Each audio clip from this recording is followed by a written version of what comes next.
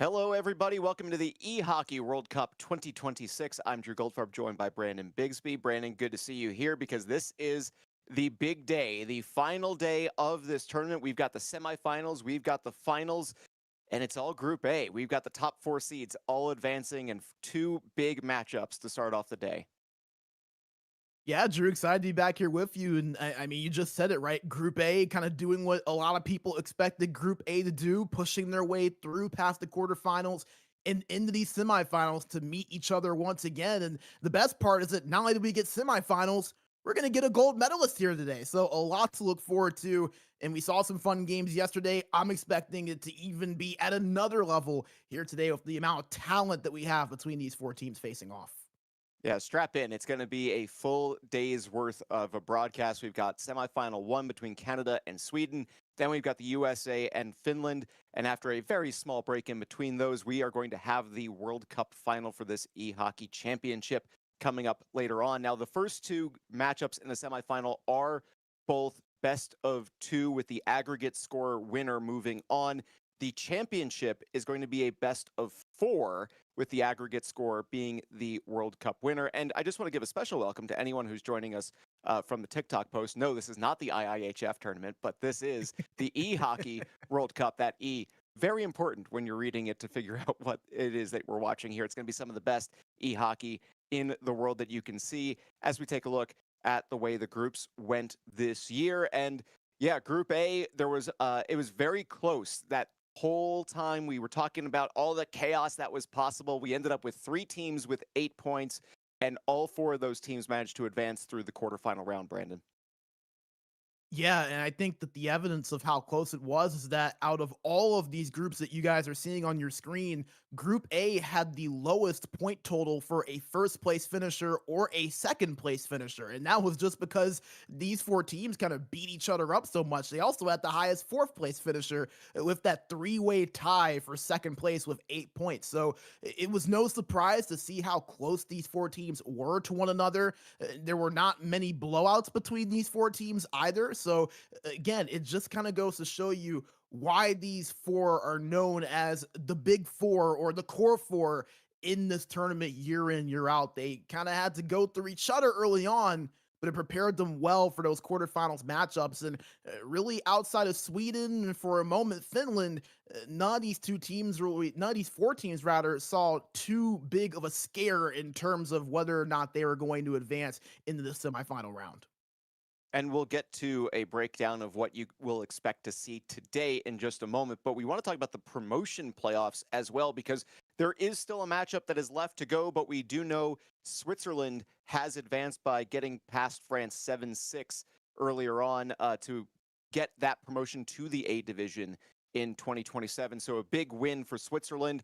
Also, Latvia, Austria still to come later on to determine who that second promoted team will be. Yeah, and so big because the winner of that again will move into Division A. Both Latvia and Austria were in Division A this season, but obviously not able to make the playoffs. So they're having to fight their way to keep their place in. One of those two teams not going to be there next season with it going down two teams compared to this season's tournament. So a huge game, huge implications there. Both of them had dominant wins against Australia and Estonia. And now they're going to have to go up against each other to try to keep their way up into that top flight for next year's tournament. Always so interesting to see these tournaments that have promotion and relegation, the teams fighting for it, trying to keep their place or move their way up into that top scale. Going to be a lot of fun because that's going to be a really good matchup between two teams that are pretty talented on both sides of the ice. And it's always fun watching something fighting for promotion or against relegation. I was happy that this broadcast started after the Premier League season came to a close because my team managed to survive somehow getting relegated. But we're not talking about Tottenham Hotspur here. We are talking about the the eHockey World Cup 2026. And we have got a look here at the playoff bracket. You can see the way that the quarterfinals went, and for the most part, those matchups were a bit closer, or at least closer for longer than those final scores might indicate for at least two or three of those games, where there was a lot of really good competitive hockey that was played in the quarterfinal round. Yeah, I think the one that probably will immediately grab your attention is that one on the bottom, Sweden only winning 6-4 against Slovakia. And it was interesting because you remember during that game too, going into the third period, Slovakia was leading the aggregate 4-3. There was some real talk about, man, this might actually happen for them and they will pull off a huge upset. Sweden had a monstrous third period, putting up 3 goals and were able to stay alive. That was the closest one. Finland, Norway were pretty back and forth for a while up until the end. And I mean, even USA and Germany. I mean, Germany and the US drew in their first contest. Granted, that was on the German server, but again, it just goes to show that each of these series, at least for a moment, had, some sort of drama, some sort of talking point. Even Canada, Czechia for a minute, I think, had some moments to where you're like, okay, maybe Czechia can, hang around, stay in this thing and make it interesting. So all four of these teams were tested to some extent. None of them just waltzed their way in through the semifinals. And I think it just kind of goes to show you that though there is maybe a bit of a difference between the top four teams and some of the other ones on the bottom, those other teams are starting to kind of get their way closer, right? They might not be there yet, but they're inching their way towards potentially getting their way to where they can compete with these top four clubs and maybe find their way to an upset in the near future. And the fun thing about seeing the favorites advance and going one on one, where it's the 1 seed versus the 4, the 2 seed versus the 3, is that we've seen these matchups already in this tournament during the group stage. So, how much stock do you put into what Sweden was able to do against Canada or what the US and Finland did when they went head to head during the group stage? I think it's tough just because those games they happened back last, I believe, Sunday. So you're looking at a whole week from now. I don't know how much it does carry over just because of the amount of time it's been since. Finland, I think, is a good example of that. They are playing their best hockey of the tournament. The last time they saw the United States, they were really, really struggling and hadn't really seemed to find their groove yet. Canada, I think, though they had played well leading up into that Sweden tournament, I think they kind of hit a bit of a dry spell and now they're back to what we expect them to be. So it's tough, I think, to kind of draw the parallels from the games we saw a week ago today and these games here today, because I think that each of these teams have evolved a bit since when we last saw them match up against one another.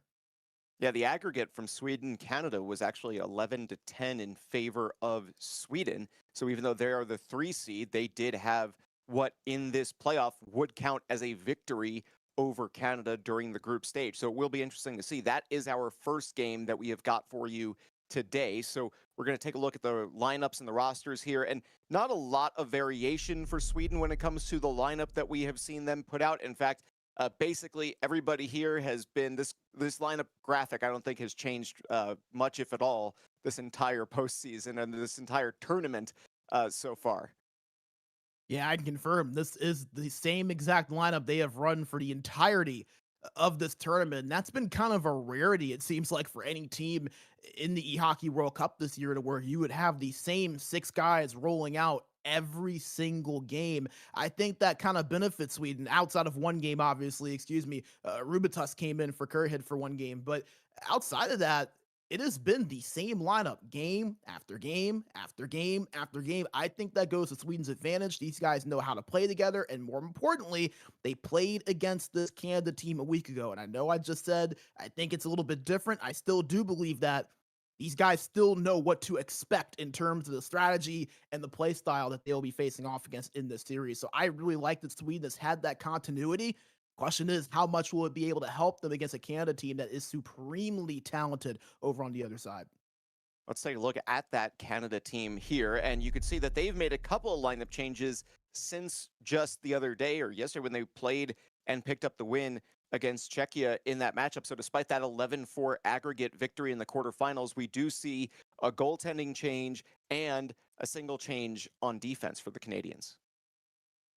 Yeah, and it's interesting because Canada in the regular season, outside of just 2 games that Charles-Olivier Tremblay missed for Ethan Polgar, they've pretty much kept their team mostly the same as well. We've seen Rasico in net for most of the tournament outside of the quarterfinals yesterday. So this team, it is deep, it is talented. You see Donnie Carl Leveskin back in there with Francis Dumoulin. So you're seeing most of the guys that have been in the lineup outside of Dumoulin in today for Canada. This has probably been their best six, I would say, in terms of who has been able to step up and play well. Very, very interesting to see how these six rather can do against again a Sweden team that played well against them and won that goal differential, as you mentioned, 11-10 just a week ago. And it's going to be interesting to see the start, I think, for both of these teams as well, because Canada is the 2 seed, Sweden is the 3 seed. So when you have the ability to kind of pick which server you're going to be playing on first, as Canada does in this case, they lost 5-3 on the road game against Sweden during group play. So if you're the Canadian team and now you're going into this matchup, you have got to be more concerned about the aggregate score. A 5-3 regulation loss is the same as a 5-1 regulation loss, other than helping you for tiebreakers, which little did we know just how important that was going to be when at the moment of that game. But that's a situation that if you're Canada, you've got to kind of be focusing on, where you need to be making sure that you put yourself in a position, a solid position, when you finally get that home game to close the things out here today. Yeah, and that's a good point, Drew, because if you want to go back to this series specifically when Canada and Sweden played, if you recall, Canada was up 6-2 in game number one and pretty much collapsed, ended up having to win that game 7-6 in overtime. You don't have the benefit of an overtime in this format. It goes straight to a draw. If you end up tying at the end of regulation, the only way there's an overtime is if you go to a game three and you're somehow still tied. So it's one of those things to where being able to hold on to your lead, we saw Germany was not able to do that yesterday, where they were up 2-0, gave up two late goals, and ended up being a draw at the end of game one, and how much that hurt them.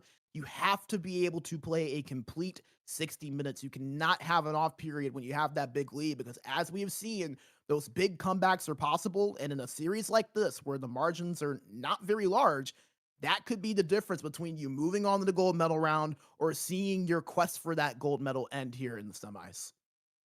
If you are Sweden, who, like what you just said, even when we're talking about that kind of thing, where that goal differential between the two, the aggregate was 11-10, but really, if you were to apply those two games to the playoff bracket and the overtime goal doesn't happen because there is no OT, it's actually 11-9 is the goal differential in aggregate from the from the group play in favor of Sweden. So if you're Sweden going into this matchup against Canada, you had the closest final score of any of the four teams that advanced in the quarterfinals.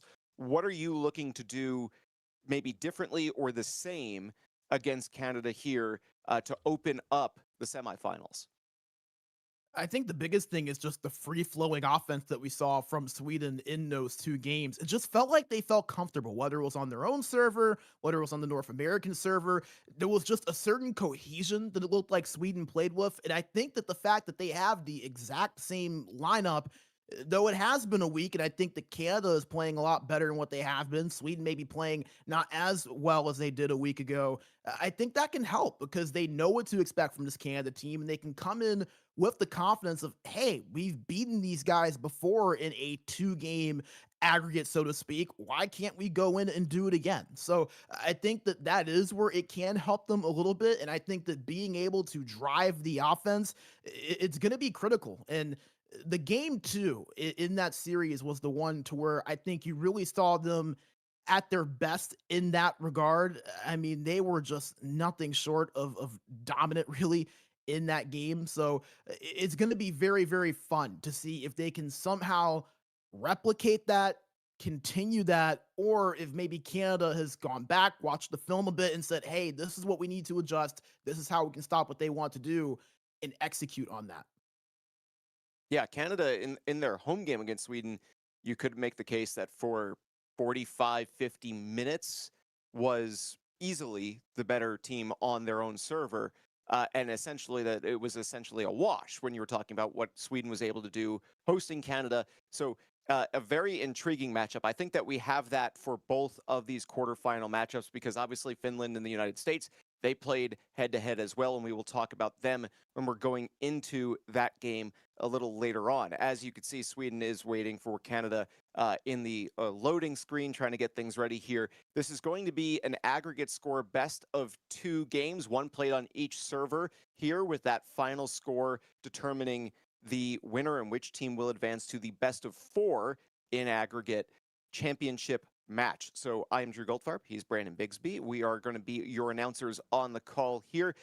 Brandon, your expectation, should we expect this to be a higher scoring matchup, a lower scoring matchup? We did see a number of goals, 20 of them in regulation when these teams went head to head during the group stage, and we saw only 15 in Canada's quarterfinal matchup and even fewer, just the 10 in Sweden's matchup. So kind of on that range of the 10, 15, 20 total goals, what would you most expect to see in a playoff matchup between these two teams?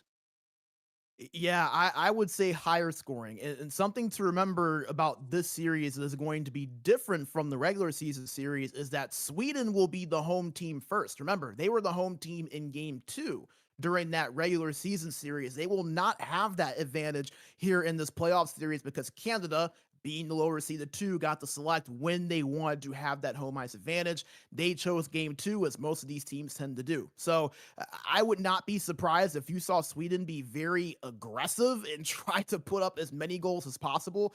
And that's the only thing about Canada that I feel like we have not necessarily seen them prove yet, at least not against this Sweden team. Can they slow down the offense of Sweden on the opposite server? And we know how good Sweden can be offensively when they have things clicking. You saw it yesterday late against Slovakia. You saw it earlier on in the series, obviously, against Canada, putting up 6 goals and 5 goals in those 2 games.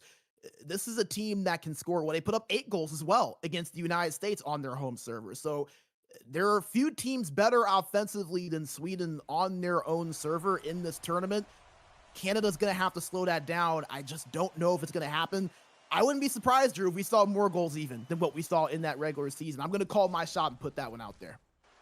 Taking the over against a line of 20 is Brandon. I will point out an interesting thing going into game 1 as Canada is in the road whites and Sweden will be in the home blues for this game. And moving up on your screen, every game Canada has played in this tournament on a European server has ended with a final score of 5-3.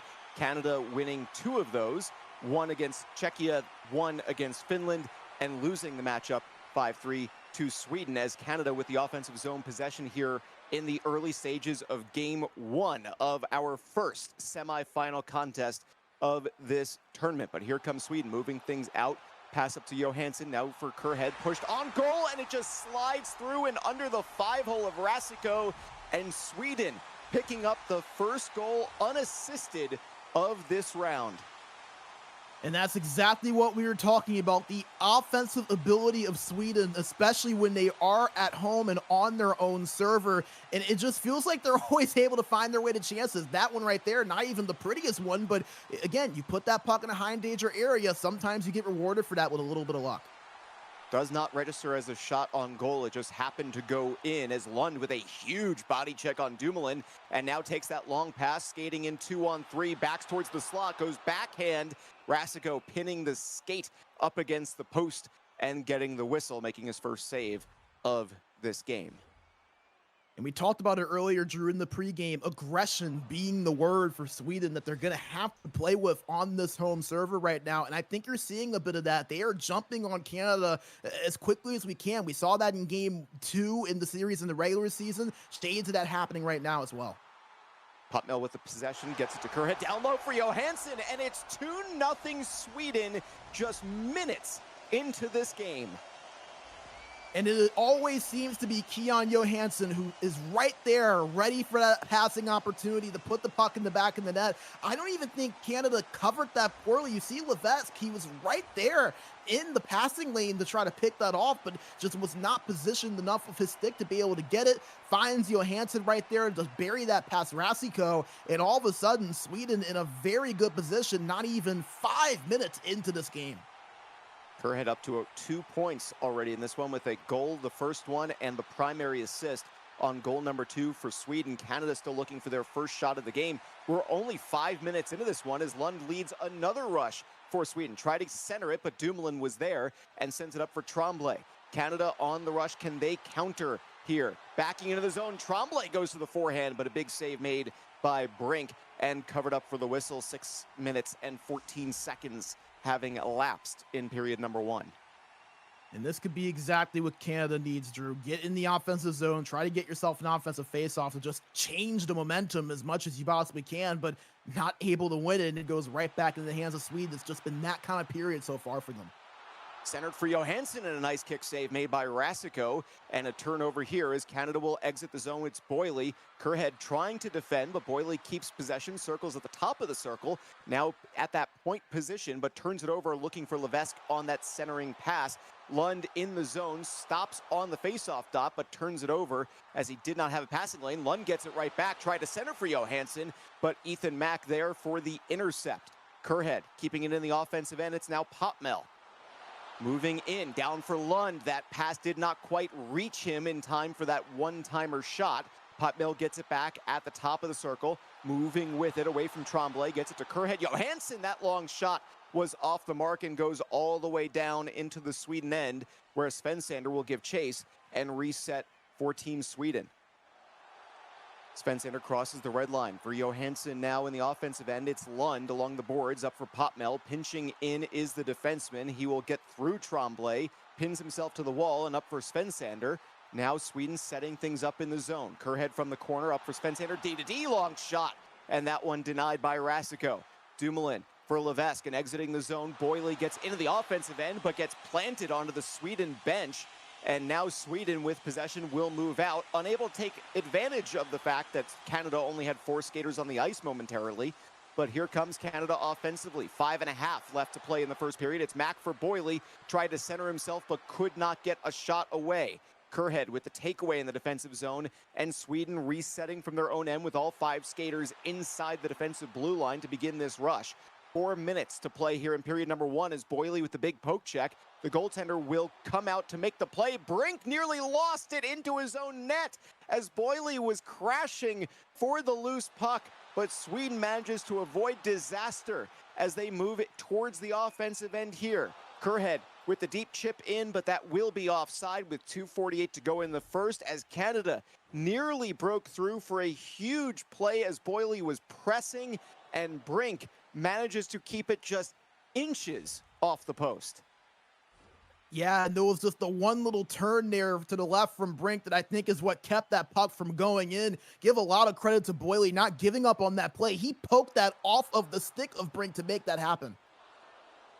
Tremblay exiting the zone for Canada, gets it to Boily, who nearly got credited for the first goal of the game for Canada, but could not quite get it to go moments ago. Kerhead and Svensander trading possession back and forth as Sweden will charge up ahead, turning it over at the opposing blue line.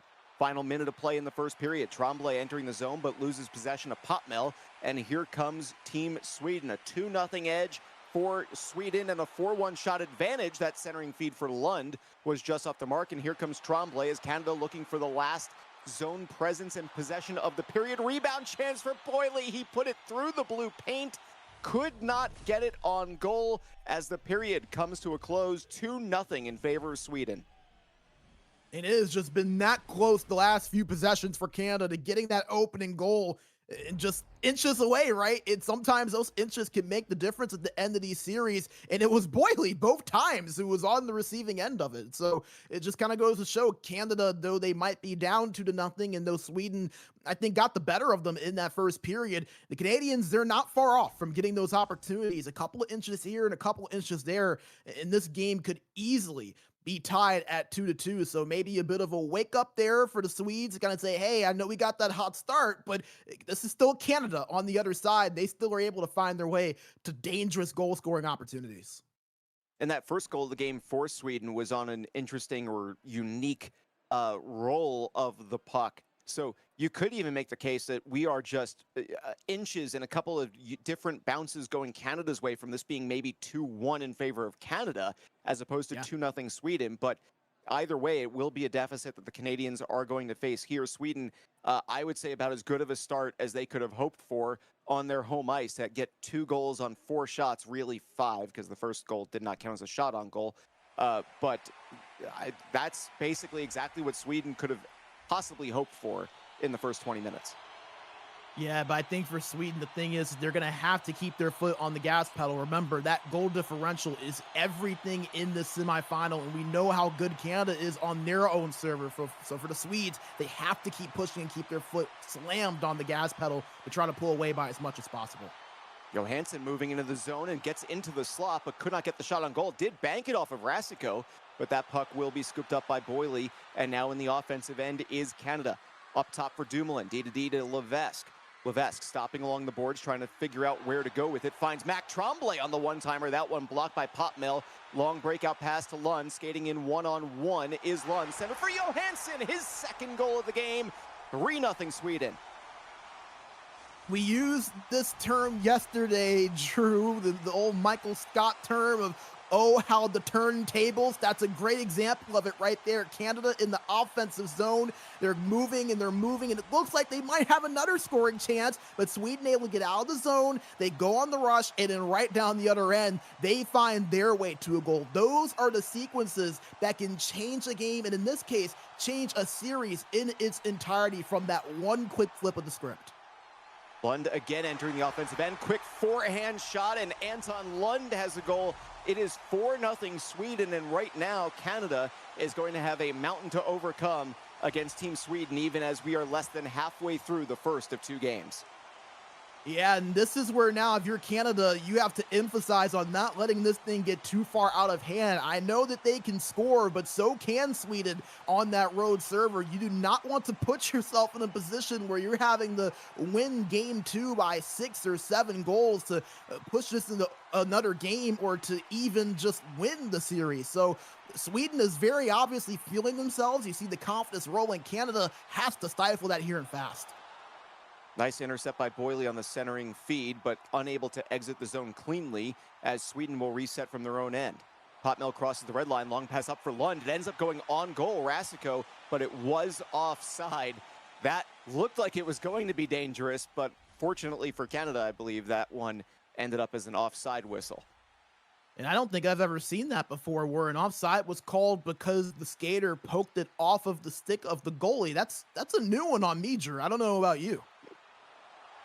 I guess, hey, if you're playing the puck in the offensive end and you're in the zone offside, that is offside. It may have also been whistled moments prior once the puck was on goal, as Dumoulin gets a shot on goal on the Swedish netminder, as it is now 3 saves for Brink, and now a 4th, as Canada had it in the very low slot, but suddenly Sweden on the other end skating in. It was 3-on-2 briefly, but Canada with the great back check to prevent that from turning into a shot and a scoring opportunity. Here comes Mack in the offensive end, nearing the halfway point of game number 1 and period number 2, but a turnover behind the net as Svensander gets it to Potmel, entering the zone on the rush. Big body check by Dumoulin, separating him from the puck, but Lund is the first to it. Puck battle in the corner, slides on net, and Rasico covers up for the whistle with 10:03 to go in period number 2. Another offensive zone draw coming up here for Sweden, trying to continue to push this lead forward.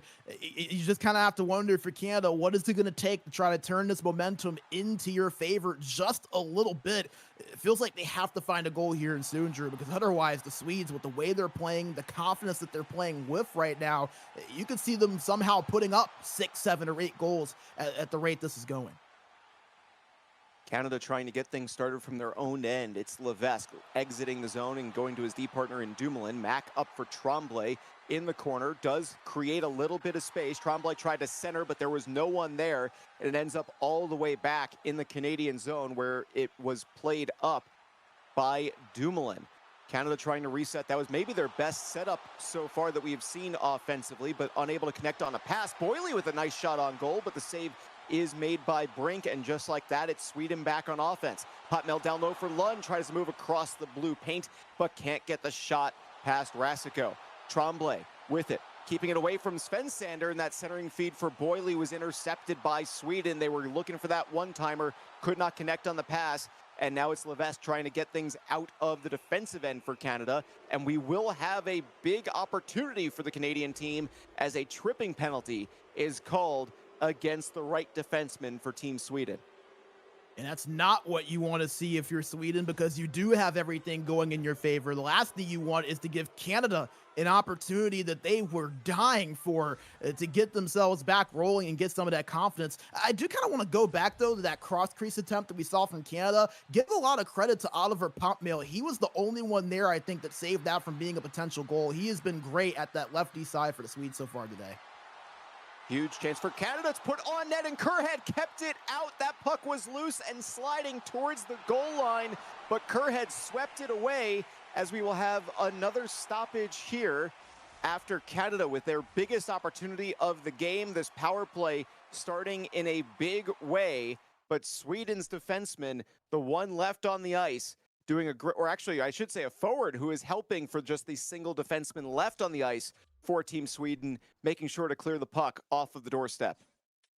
Yeah, and I wonder if we're maybe going to get a replay of that one. But, I mean, that was phenomenal by Anton Kerhead. We're seeing the defense now of Sweden kind of show itself off just a little bit when we've talked so much about the offense. I mentioned the stop from Pompmill on the previous possession, and Kerhead undoubtedly stopped that one from being a goal. That puck was just hanging on that blue paint until he was able to get it and clean it up. Dumoulin pinching in, stopping on the faceoff dot with possession for Tremblay. Sharp angle shot. We saw some of those become goals yesterday, but that one does not go. 2-on-2 shorthanded rush for Team Sweden. It's Lund with possession. Backhander on Rasico, and the save is made with about 30 seconds left in this power play. It's Canada back in the offensive end. Levesque centering himself. Thinks better of it. Got it to Tremblay. That shot ended up forced wide by Kerhead and Johansson down low. Here's Dumoulin in the low slot area. That puck ends up being pushed on goal. Boyle trying to center, was looking for Mack or Tremblay, but it is covered up by Brink. We are back to 5-on-5, 6v6 with 2:08 to go in the second. And you mentioned that odd angle one-time shot that Canada keeps looking for. We did not see teams cover that very well yesterday. It's Sweden has probably been the best at it so far. Canada has looked for it, but they have not gotten that look off cleanly. And even when they have, it feels like the goaltender and Brink has been there to stop it. So give Sweden a lot of credit for the way they've been able to cover that so far. Lund on the doorstep, unable to poke it through with Rasico as we're in the final 60 seconds of the second period. Dumoulin for Boyle with an opportunity, but Kerhead with a great shot block in the slot to prevent that from going on his netminder. Final 10 seconds of period number 2. Sweden with one last rush and a chance. It's Lund in the corner, centering for Svensander. Back for Lund, and the pass did not get all the way through. As period number 2 comes to a close, it was a 2-0 first period. It's a 2-0 second period, and it is now a 4-0 lead for Team Sweden. Yeah, and I think for the Swedes, you said this earlier, I don't think you could be much happier than where you're at right now, holding on to this 4-0 lead with the home ice advantage and a whole nother period to go. The biggest thing, again, I think is how long can they hold Canada from being able to score? It's not like Canada has not had opportunities. They've been able to get into the offensive zone. They've been able to kind of work their way around. It's just that they've been a few inches off, right? I mean, you saw the two pucks being picked up. That one right there, I think the big one, where that was just sitting right at the blue paint waiting to be put in, and Canada just could not find their way to it in time. So I think for Sweden, you feel good about where they are, but you can't rest on your laurels. You got to stay locked in. And I think if you're Canada, you see how close you've been, right? It's easy to get frustrated. It's easy to feel like, man, we're already down by 4. We're going to have our work cut out for us maybe in this next game. But you have been close. And you even look at the stats, Canada has more time on attack than Sweden does, and only 2 less shots. So this game has been relatively even despite the server difference. I don't necessarily hate where Canada stands, even despite the score being what it is. They've won almost twice as many faceoffs as Sweden has in this one. Sweden actually out-hitting them, which is usually an indicator of time on the attack, but we still usually expect those North American teams to have the higher hit totals, or at least be very, very similar on their hit totals. Period number 3, a big one for both of these teams as Sweden tries to see how much of an edge they can give themselves going on the road for game 2. Canada trying to make sure that they close the gap as much as possible, and they will have offensive zone presence to start things, but that long shot from Dumoulin got stopped in traffic on its way to the goaltender Brink. Here comes Sweden. Kerhead with an opportunity down low for Johansson with a couple goals in this game. Svensander circling in position, up for Pompmill, down for Johansson. That shot whistles wide of Rasico. It was a great opportunity as they bank one on goal here. Potmel chasing it down. Cross ice was looking for Johansson, but Boily with the intercept as Sweden with another big opportunity here early on in the third. Canada with their own as Boily just pushes it on goal, but Brink kicked it away. And now Anton Lund with the rush for Sweden, backing towards the crease area, but the puck ends up top. Svensander to Potmel, long shot, banks off of Tremblay, and Canada will try to clear, but fails at doing so. Lund down low was looking for Johansson, but Levesque on a really good read managed to keep that away momentarily. Sweden with possession, Lund down low, up for Potmel, thinks about pinching and steps back, up for Svensander. Circles it back to his defensive partner. Potmel centers for Johansson. Save made from the low slot by Rasico, and Tremblay will lead the rush for Canada. Mack backs it in towards the slot, tried to center, but it was intercepted as Lund makes the feed up for Johansson. Backing away from Levesque, gets around him, went for the backhander, could not complete the hat trick, but full pressure has been activated for Sweden. Lund for Potmel, they're trading possession here. Back and forth as Lund takes the shot off of Dumoulin in front. Svensander scoops up the loose puck for Johansson. Quick shot made. Glove saved by Rasico. It ends up in the corner. Potmel up top. Johansson again, and he shoots another one wide. Second time in the third period, he's missed the net with Rasico sprawled down and unable to get it on goal. Potmel, his shot. He scores as Potmel makes it a 5-0 lead for Team Sweden. And I mentioned earlier how impressed I've been with Oliver Potmel at that left D position. He has been so valuable to this team, and even in the goal scoring department, he had 2 goals in the group stages, and he gets one here. I mean, you just look at what he's been able to do. It's been so impressive, especially when you have so many other guys that can be triggermen like Keon Johansson, like Anton Lund. To see the defenders of Sweden be able to add that extra goal scoring punch, it's so valuable, and a beautiful possession leads to the score for the Swedes. That was the longest it's taken into any of these 3 periods for Sweden to get their first goal of the frame, but Canada trying to see if they can answer back as we are under 9 minutes to play in this contest, game 1 of 2 between Sweden and Canada. Lund in the offensive end, try to get it down for Potmel. Lund was on the doorstep and could not punch it through. Dumoulin with it, leading the charge for Canada, but Boily was just barely offside for Team Canada, and we will have a neutral zone face-off with just under 7.5 left. And if I am Team Canada, I'm looking to take some chances now. I feel like if you get to that 5-goal point, if you're Sweden, you feel pretty good about where you stand going into game number 2. So if I'm Canada, you kind of know this game is out of hand. Try to see if you can take a few chances, take a few risks, catch the Swedes sleeping defensively, and get yourself a goal or 2 to try to cut into that deficit. Remember, that goal differential, that aggregate is what is important. So the more you can kind of dig into that hole, the easier your job gets in the game 2 on home ice. Boily and Mack, maybe a 2-on-2 situation on the rush, but Kerhead is able to force him wide and force the turnover. Johansson pulls up and stops in front of the bench before entering the zone here. Now in the corner is Johansson. A couple goals in this game. Turnover as he was looking for Potmel. Tremblay trying to split the defenseman for Sweden. Kind of does, but is unable to get that look on goal to get a shot away as he had to keep his back turned to the net as he delivers a huge check and neutral ice as well. Lund centering for Johansson, but yeah, Ethan Mack with the big intercept and a huge hit by Svensander might create an opportunity here for Sweden. Johansson poked away by Dumoulin as he forces the turnover. A very nice defensive job there by Dumoulin for Canada. Levesque, the defenseman, now down low in the corner for Canada, trying to draw attackers to him. Does and gets it over for Tremblay, but Potmel takes it away and starts it up for Sweden. Lund in the offensive end is separated from the puck by Dumoulin, now gets it back, and at the backhander on goal, Rasico making the stop. He now has 12 registered saves. I believe that count is probably more accurate to be 14 or 15, just with the way that certain shots have not been credited to Sweden in this game. They might be around 20 in all actuality. Tremblay with the big steal down low, but unable to get a shot on goal. Nice poke check from the defense and goaltender for Sweden. And here's Johansson, the offensive end, centered for Lund. And it is 6-0 as Anton Lund scoops up his 2nd goal of the game.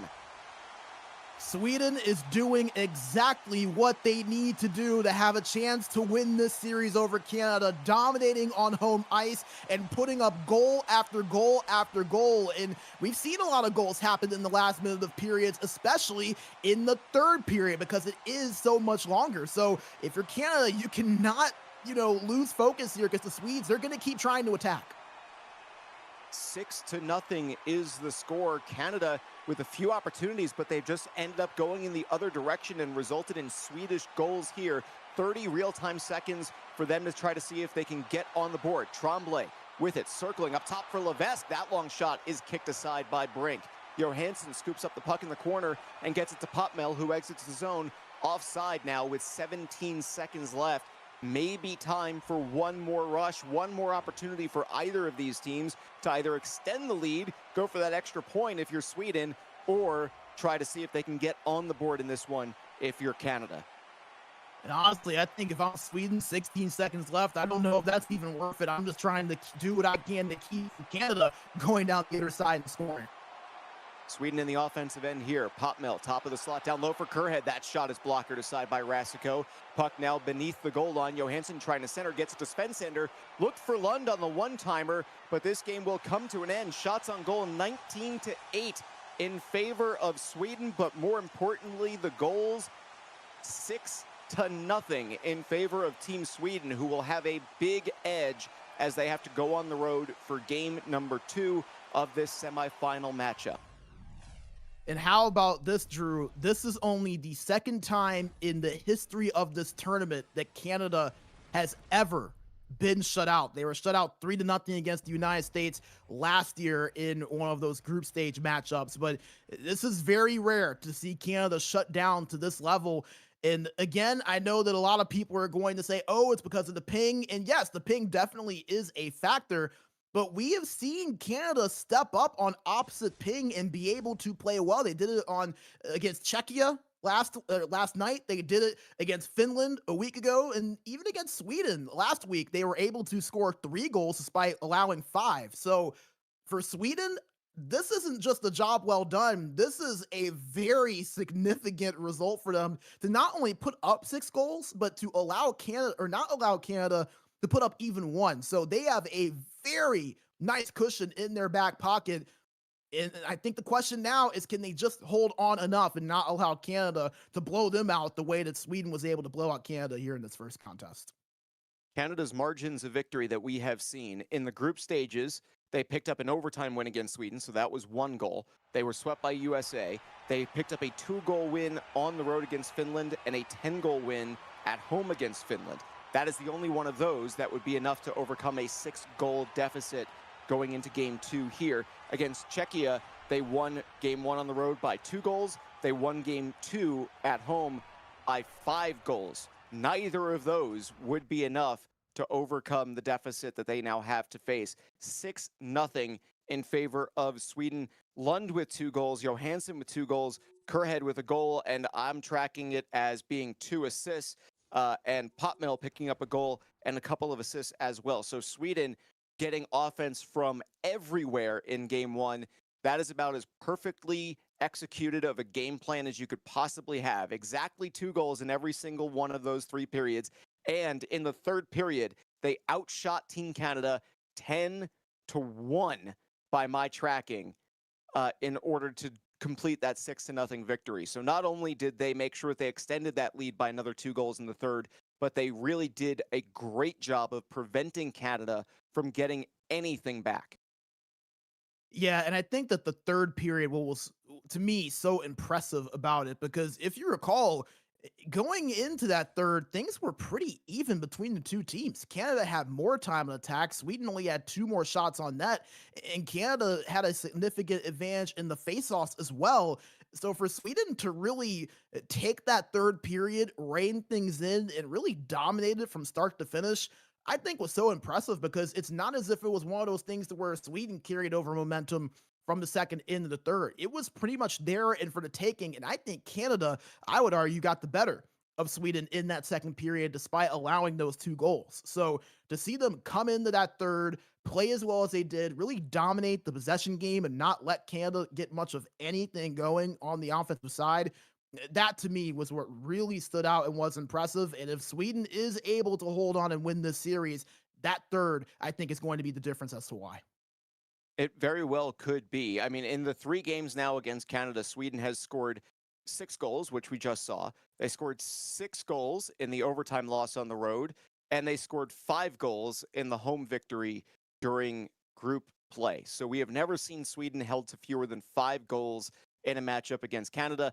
A number of their 6 goals did come in the third period of the road game that they did play. So even if you wanted to say the first 40 minutes of that one, they still ended up with 1 or 2 goals prior to that happening. So Canada is in a position where they are going to have to play their best defensive game that they have played so far in this tournament, or at the very least, their best defensive game that they have played since that Finland matchup that I think we saw in the group stages to open the group stage for Canada.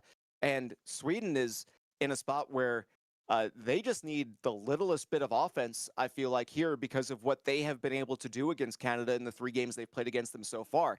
If you are Sweden, I think that your goal for this game is to score in at least 2 periods. If you can get 1 goal in 1 period and 1 goal in another period, you've got to like your chances if you have an 8 total goal mark with what you've done defensively against Canada so far in this tournament.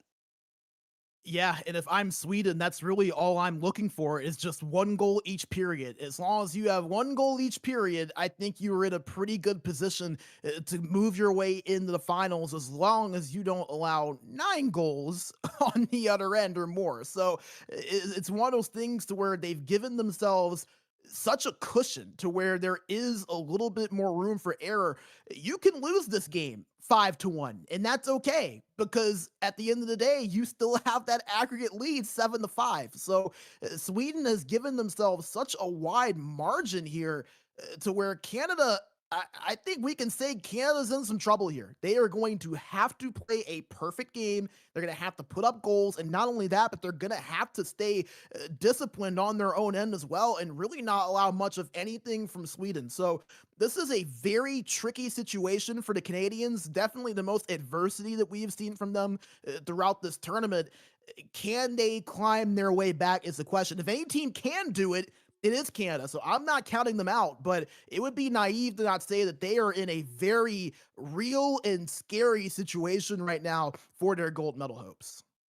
I'm going to see if I can pull my game notes here from when these teams met earlier on to see if I can pull the total goals and the shots on goal. So in the time that they met, where Canada won 7-6 in overtime, Sweden outshot Canada 7-3 in the first period. Canada outshot Sweden 7-4 in the second and 8-6 in the third period. It was 4-2 after 2 periods, and the shots on goal were 11-10 in favor of Sweden. That was the game that was played on the North American server earlier on in the group stage. So that is something that if Sweden comes anywhere close to that here in game number 2, they should be feeling very, very good about themselves. They just need to play 70% of what they did the last time they were on the North American server against Team Canada.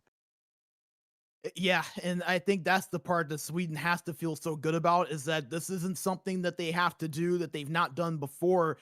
They've been able to do this before and prove that they can keep up with some of these North American teams on the opposite server. I mean, I think you can even kind of go as far back and looking now. They lost to the United States on the North American server 5-1. You can still do that and you still win the series because that's only a 4 goal difference. They won by 6. So it's one of those things to where for Canada, you're really going to have to play your best hockey of this tournament. You're going to need a performance similar to what they did against Finland in that second game to have a shot at this. So for Sweden, I think it's just keep everything in front of you. Don't allow anything easy. For Canada, it is all systems have to be a go from this point forward for 60 straight minutes. Aggression, aggression, aggression. Throw everything at the kitchen, but the kitchen sink at the Sweden team to try to narrow things down and climb your way back into this thing slowly but surely. Yeah, there is not a single game, and I know what people say about broadcasters and bringing up statistics going into a game. However, it's also part of the job is to put things into perspective. There is not a single game in this tournament where Sweden has had a goal differential of -6 or worse. There is only one game in this tournament where Canada has had a goal differential of +6 or better, and that was that 10-0 win against Finland at the very beginning of the group stage. So that is the kind of hill or mountain to climb that Canada has here on their home server. Is this has to be their best or second best game of the tournament. And for Sweden, they can play like they did in any other game that they have in this tournament. It doesn't matter which one. As you said, that 5-1 loss on the North American server to Team USA makes this an aggregate score of 7-5. They still have a 2-goal cushion in that case if it ends up as a 5-1 game. So this is one of those situations where as long as you are within a goal and a half of Canada, even if you're within 2 goals for 2 of the 3 periods and within a goal and a half of Canada in the 3rd period, you are in position to advance to the championship round. And I believe that we're waiting for the teams to re-find each other here because there appeared to just be an issue with the connection between them. As you can see, the teams once again looking for each other in that waiting room, is trying to get that server picked out and locked in between these two teams as semifinal number 1 goes into game 2 with Sweden holding a big 6-0 edge. Which player are you looking at on Canada? Because someone's going to have to be the first, right, to break through. Yeah. Which team would you expect looking at this lineup? Because a number of all 3 of these forwards had 8 goals during group play. We saw Tremblay with 6 goals in the quarterfinals. We saw Boily with 4 goals in the quarterfinals. Who are you looking at if you're Team Canada to say, you've got to get us going and you've got to do it quick to open this second game? Yeah, I kind of look towards Francois Xavier Boily. He had multiple opportunities there in that game 1 to where he got himself in a good position, and unfortunately, just the puck luck was not with him. Just a few inches here and a few inches there were the difference between him having 2 or 3 goals and eventually having none along with the rest of Team Canada. I think he's someone that's going to have to step up. Charles-Olivier Tremblay, I think, could be someone else too. We didn't really call his name a whole lot in that game 1, and it has been very rare that has been the case. Those 2 were the leading point getters for Canada in the group stage, with Tremblay actually playing less games than Boily. So those are the 2 I think that you're going to have to look forward and say, hey, guys, we need you. We need you to help carry us forward and try to get us back into this one, because something else that I think is going to be very fascinating, Drew, and this is why I think Canada, especially to start this game, is going to have to play as if they are down 6-0 from the get-go.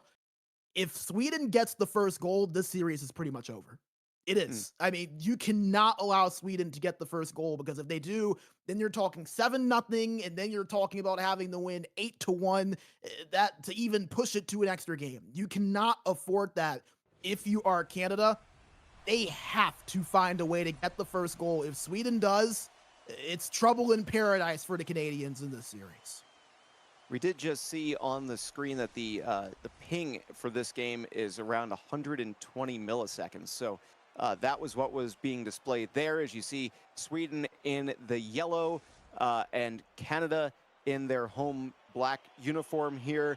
This is going to be a massive first period. Sweden moving up on your screen, Canada moving down on your screen. Canada does win the draw, and here comes Team Canada looking for a quick start to game number 2 as they find themselves in a 6-0 hole in the aggregate. Dumoulin down low, Potmel defending it well as Sweden's Johansson will scoop things up, unable to exit the zone. Tremblay had the puck in the slot, could not get a clean shot away. The first save of the game is made, and it does go to Andreas Brink, but here comes Boily shoving it on goal, and Brink will cover up on that sharp angle shot during the rush. A couple of quick chances for Canada, but neither of which was probably quite as big of an opportunity as they nearly had. Yeah, but I don't mind this for Canada. I do like the style that they're playing with. They are playing aggressively. They're trying to force something to happen. That's exactly what they need to do with this deficit they're in. Levesque with space, long shot tipped by Mack in the slot. Brink making the save. He's been tested 3 times in the first 3 minutes. Here comes Anton Lund, centering feed, banks it off of Rasico for his first save of the game.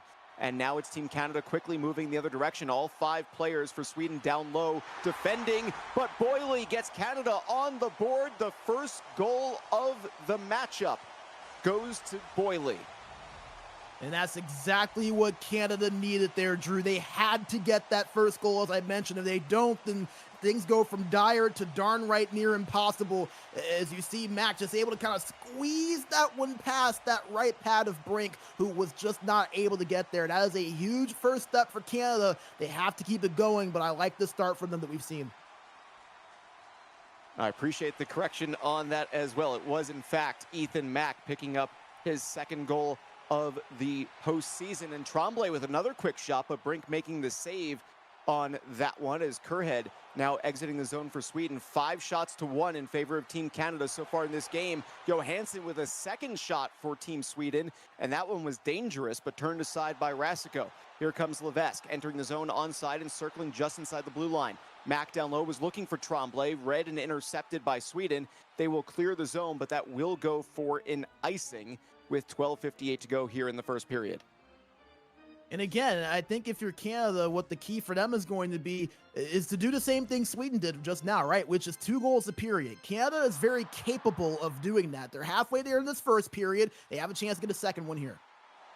Dumoulin with it, moves down to the low slot. Try to make that pass really low down, but Sweden with the intercept, and here comes Johansson. Couple goals for him in game number 1. Hands to Kerhead. Now Lund. Circled, got it over towards Johansson, but Dumoulin was guarding him very well and made the intercept. Canada crossing the red line and now the opposing blue line. Mack spins it back, was looking for Levesque. That pass just went through him and all the way back into the Team Canada end. Sweden holding all 5 of their players at their own blue line, waiting for Canada's offensive attack and just playing defense, and it works out for them as they force a turnover right at the blue line. There's a chance for Johansson, putting it on net, but turned aside by Rasico, who's now made 3 saves already in the first period here with only 11 plus minutes gone by. Levesque, Tremblay entering the zone. Tremblay getting down low, forehand shot, he scores. 2 goals in the period for Canada. We knew that's what they needed, and they have now gotten both goals back that Sweden scored in the first period of game 1 here in game 2. And now things are starting to look alive for the Canadian team. And you mentioned Sweden dropping all 5 back, just waiting at that blue line. They weren't doing that in game number 1, and I honestly kind of wonder if that's going against them. They're allowing Canada to get really free break-ins, and that's kind of letting them just pick apart their way through that Sweden defense. So if I'm Sweden, I know you're on the road server, I don't really like the idea of changing the way that you're going to play defensively, because the forecheck, that was what helped them out in that last game. I don't really like going away from that even despite the ping.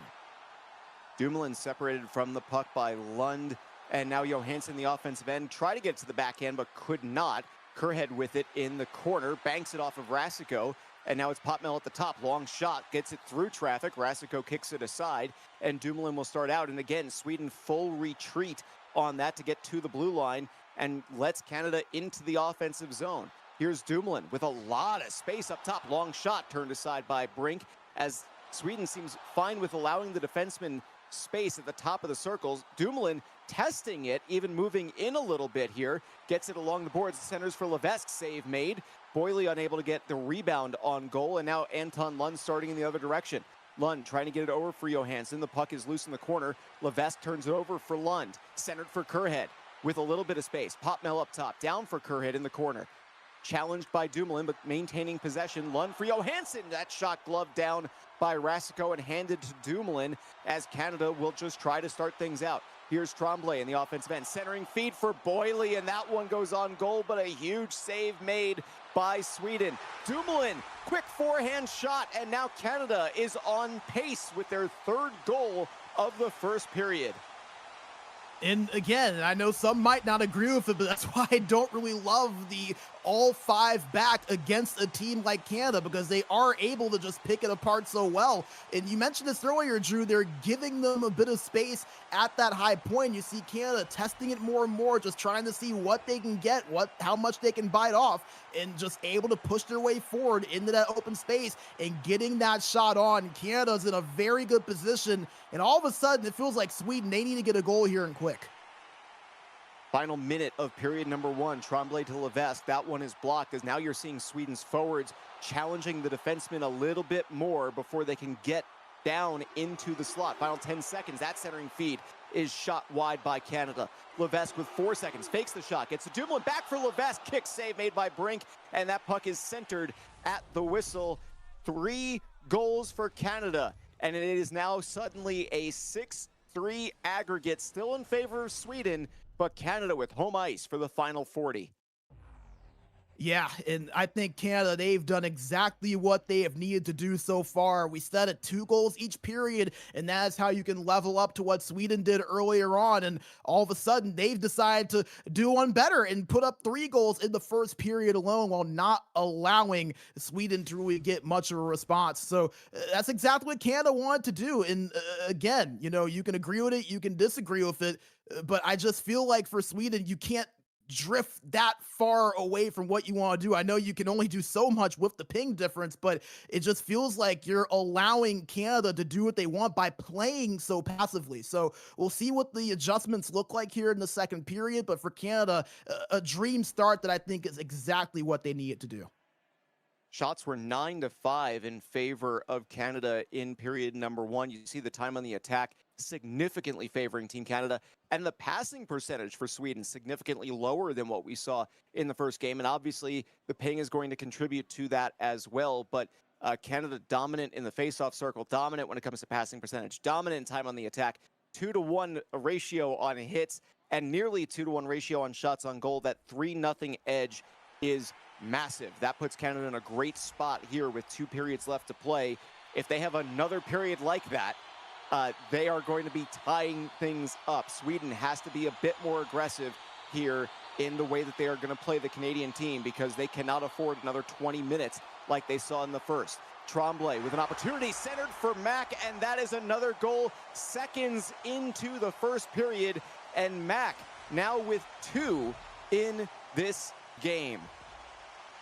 Yeah, and I'll give credit to Sweden because I think you saw them being a little bit more aggressive and trying to at least play the point that time, but Canada was just able to pick apart the open space that was available to them. And like we said, this is what Canada is so good at. They can score goals and they can score them in droves. They find ways to pick apart a defense, and they do so there in a hurry. All of a sudden, things are getting real scary for Sweden that quickly. Lund trying to center for Kerhead, but well read and intercepted by Tremblay. Maybe an odd man rush for Canada. Mac for Tremblay, trying to get towards the slot. Hands to Boyley, and he scores 2 goals for Canada in the early goings of period number 2, and this is now a 1-goal gap. It all happens so quickly, doesn't it? I mean, it all happens so quickly. Canada with 5 goals that we're not even halfway through this game number 2. What does that one meme say? My death was greatly exaggerated. That's exactly how I would describe Canada right now with the way that they are playing. And they have a long time to go to keep on pushing this forward. Tremblay and Mac picking up the assists on that one. Tremblay now with 3 primary assists and a goal in this game, leading the rush again. Gets it down low. It's Boyley at the goal line up top for now for Levesque, who pinches in, gets beneath the goal line, try to make that pass, eventually gets it all the way through. Here's Dumoulin. Less than 4 minutes have gone by in period number 2, and this is a 1-goal game when it comes to the aggregate. Boyley scoops it up off the turnover, but Johansson does a great job with that poke check to prevent him from getting into the slot. Lund on offense for Kerhead. Feeds it back for Lund, but that puck is stopped. It never quite got through to Rasico, and here comes Canada in the other direction, and Boyley makes it a 6-0 game. The lead from game 1 has fully evaporated. Everything is just working for the Canadians right now. They can do it high, they can do it low, they can do it through the middle, and you get a look at that nice little turn right there, that spin move to create the space from Dumoulin and get that pass off to Boyley on the opposite side. The creativity with the puck, that's one of the strong suits of this Canada team, and Dumoulin shows it off right there to find his winger, who we said was going to have to step up in this game. Shots now 13-5 in favor of Team Canada. We have 34 minutes of gameplay left. 1 goal for either team would put them on top. It is 6-6 in the aggregate. It is from here on out who will win the final 33 minutes of this game. Levesque for Tremblay, down low, gets into the slot. Defended well by Sweden as Johansson knocked it away, but Max steals it back. Dumoulin top with space, circles down, considers pinching, gets back towards the slot, spins it down for Tremblay, but intercepted momentarily. Mac with possession centered for Tremblay, and Team Canada has scored 7 straight. They are now on top in the aggregate, 7-6. Yeah, and I mean, for Sweden, this is getting to the point now where there is a clear kind of mental collapse that we're seeing right now. It's just one of those things where the momentum is seeming to topple over them. Canada is getting anything and everything they want. They keep going right to the middle with that force, and it's just not really been a whole lot that Sweden has been able to do to stop it. 7-0. We have seen a 6-goal lead evaporate, and now it is Canada on top. It has taken less than 30 minutes of game time to overcome a 6-0 deficit and give Canada the lead. And now not only can Sweden not sit back and try to just defend and maybe win the next 30 minutes, they need to outscore Canada from here on out if they do not want their season to come to an end in the semifinals here, as Andreas Brink did cover up for a whistle. Shots now 14-5. Sweden with none this period. Canada with 5 this period. Canada with 4 goals this period. Shooting percentage, 80% in the frame. Johansson gets into the slot but cannot get the shot through as Tremblay with the block. Here comes the rush the other way. Mac was offside, and we will get a stoppage and a neutralized faceoff. Are you surprised that we have not seen a pause timeout taken by Sweden, especially during this period with 4 goals scored in the first half? Yeah, I very much am. I mean, don't get me wrong, I am not a competitive player for a reason, but I think after probably goal number 3 or number 4, the timeout probably needed to be called, and you needed to make some sort of adjustment. And it's so interesting, right? Because Canada, by my count, I mean, at least 5 of these goals have pretty much been the same play. They just kind of get that force back door, and it's been right there for Canada to take advantage of it. So I'm really surprised, honestly, after it got to about 3 or 4 goals, that Sweden just pretty much let this continue on and haven't done much to stop it. Sweden still looking for their first shot of the period. Lund with a turnover, a steal back in the offensive end after that, but here comes Canada. Dumoulin exits the zone, and again, Sweden trying to defend with 5 in their defensive end, letting Canada enter cleanly, but they do force the turnover in the slot. Kerr up for Svensander. Defenseman leading the rush now. Centering feed was looking for Lund, but Boyle with the intercept, but a turnover as Johansson stole it back, but only had it momentarily as it was poked off of his stick. Boyle with 2 goals in the period. Tremblay, 2 goals in the game. Ethan Mack, 2 goals in the game. Dumoulin with the other one for Team Canada. 7-0 is the score in this one. Johansson down low on the forehand. Rasico tested for the first time in the period. Comes up with a huge save to keep Canada ahead in the aggregate. Yeah, that's exactly what they needed to, because again, Sweden, they are still a capable offensive side. They just haven't really been able to show much of it because Canada has been so dominant with their offense. They haven't really allowed Sweden to get into the offensive zone and do a whole lot. It's just one of those things to where they have to just try to find anything to get a response. That was awfully close until Rasico put a stop to it. Sweden got the tie-up off the draw, but it was Canada that came in and picked up the puck on the offensive zone face-off for Sweden. Here comes Tremblay, gets it up to Levesque at the top of the slot, centered for Boyle. That shot was blocked down by Johansson, and he exits the zone with it. Maybe a 2-on-1. Johansson with Lund, centering feed. Rasico makes the save, as Lund did get one cleanly on net, but could not convert. And offside against Canada. Sweden now with a couple of big opportunities back-to-back, but unable to get it past the Canadian netminder. Yeah, and I mean, Rasico coming off of that rough game 1, which I don't even really think was his fault. He had a couple that he was right there for, and they just squeaked past him.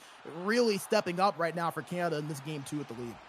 But Johansson with the nice break in and fakes him out, gets it into the back of the net. Sweden is on the board, and this series is all knotted up at 7-7.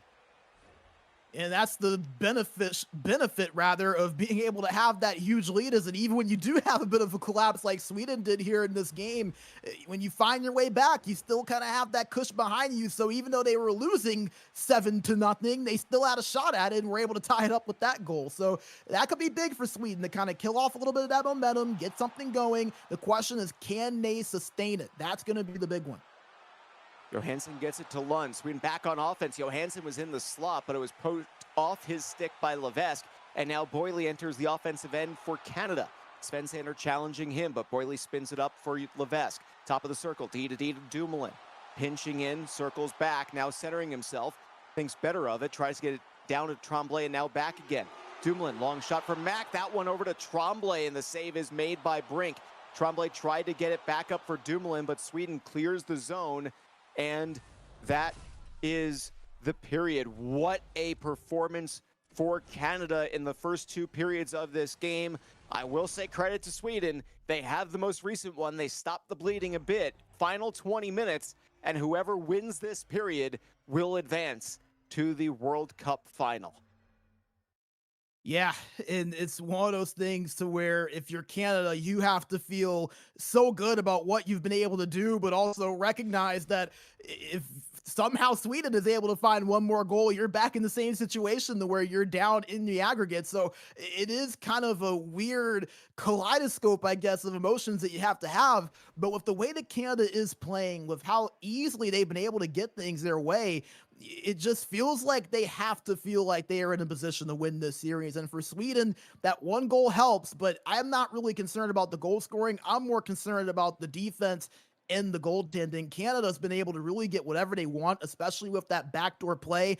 Again, I know some may not agree with it. I don't really like keeping all five back just sitting at the blue line. I think you at least have to pressure in the neutral zone a little bit. You don't have to go all out and forecheck everyone, but I think you at least have to try to make Canada work a little harder to break into the zone, because when they've gotten in there, it's pretty much been easy pickings for them. So it's going to be very interesting to see where these two teams stand and who's going to be able to step up and maybe move their way on to that gold medal game here in this period. Underway in period number 3. The aggregate is 7-7 between Canada and Sweden as Canada enters the zone offside. The winner of this third period will advance to face the winner of the United States and Finland in the eHockey World Cup final for 2026. This should be a very exciting one, especially if we can see Sweden try to build off of what they did in the last few minutes of that period. Canada, though, the offense that they have displayed in this game, what we know they are capable of, the fact that Sweden kept them blanked in game 1 was more crucial than we could have even thought in the moment, as it is 7-1 here in game number 2. Neutralized faceoff goes to Sweden. Lund with possession, trying to get it into the zone, hands it to Kerhead. He did stay onside, but lost the puck. Levesque from his own faceoff dot, now moving it up for Dumoulin, and Mack enters the zone, but Johansson took it away, did send it out. Will that be an icing? It will not. Dumoulin picking up the puck for Canada as they will start back, and again, Sweden giving them a wide berth to move things into the zone and trying to defend. The one-timer for Mack was blocked by Popmill. Dumoulin scoops up the loose puck, gets it to Boily. That one maybe did not get on goal as Svensson was also in the shooting lane and took it away. Svensson try to get it up, does to Johansson, and now Lund, who is leveled by Dumoulin. Here comes Canada. Dumoulin with the puck now. On the faceoff, down the left side, centered for Mack. Backhanded just wide, maybe got a piece of it, was the goaltender Brink. Here comes Johansson for Sweden.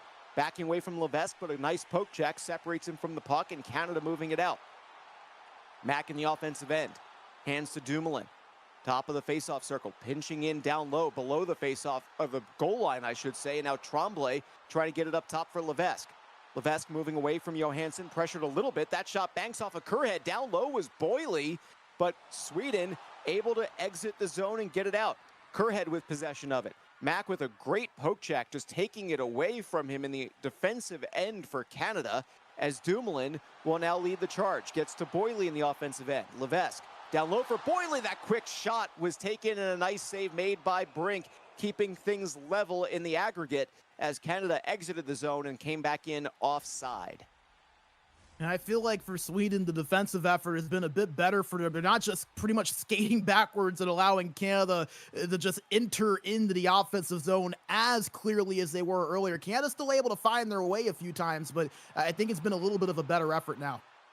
Mack and Boily trying to get a shot onto Brink, but no dice on that one. Here comes Kerhead leading the charge for Sweden. Sends it into the corner where Johansson picks it up. He was hit, but got it over for Lund. Loose puck ends up on the stick of Johansson with the shot, but blocked by Tremblay. And now here comes Boily with it for Canada. In the offensive end is Boily. Tried to center for Tremblay, but a little off the mark. Dumoulin with it. He'll move down low. with space. Levesque, that long shot from the top of the slot is in, and Canada is back on top. Thank you to the defenseman, Danny Carl Levesque. Yeah, and that is exactly what the Canadians want to see. And we've talked about it a few times. It's not just the forwards that can be dangerous, especially when they have that space up at the high point. Defenders are able to find their way forward too, and you see Danny Carl Levesque able to rip that one-timer through, and Brink just was not able to get to it. All of a sudden, Sweden back to where they were just a period ago, and with less time to try to make up for it. 7.5 left to play. Here comes Lund with Johansson. Two defensemen, both back for Canada, defending on the rush. There's Lund down low, does poke it on goal, but Rasico grabs it and covers for the whistle. Well defended. So that's kind of the difference in the defense here that we're seeing, is Sweden is trying to play all five. And you do see Canada dropping both defensemen back, but just to basically stop the rush. They're essentially still playing man, so Sweden has two forwards. Both defensemen are defending it for Canada, as opposed to that five-man drop that Sweden is opting for. Yeah, and I mean, again, you saw Sweden, they were very aggressive, and obviously that gets kind of limited when you are playing on such a high ping, but I think they almost, again, have kind of gone too far to the opposite direction. You don't have to forecheck constantly in the opposite zone, but I do think you need to at least apply a little bit of pressure to the efforts to get in, and that feels like Canada, they were able to kind of pick that apart and find their way through, but the series not over. Sweden still has a shot at it. That was Sweden's first shot of the period, now 3-1 in favor of Team Canada. As a quick whistle, as Rasico will just cover up and hold on to that shot that was taken. Shots on goal in this period, like I said, 3-1. The goals in this period, 1-0 in favor of Canada. It was tied in the aggregate entering this third period. It is now an 8-7 lead in favor of Team Canada, with 6 minutes separating them from a trip to the World Cup final. But that centering puck was intercepted by Max, so Canada moving out. It's Boily moving away with it, trying to get off the attack, but does get possession back, and Boily with it. Circles back for Dumoulin up top, away from Lund. Dumoulin gets it to Levesque, D-to-D pass, now pinching in. Johansson got it off his stick, but it ends up in the possession of Mack, and now Levesque goes to Dumoulin yet again. Dumoulin with a little bit of space, moving with it. Tremblay along the boards, banks it around. That is played by Boily for Levesque, and now back to Boily for Tremblay. Now a delayed penalty is coming against Sweden in the final 2.5 minutes. That could be disastrous. Tremblay, it is down low from Dumoulin. That quick, sharp angle shot is a hat trick for Ethan Mack. And now, with just 2+ minutes left to play, it is a 2-goal lead for Team Canada. And how good has Ethan Mack been? He was the one that got the scoring started in this game early on in period number 1, and he may have just been the one to put the dagger in the heart of Sweden. An absolutely phenomenal performance that we have seen from Canada. And I don't want to say we didn't think it was possible, but it definitely did not seem highly likely with the way Sweden looked in that game 1, the way they've looked so far in this tournament. Canada, they have just taken this entire thing over. Here comes an odd man rush, perhaps now a 3-on-3 for Canada. Mack gets it down low, pushes it onto Brink, but the save is made, and we're in the final real-time 60 seconds. Sweden in need of 2 goals here in the final minute of this game, or it will be Canada advancing. Tremblay leading the rush here with Boily. 2-on-1 chance. Tremblay keeps it forehand. He scores. And if it wasn't a dagger from Ethan Mack, it is now a dagger from his teammate, as Tremblay has put this one on ice. And a hat trick for him as well. This is pretty much a repeat of what Canada did against Finland in that game 2 a week ago in their series. I mean, just goal after goal after goal. And I mean, look at the move there from Tremblay, selling that forehand shot, going backhand to get the defense out of his way and putting that in past Brink. I mean, there's so many ways to describe this. For Canada, beyond phenomenal. For Sweden, one that is going to hurt for a long time. Second time in this tournament that Canada has gotten to double-digit goals. They had that 10-0 win against Finland. It is going to be 10-1 in this game, but here comes Sweden, and they do get one back. So trying to make sure they use every second that they've got. It may be too little too late, but Sweden does get one through, with Johansson getting his second of the game. Yeah, it definitely feels that way, Drew. And you have to remember, too, with Canada having 10 goals, Sweden having 8, they need to get 2 more in under a minute. Now, we did see this from them in last week's series, but I feel like Canada probably has learned a good bit from that. So we'll have to kind of wait and see what happens in the next 27 seconds, but it's going to take a lot in a hurry. Levesque off of the Canada face-off win. It's Tremblay down low for Boyle. He's just going to hold the puck there as Svensander will steal it from him. 15 seconds remaining. Johansson in the offensive end gets it across for Lund. Rebound for Johansson. A huge save by Rasiko. That should basically ice it there. But Sweden nearly made it very interesting as Canada will have a 4-on-1 to close things out. Tremblay the shot, the save made. Doesn't matter. 10-2 Canada picking up the massive come-from-behind victory to knock Sweden out in shocking fashion after a 6-0 defeat in Game 1. They will win 10-8 in the aggregate. Shocking is right, Drew. I mean, I think everyone knew Canada was capable of this, but again, with a team like Sweden, who they had not beaten so far in this tournament in regulation, that's what it was going to take, and they were going to have to do it convincingly. I mean, for Canada to come in and just put on an absolute masterclass the way they were, beyond impressive, especially in the first 2 periods, where they were able to take the lead in aggregate in less than 40 minutes alone. So you have to give Canada all the credit in the world. They had to come up against some adversity, and not only did they answer, but they answered quite strongly. So all the credit in the world to them, a well-deserved series victory. And on the other side for Sweden, I mean, does it get any more heartbreaking? You're up 6-0 in the aggregate. You have such a big advantage. You were just able to compete with Canada on the server not that long ago. That's why I find this result so crazy, is that we just saw the same team last week go to overtime with Canada on the North American server. I know a lot of people are going to blame the server, and I know that that's, obviously a big factor.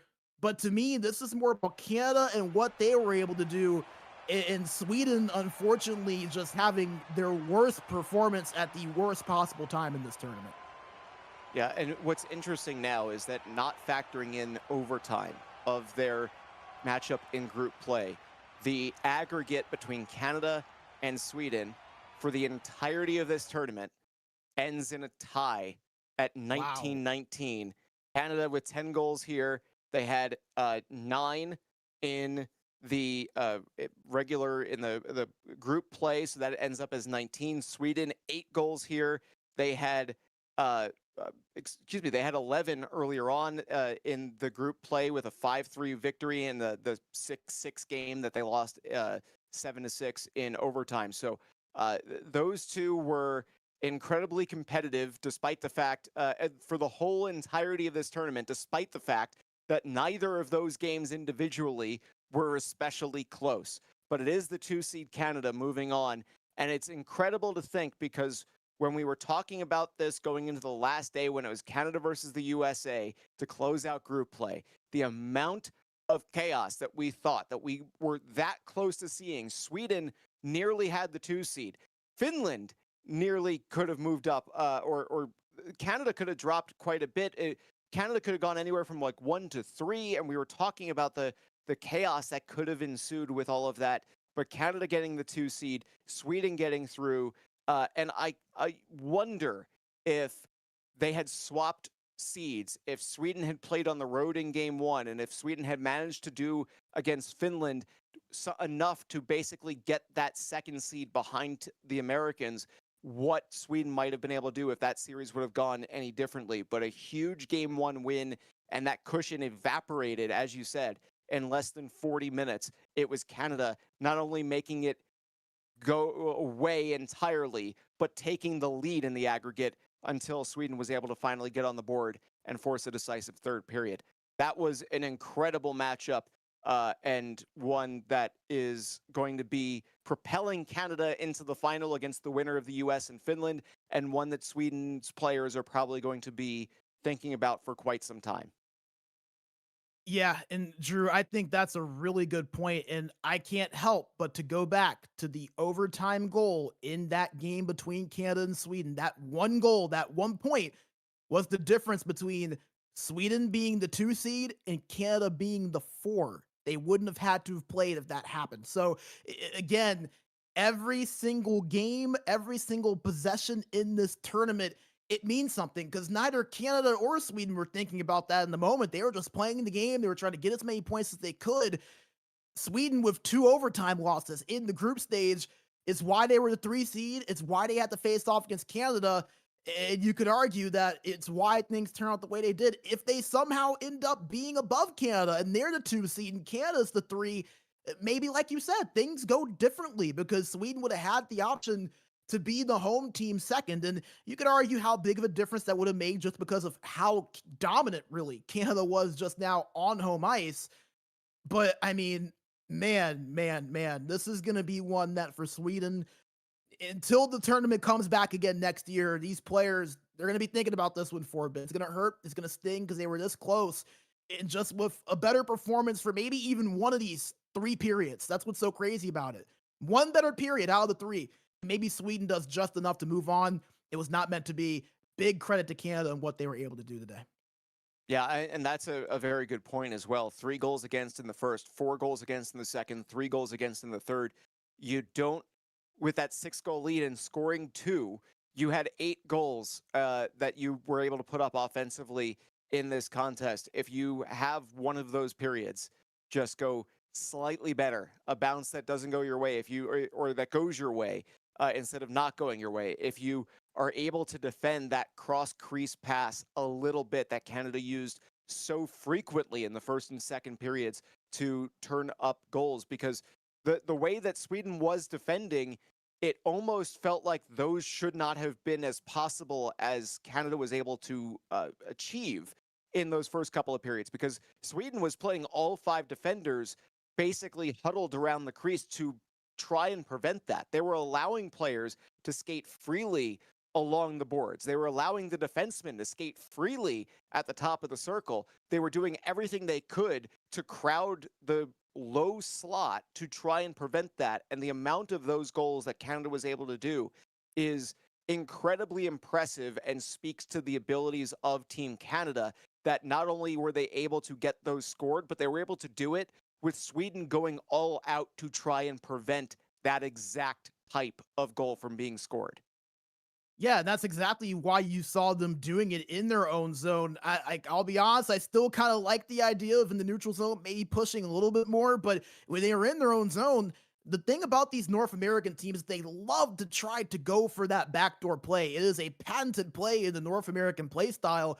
They knew that's what Canada was going to try to go for. They've played them 3 games already, including one on the same server. They know that's the play they want, so they're trying to take that away, but yet Canada was just able to weave their way into enough space to get those passes through and find an open man on that opposite side. And it's such a difficult play for a goaltender to be able to reach over to the other side of the post and stop it. So, I mean, credit to Canada. A great run for Sweden as well that I think should not be lost in all this. Still have something to play for in that bronze medal matchup. But obviously, all these teams are going for the gold. And when you have that sort of advantage and it is that close, it makes it even more disappointing that you're not able to finish the job. But I mean, Drew, if that's what our first matchup today has in store for us, I don't even want to know what the US and Finland might have up their sleeve. Well, too bad, because we're about to find out. The U.S. and Finland is the 1 versus the 4 in the other semifinal matchup, with a matchup against number 2 Canada waiting for the winners. You take a look at the lineup for Finland. Now, Finland has managed to get into that 3-way tie for second place, but because of the nature of their early losses in the group stage, they ended up as the 4 seed. And you could see their lineup here, which is similar, but we are still looking at least one change in the lineup compared with the quarterfinals. Yeah, as you see, Kuningas comes in at the left D spot for Repaninen, and this is a lineup that I think yesterday looked really good. So I'm almost kind of surprised to see them make a change, just because I thought yesterday was probably Finland's best hockey so far of the tournament. But I do really like this lineup a lot. You obviously have the 2 wingers in Virtanen and Lehtinen, who have been so good throughout this tournament when they have played. And you have a pretty balanced defensive pairing with Kuningas and Botila back there. So I think that this is probably the Finnish lineup that most people expected coming into the quarterfinals. It was a little bit different in the quarterfinals. You see it now here in the semis and for the finals if they are able to make it there.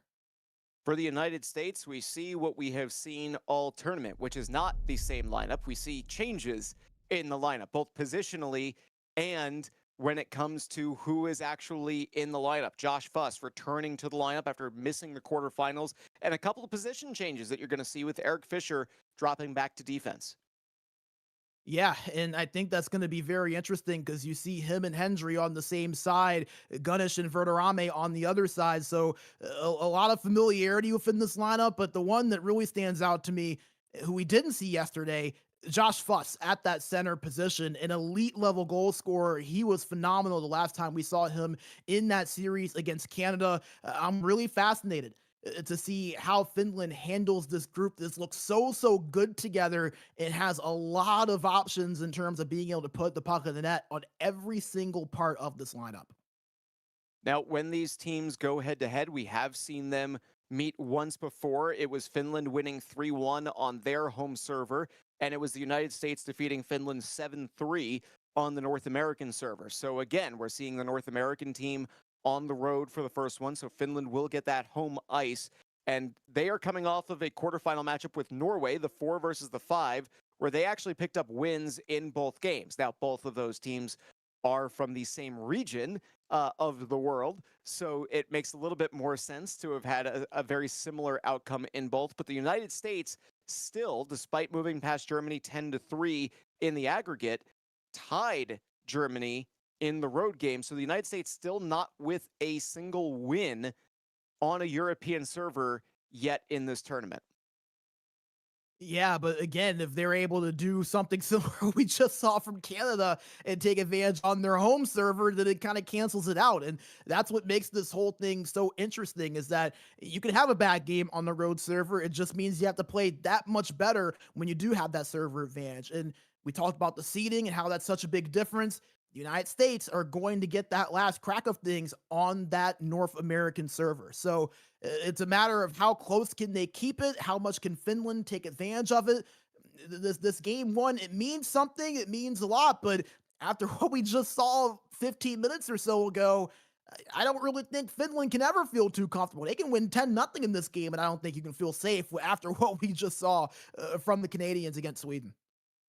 So you were correct with your prediction. Basically, when we went into the last one, I said that we had seen one matchup that was just the 10 goals, Sweden-Slovakia, one that was 15, which was Canada and Czechia, and we had seen a 20-goal total matchup when Canada played Sweden. And you said correctly that you felt it would be more like when they had played during the group stage when it came to scoring. So Finland versus Norway resulted in 11 total goals. United States versus Germany resulted in 13 total goals.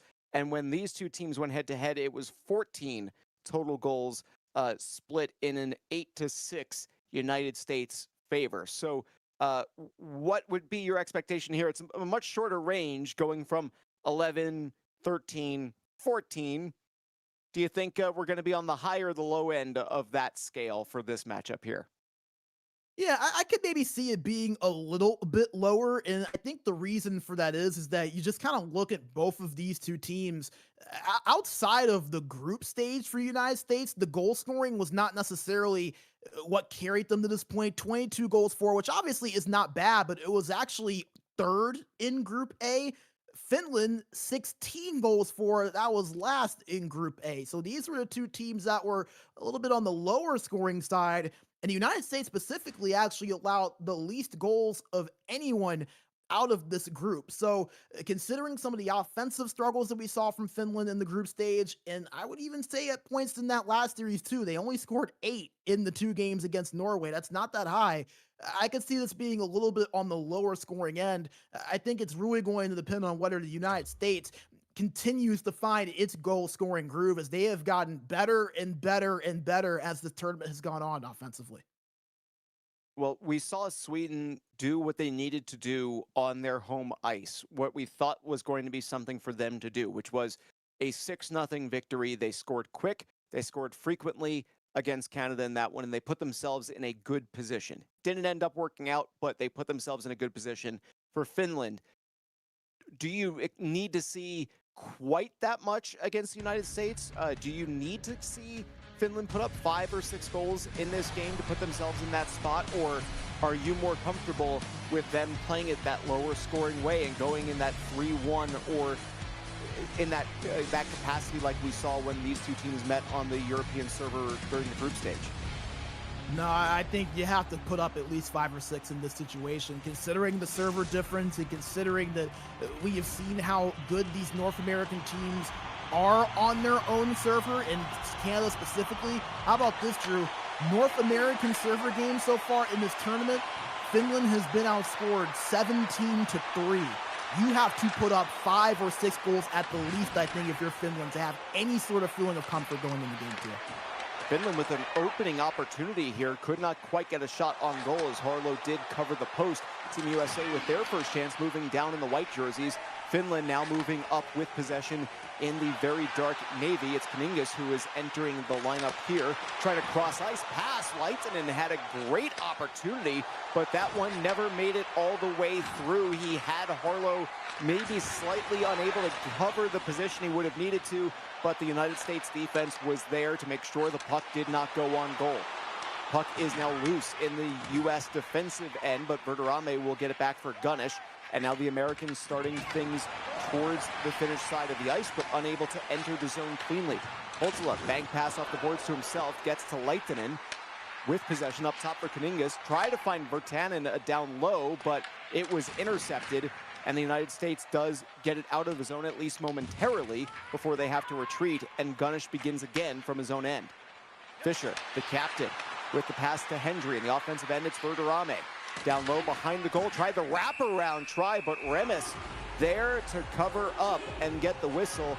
An interesting attempt at the wraparound try for Team USA early, but they will get an offensive zone faceoff here to the right of Remis. Kampainen tied up off the faceoff. The puck is loose, picked up by Josh Fuss. The center gets it up top for Fischer. Now Gunnish with possession, trying to keep it away from Virtanen. Gunnish moving away from the pressure. Gets it down low for Verderame. Pushed on goal. Remis makes the save, the first of the game that registers, and Finland quickly rushing in the other direction. Kuningas for Kampainen with it. Quick shot off the goaltender's leg as Harlow does get credit for his first save of the game. Steal in neutral ice. Kuningas, bank pass to himself off a teammate. Centers for Kampainen. That puck does not quite make it on goal. Holtila with a lot of space, trying to get down low. Centers. That one banked off of Hendry, and Hendry gets it from Verderame and now enters the zone onside. Holtila with the poke check, takes it right back. Long pass up for Lehtinen with an opportunity here, but Finland defended well by Josh Fuss, forcing the turnover. Fischer pressed from both sides, though, forces a turnover briefly, and now Finland with an opportunity, maybe with a little bit of space, but Gunnish closed that up very quickly and does get it out of the zone for Team USA. Fuss with Hendry enters onside. Fuss gets himself towards the slot, but turns it over. Kampainen was there and managed to force the turnover. Kuningas centers for Lehtinen. That one forced wide of the net by Gunnish. Kuningas again, but that pass just entirely off the mark, comes all the way back for Remis, who plays it up, and now Finland resetting. Holtila enters the zone onside, spinning away and centering. Kampainen with it. Down low, one-time feed into the slot. Virtanen with the shot and the goal as Finland takes a 1-0 lead. That's a good start for what Finland needs to do, trying to get as many goals in the back of the net in this game as possible to give themselves a little bit of cushion. And it's no surprise that it starts out with Virtanen over in front, being able to put that one in. He's really been one of the guys that has been able to step up consistently for Finland in terms of goal scoring production when he's been into the lineup. So to see him being able to do it took a little bit for Finland to get that first goal, just their second shot too, but it's not a matter of wins, it's just a matter of you can get it done, and he was able to on that play. Here comes Holtila with possession for Finland. Virtanen up for Kuningas, now Kampainen. Gets it down low. Lehtinen behind the net, banks it around the boards for Holtila. A lot of space for Finland. That one, looked like a pass, but it ended up being a shot as Harlow had to kick it aside. Finland regains possession and still in the offensive end, but Fisher with a nice intercept gets it across to Gunnish. Long pass up for Fuss. It gets into the zone offensively, but is now iced by Team Finland. So with 1:48 to go in period number 1, Finland ahead 1-0, but Team USA with what could be dangerous, an offensive zone draw. I think the U.S. has to be pretty happy with how this is going. They're on the road server, and they've only allowed 2 shots despite the 1 goal. Fuss won the draw, Gunnish, and the rebound goes right to Fuss. That is going to be the goal. It's credit to Gunnish. It's going to be unassisted, so it must not have gone off of Fuss's stick. But what an opportunity and a performance by those two on that play. Yeah, just a play right off of that offensive zone faceoff. A clean win from Josh Fuss, as you mentioned, and Gunnish just putting that one on net. Sometimes you never know what can happen. I thought that might have been a rebound shot, but game says no, so Gunnish gets credit for the goal. It must have gone off of a Finnish player's stick in order to not have an assist credited to Fuss, as Poltola had that long shot go on net. And now it is 1-1 in the closing 5 seconds of this game. Team USA with one more chance. Fuss with 3 teammates. Centers for Fisher. Well defended, and a quick shot at the horn by Verderame is turned aside. Not sure if it would have counted, but 1-1 after 1. Yeah, and I think Finland probably not the period that they ideally would have liked to have had. You got that 1 goal late, but then you give it right back up on the other end. It really haven't been able to produce much of any offense on top of it. So, everything that we talked about having to take advantage of your home server, I don't really feel like Finland has been able to do that so far. And give the United States a lot of credit. They have been able to really step up on the defensive end, and it just goes to show you it's possible to be able to do that despite your being on the road server. You can step up and slow a team down if you play things the right way and execute what you're looking to do. I do believe that in watching that replay and being able to see it closely, it was Poltola's stick that ended up redirecting it into the net on the Team USA goal. So I think that is why Gunnish is going to get the unassisted goal on that one. Fuss, the big face-off win. I had thought initially it may have been Josh Fuss who got the stick on it, but it does appear that it was Teemu Poltola who may have been the one that tipped it, unintentionally, of course, past Remes for the goal for the United States. 1-1 after 1. The shots on goal in that period, 3-2 in favor of Finland, but that is not going to be enough for Finland here in this one. You have to think Finland's got to win each of these next 2 periods if they want to be able to contend with the United States when Game 2 moves to the North American server. They will have the first offensive opportunity of period number 2. Kampainen with it, centering feed. That one turned aside, as I believe it may have been blocked by a defenseman in front. Team USA doing a good job of limiting the pucks that get through to their goaltender Harlow. Here comes Hendry with it, circling away from Virtanen. Now Gunnish down low, quick shot taken by Verderame on that sharp angle, but Remes will cover up for the whistle. We saw yesterday a lot of goals that were scored from that general location, and the United States trying to take a lead off of that sharp angle shot. Yeah, it's been a hot spot throughout this tournament, especially in the quarterfinals yesterday, as you mentioned, so no surprise to see the U.S. trying to go for it again. Hendry with the long shot, but that one got blocked and never made it through to Remes. Here comes Poltola, trying to set things up on the other end, and he does. Virtanen getting his second goal of the game as Poltola, that cross-ice pass, setting him up beautifully to give Finland a 2-1 lead. Yeah, and it all starts from the block from Poltola on the defensive end. That's why he was able to move forward down those right boards and feed Virtanen on the other side. So really Poltola, he was the catalyst, that he was the one that was able to feed Virtanen on top of that to give them that 2-1 lead. But defense was what started that, blocking that shot on the United States offensive rush and turning that into an opportunity. Shots in this period, 1-1 so far, but it is Finland striking first in the second, as now they start up yet again. Opportunity. Lehtinen with possession, down low for Kampainen. Maybe looking to center it. He gets taken down. It will be a power play opportunity for Team Finland, as the captain will be headed to the box for the Americans.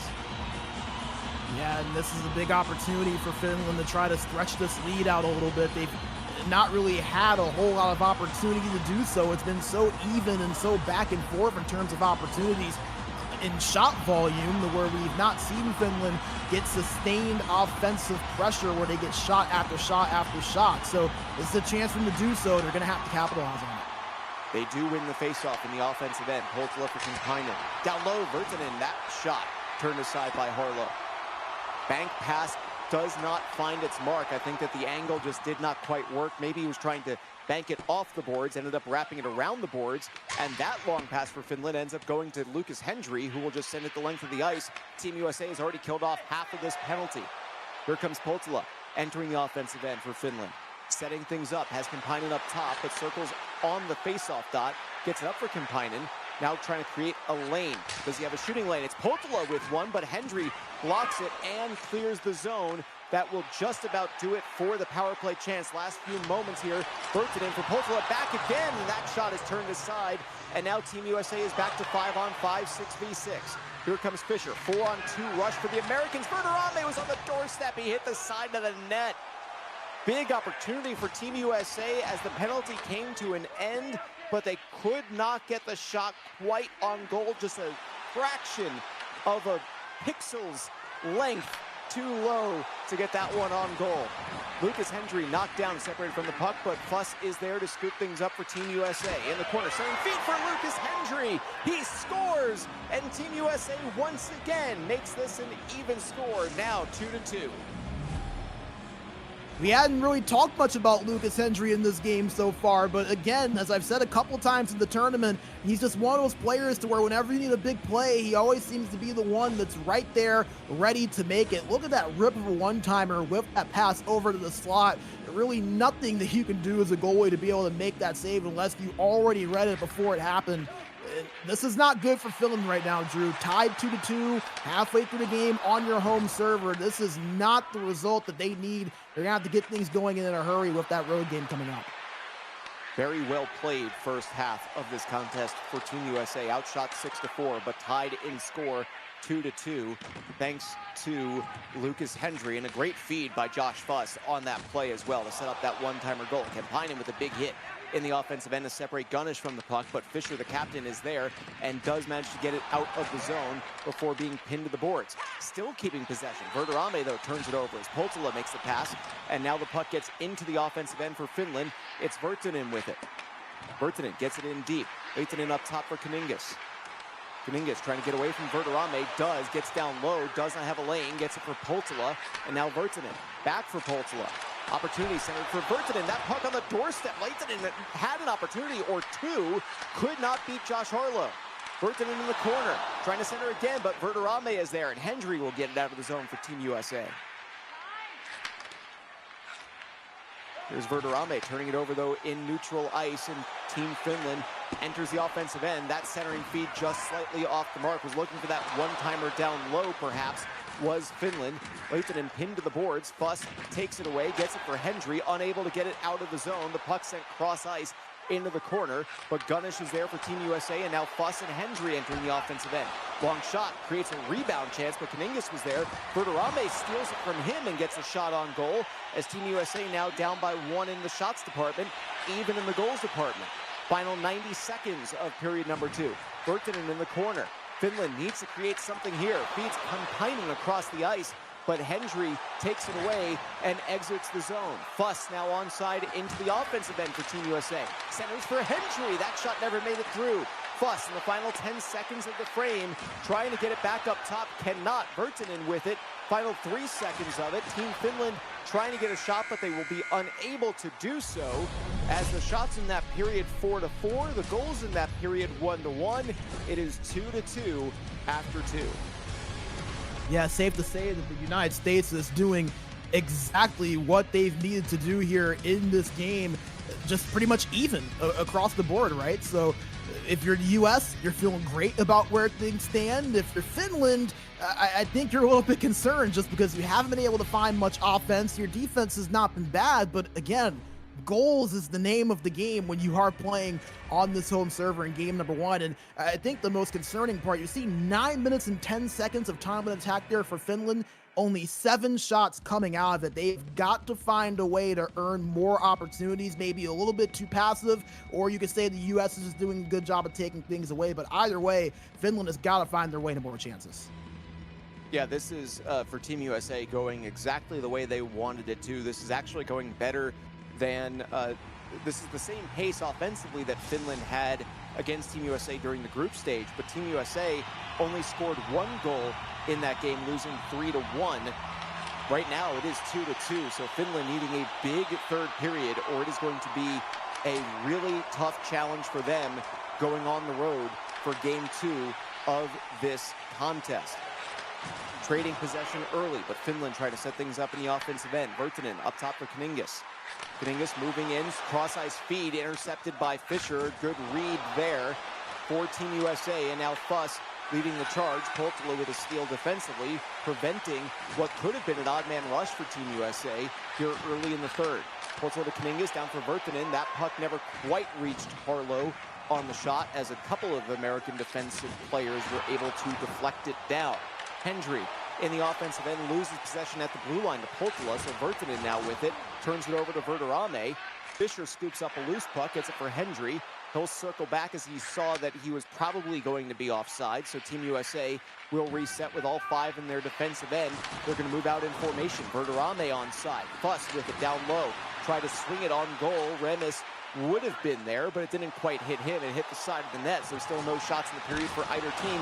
Virtanen changes that with backing into the low slot area, but that one turned aside by Harlow. Took him a second to get up, but Lehtinen was there for a one-time shot, and Harlow, with a big save, gets the whistle just about 7 minutes into the third.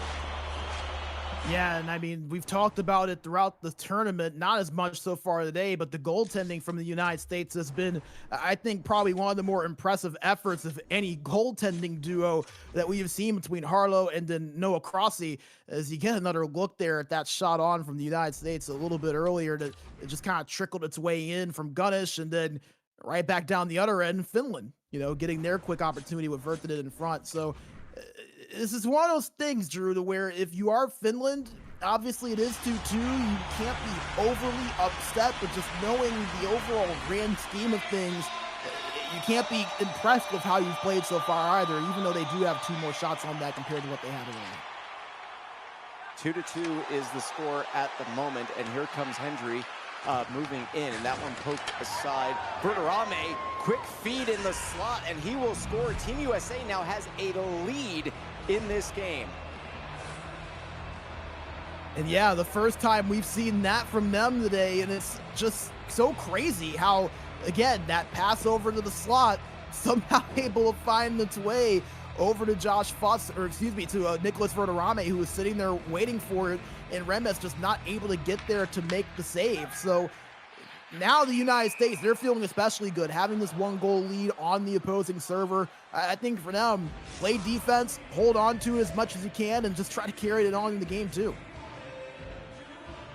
3-2, Team USA. They have 1 shot in this period. They have 1 goal in this period. Finland 2 shots so far, unable to score on either of those. Lehtinen trying to force that turnover on Gunnish, but he managed to keep it away, and that was a very nice move there for the Team USA player to make sure that that wasn't a dangerous turnover. They do turn it over in the offensive end, though, so here's Poltola now entering the offensive end for Finland, centering feed opportunity. That puck bouncing around a little bit. Poltola trying to spin it on goal, unable to get it all the way through, as Team USA does a good job of blocking things in the low slot. Puck back to neutral ice. Virtanen will get things in his own end and try to settle down as Team Finland enters the offensive zone. Gets it down for Kemppainen, up for Kuningas, cross ice to Poltola. That shot again does not reach, as Team USA doing a good job defending. Here comes Hendry looking for Fuss, but Poltola doing a good job defending there, making sure that that second pass did not connect.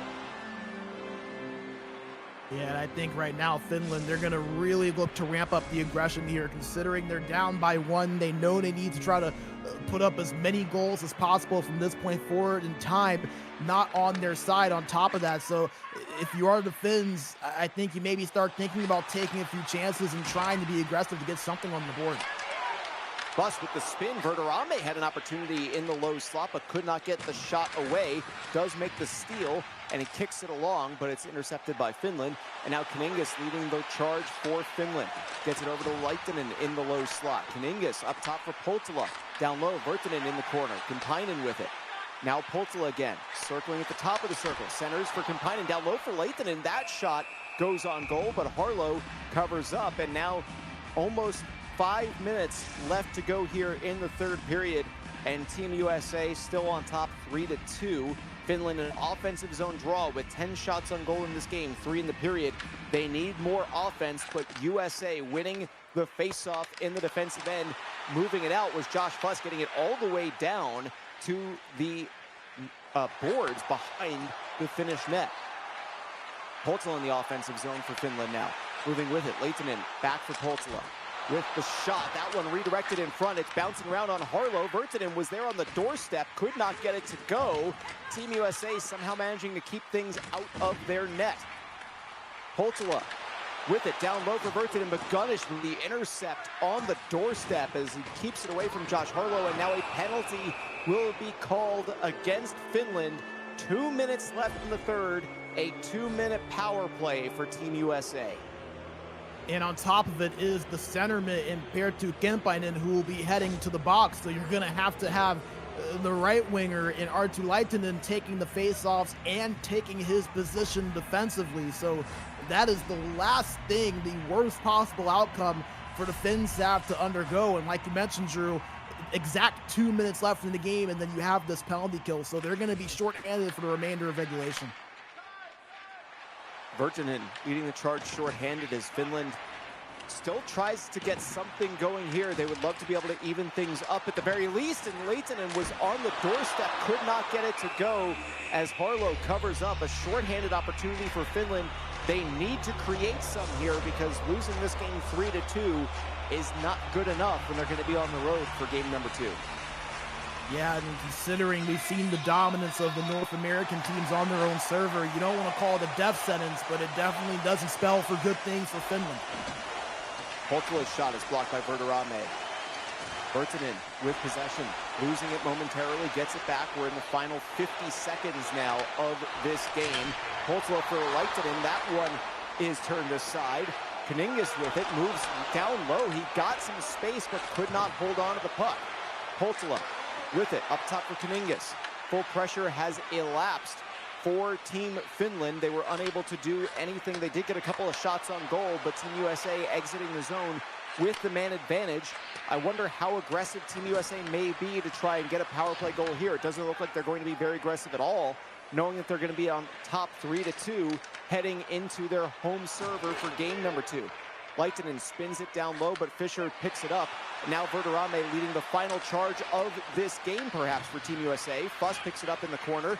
With 5 seconds left, he'll just hold on to the puck. Josh Fuss will just make sure that time comes to an end.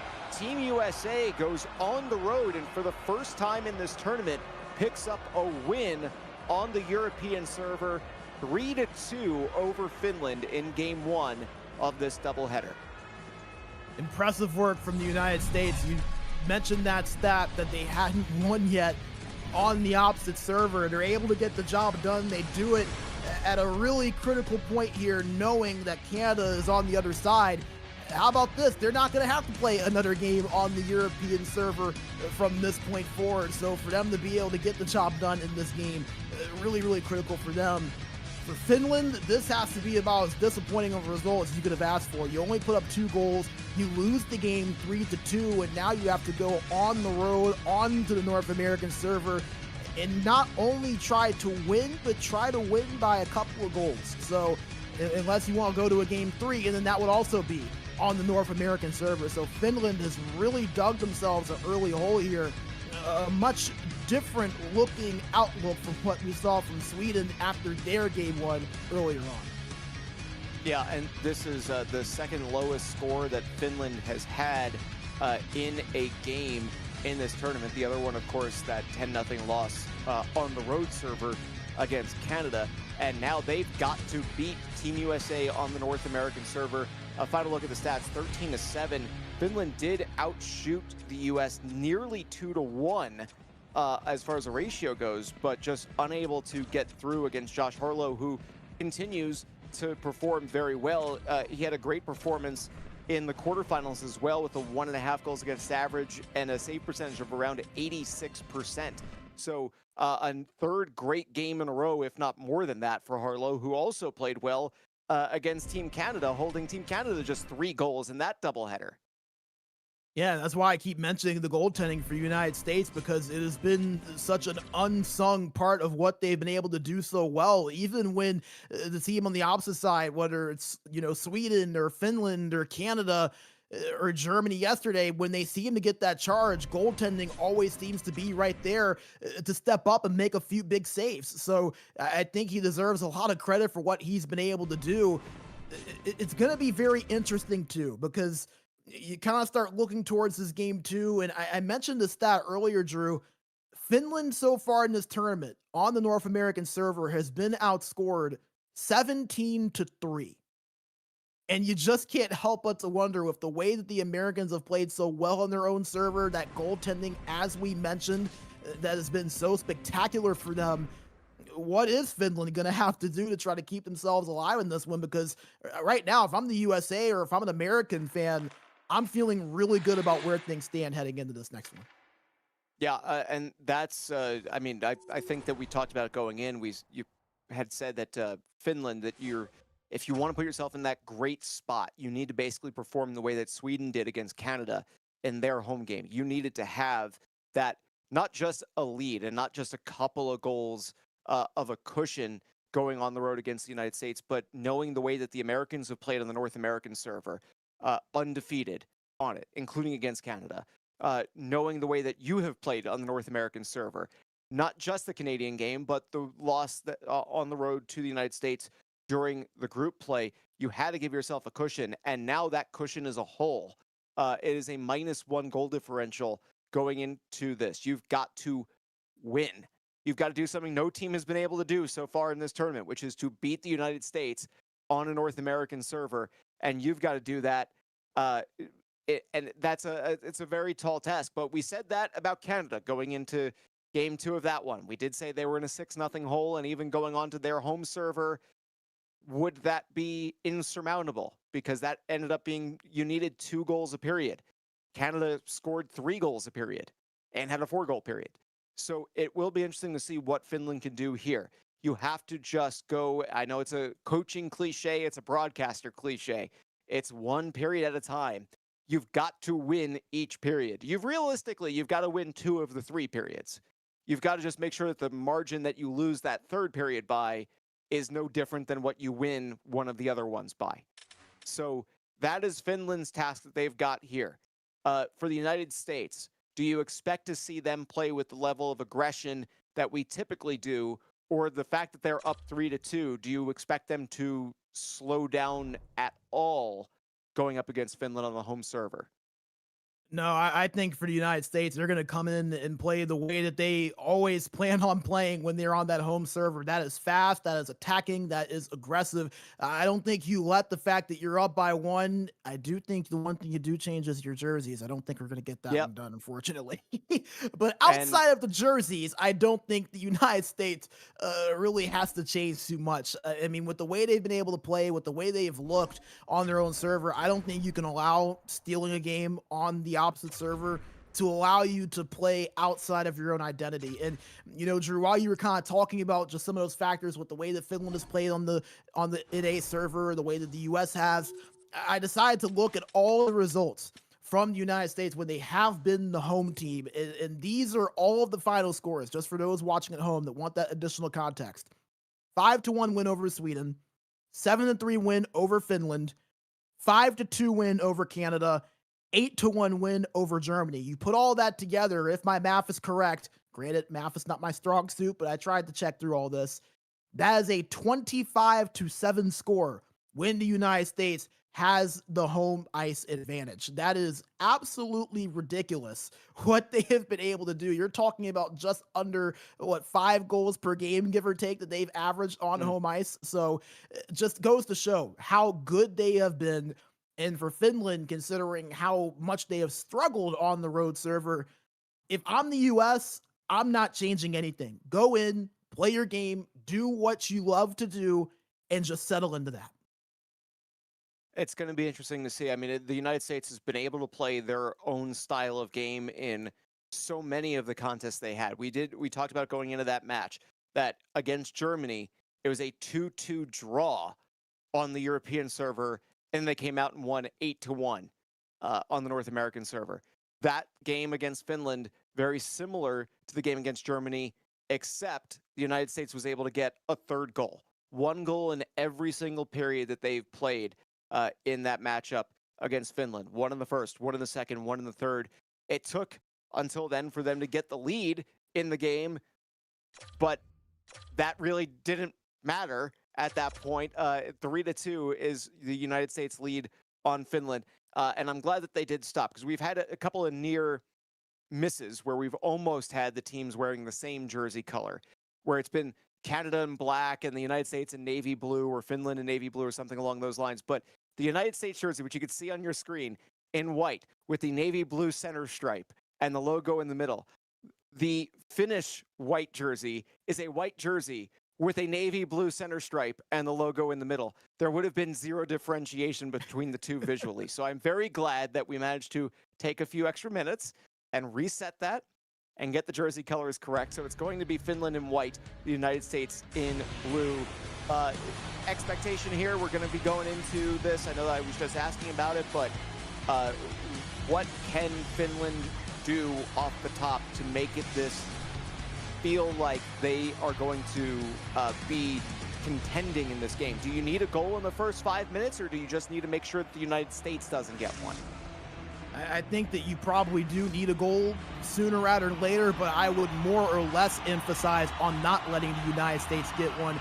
It's not as if they have a large deficit to come back from, so I think the key is just trying to do what you can to slow the United States down, not letting them get on a big run and piling up that goal differential more than what it is. Well, the U.S. will have the first possession in the offensive end of this game. They're in the navy blue. Gunner centers himself, and on the first shot of the game, the United States takes the lead. It is the defenseman, Christopher Gunnish, picking up the marker. Yeah, that's the exact opposite of what we were saying Finland needed to do. We said they probably needed to get the first one. It didn't take the United States more than 2 minutes to get that first goal in. It's Christopher Gunnish, who we've seen be able to step up and kind of act a little bit as a 4-forward or an extra forward at times. Come in, make a play, get a good shot on net. Really impressive, again, to see the United States, what they've continued to do, just picking up where they left off really in game number one. Just 1 minute and 13 seconds of game time, which is somewhere around 20 to 25 seconds of real time for the United States to get their first shot and their first goal here in game number 2. Gunnish with possession yet again. Down low from Verderame. Tried to find Fuss in the low slot, but Poltila with the intercept, and here comes Lehtinen. Finland with their first offensive try. That one banked off of Harlow, and it exits the zone. Fuss skating in, slowing down to try to get Verderame into position, but Finland defending it well. The United States able to keep possession in the zone for at least a moment, but now Lehtinen in the offensive end for Finland. Kuningas down low, Kampainen trying to center yet again, but that one knocked down. Quick one-timer, and that shot does not make it all the way through to Josh Harlow, who was in position for it to maybe try to make a save, but the United States defense making sure that Finland did not get the shot on goal. Kampainen will dump it in, chasing it down, but Gunnish scoops it up to the United States, and now Hendry with it. Crossing the red line, getting it to Verderame in the offensive end. Backing towards the slot. That shot ends up being turned aside by Remis. Fuss, cross ice, was looking for a Hendry, could not connect. He was somewhat open in the low slot, but Finland now skates it out, turning it over just inside the offensive blue line. Kuningas gets it back with Kampainen crashing towards the slot, but the United States with the intercept, and it's Gunnish and Hendry 2-on-2. Now with Verderame, Hendry takes the shot on the one-timer, blocked aside by the defense for Finland.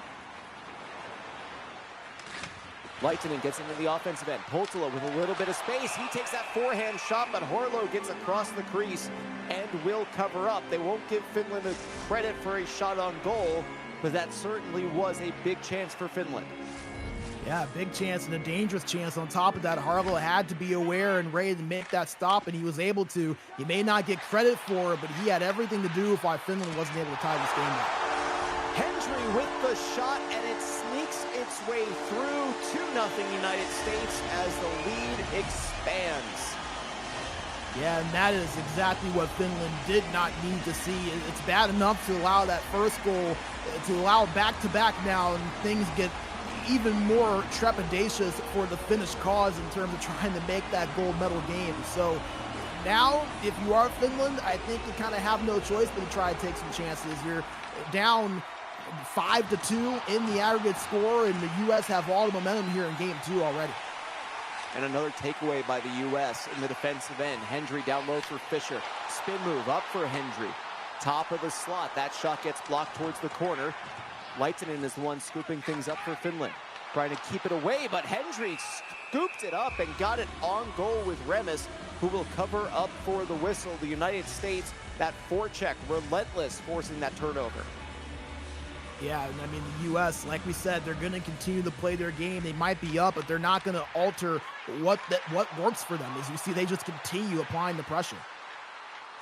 Gunnish moving away from the attack. Hendry, that shot deflected wide. Fuss with it, up along the boards to Fischer. Moves away from Lehtinen. Fischer trying to move down low, gets the shot, rebound for Fuss. That was turned aside as well. Remes coming up with a couple of big saves to at least keep this game within reach for his team.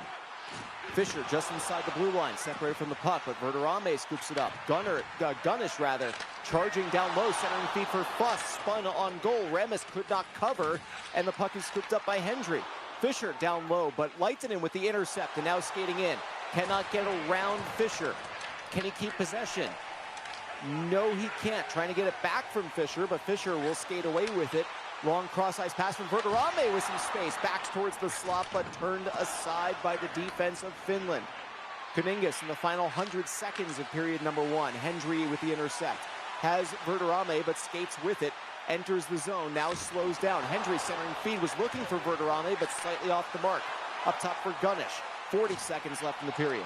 Gunnish away from the attack of Finland. Fuss and Fischer now. Long shot from Fuss on goal, turned aside by Remes.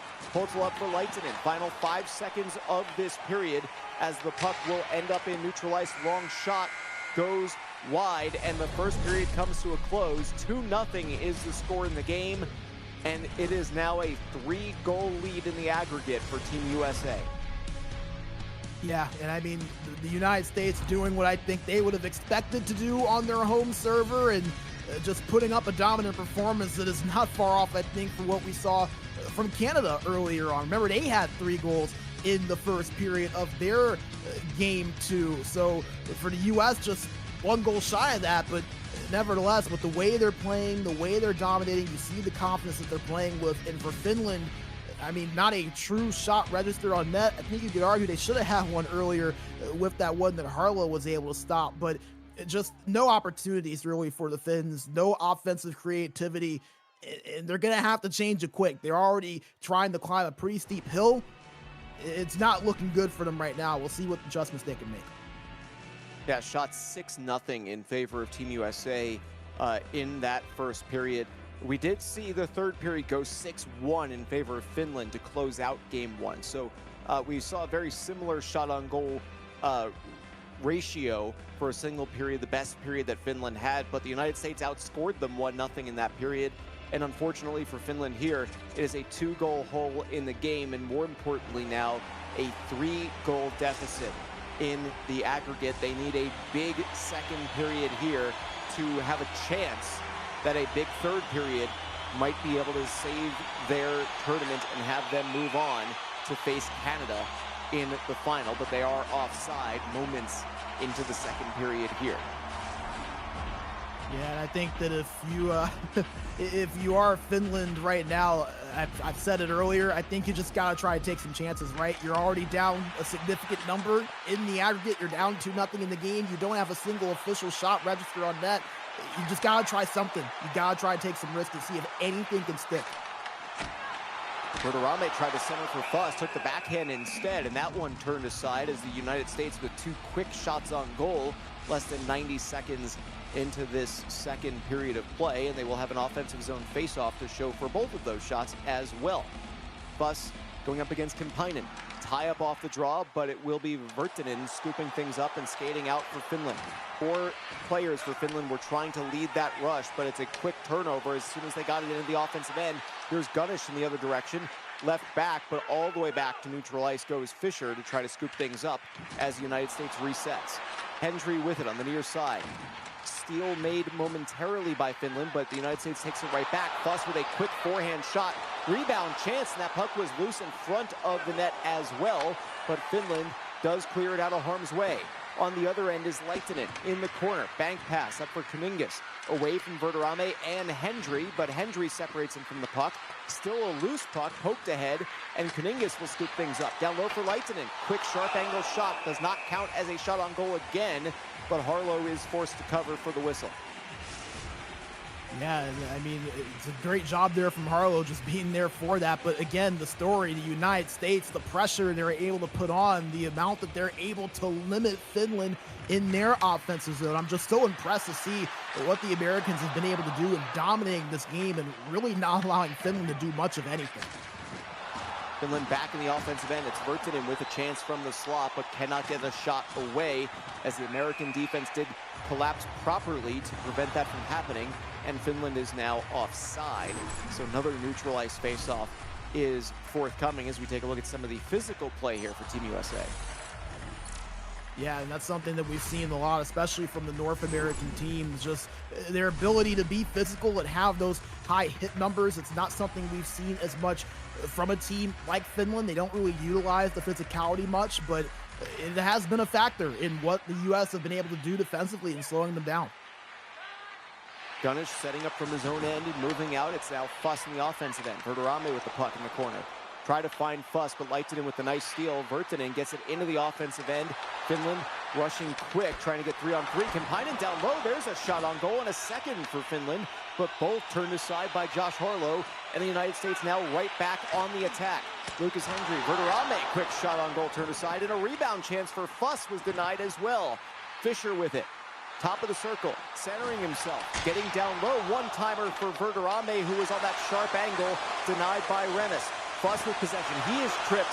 That puck ends up going over top of the net, and a delayed penalty is coming against Finland. Fischer with a long shot. Still a United States possession on the delayed penalty call, as we now have 6 forwards, or 6 skaters, I should say, on the ice for the Americans. Gunnish away from the attacking Virtanen, and the United States with another long shot on goal. Still maintaining possession. The one-timer for Verderame, and on the delayed penalty, the United States will scoop up a goal. Nicholas Verderame picking up the marker. They had 9 shots when they entered the zone on that possession there, Drew, and it ended up being 7 on that one alone when they finally were able to get the goal. I mean, that is one of the better sequences I think that we have seen from the United States in this series, and they've had plenty of them, just shot after shot after shot after shot. And Sebastian Remis, he did everything he could to try to keep them out, but they had the delayed penalty, and Finland was never able to touch up on the puck. It's just been that sort of series to where the United States poses questions, and Finland just does not really seem to have any answers for them. Yeah, that was a dominant stretch of this game to see the United States able to do that. Hendry and Fuss will get credited with the assists on that one, but basically that was everybody on Team USA touching the puck and just making sure that Finland could not get it back. That's the most impressive part, and I think a really great example of the ability of the United States in this game to basically play keep away a bit, as Fuss nearly gets another one. Remis comes away with maybe a save, or may have hit the post on that shot. But the United States, to keep a delayed penalty active for that long, means that you are preventing your opponents from even touching the puck, from even maybe thinking about possessing it for that entire length of time. And to turn that into a lengthy possession, a number of shots, and a goal is just incredibly impressive as Lucas Hendry backs into the slot, and another penalty is being called. This time it will result in a power play for the United States. Kampinen going to the box for tripping. Yeah, and at this point, it just kind of feels like Finland, they're out of their element now. I mean, they just are. They have no offense, as you mentioned, to be that dominant that you don't allow a team to even touch up on the puck for that amount of time to finally get the delayed penalty off. And then just right after that happens and they score, you take another penalty. It just feels like Finland is very outside of themselves, and the United States have forced them into that frustration, into a lot of mistakes that this team typically would not be making. Bust down low, gets it to Verderame. That shot is blocked. Gunnish on the power play with some space, creating more of it, spinning away from any pressure from the penalty killers here. Fisher down low for Hendry. That creates a big rebound, but just out of reach of Gunnish. Full pressure has been activated. Hendry feeds Fisher. That one off of the post, and Finland able to clear the zone, but the United States scoops it right back, and they're right back on the attack. Hendry's long shot may have been tipped by Fuss in front, turned aside by Remes. Finland leveling hit by Fuss in the corner, but they do clear the zone, and that will end the power play chance for Team USA. Kampinen straight out of the box. Opportunity, Harlow with a big save on a bit of a breakaway, and then another puck thrown on goal. Doesn't register as a shot yet again, but again, a nice opportunity for Finland, but it does not result in anything on the scoreboard. Hendry in the offensive end now. Circles it back up for Gunnish. Long shot by Fisher, blocked aside. Final 5 seconds of the period as that puck will be iced. We will actually, in fact, get a whistle with 1 second to go in the period. It looked like Team USA was going to kind of let that one go, but the puck just came so far across that it ended up being whistled for an icing. There's that sharp angle shot, which Finland's goaltender has done a good job of preventing that, but the offensive attack for the United States has just been relentless in this game. Yeah, and that's what I think is so interesting, is that even when you do take away that one look, the U.S. have been able to find their way to so many others, and it's with a lot of different players, whether it's Gunnish, whether it's Hendry, whether it's Verderame or Fisher.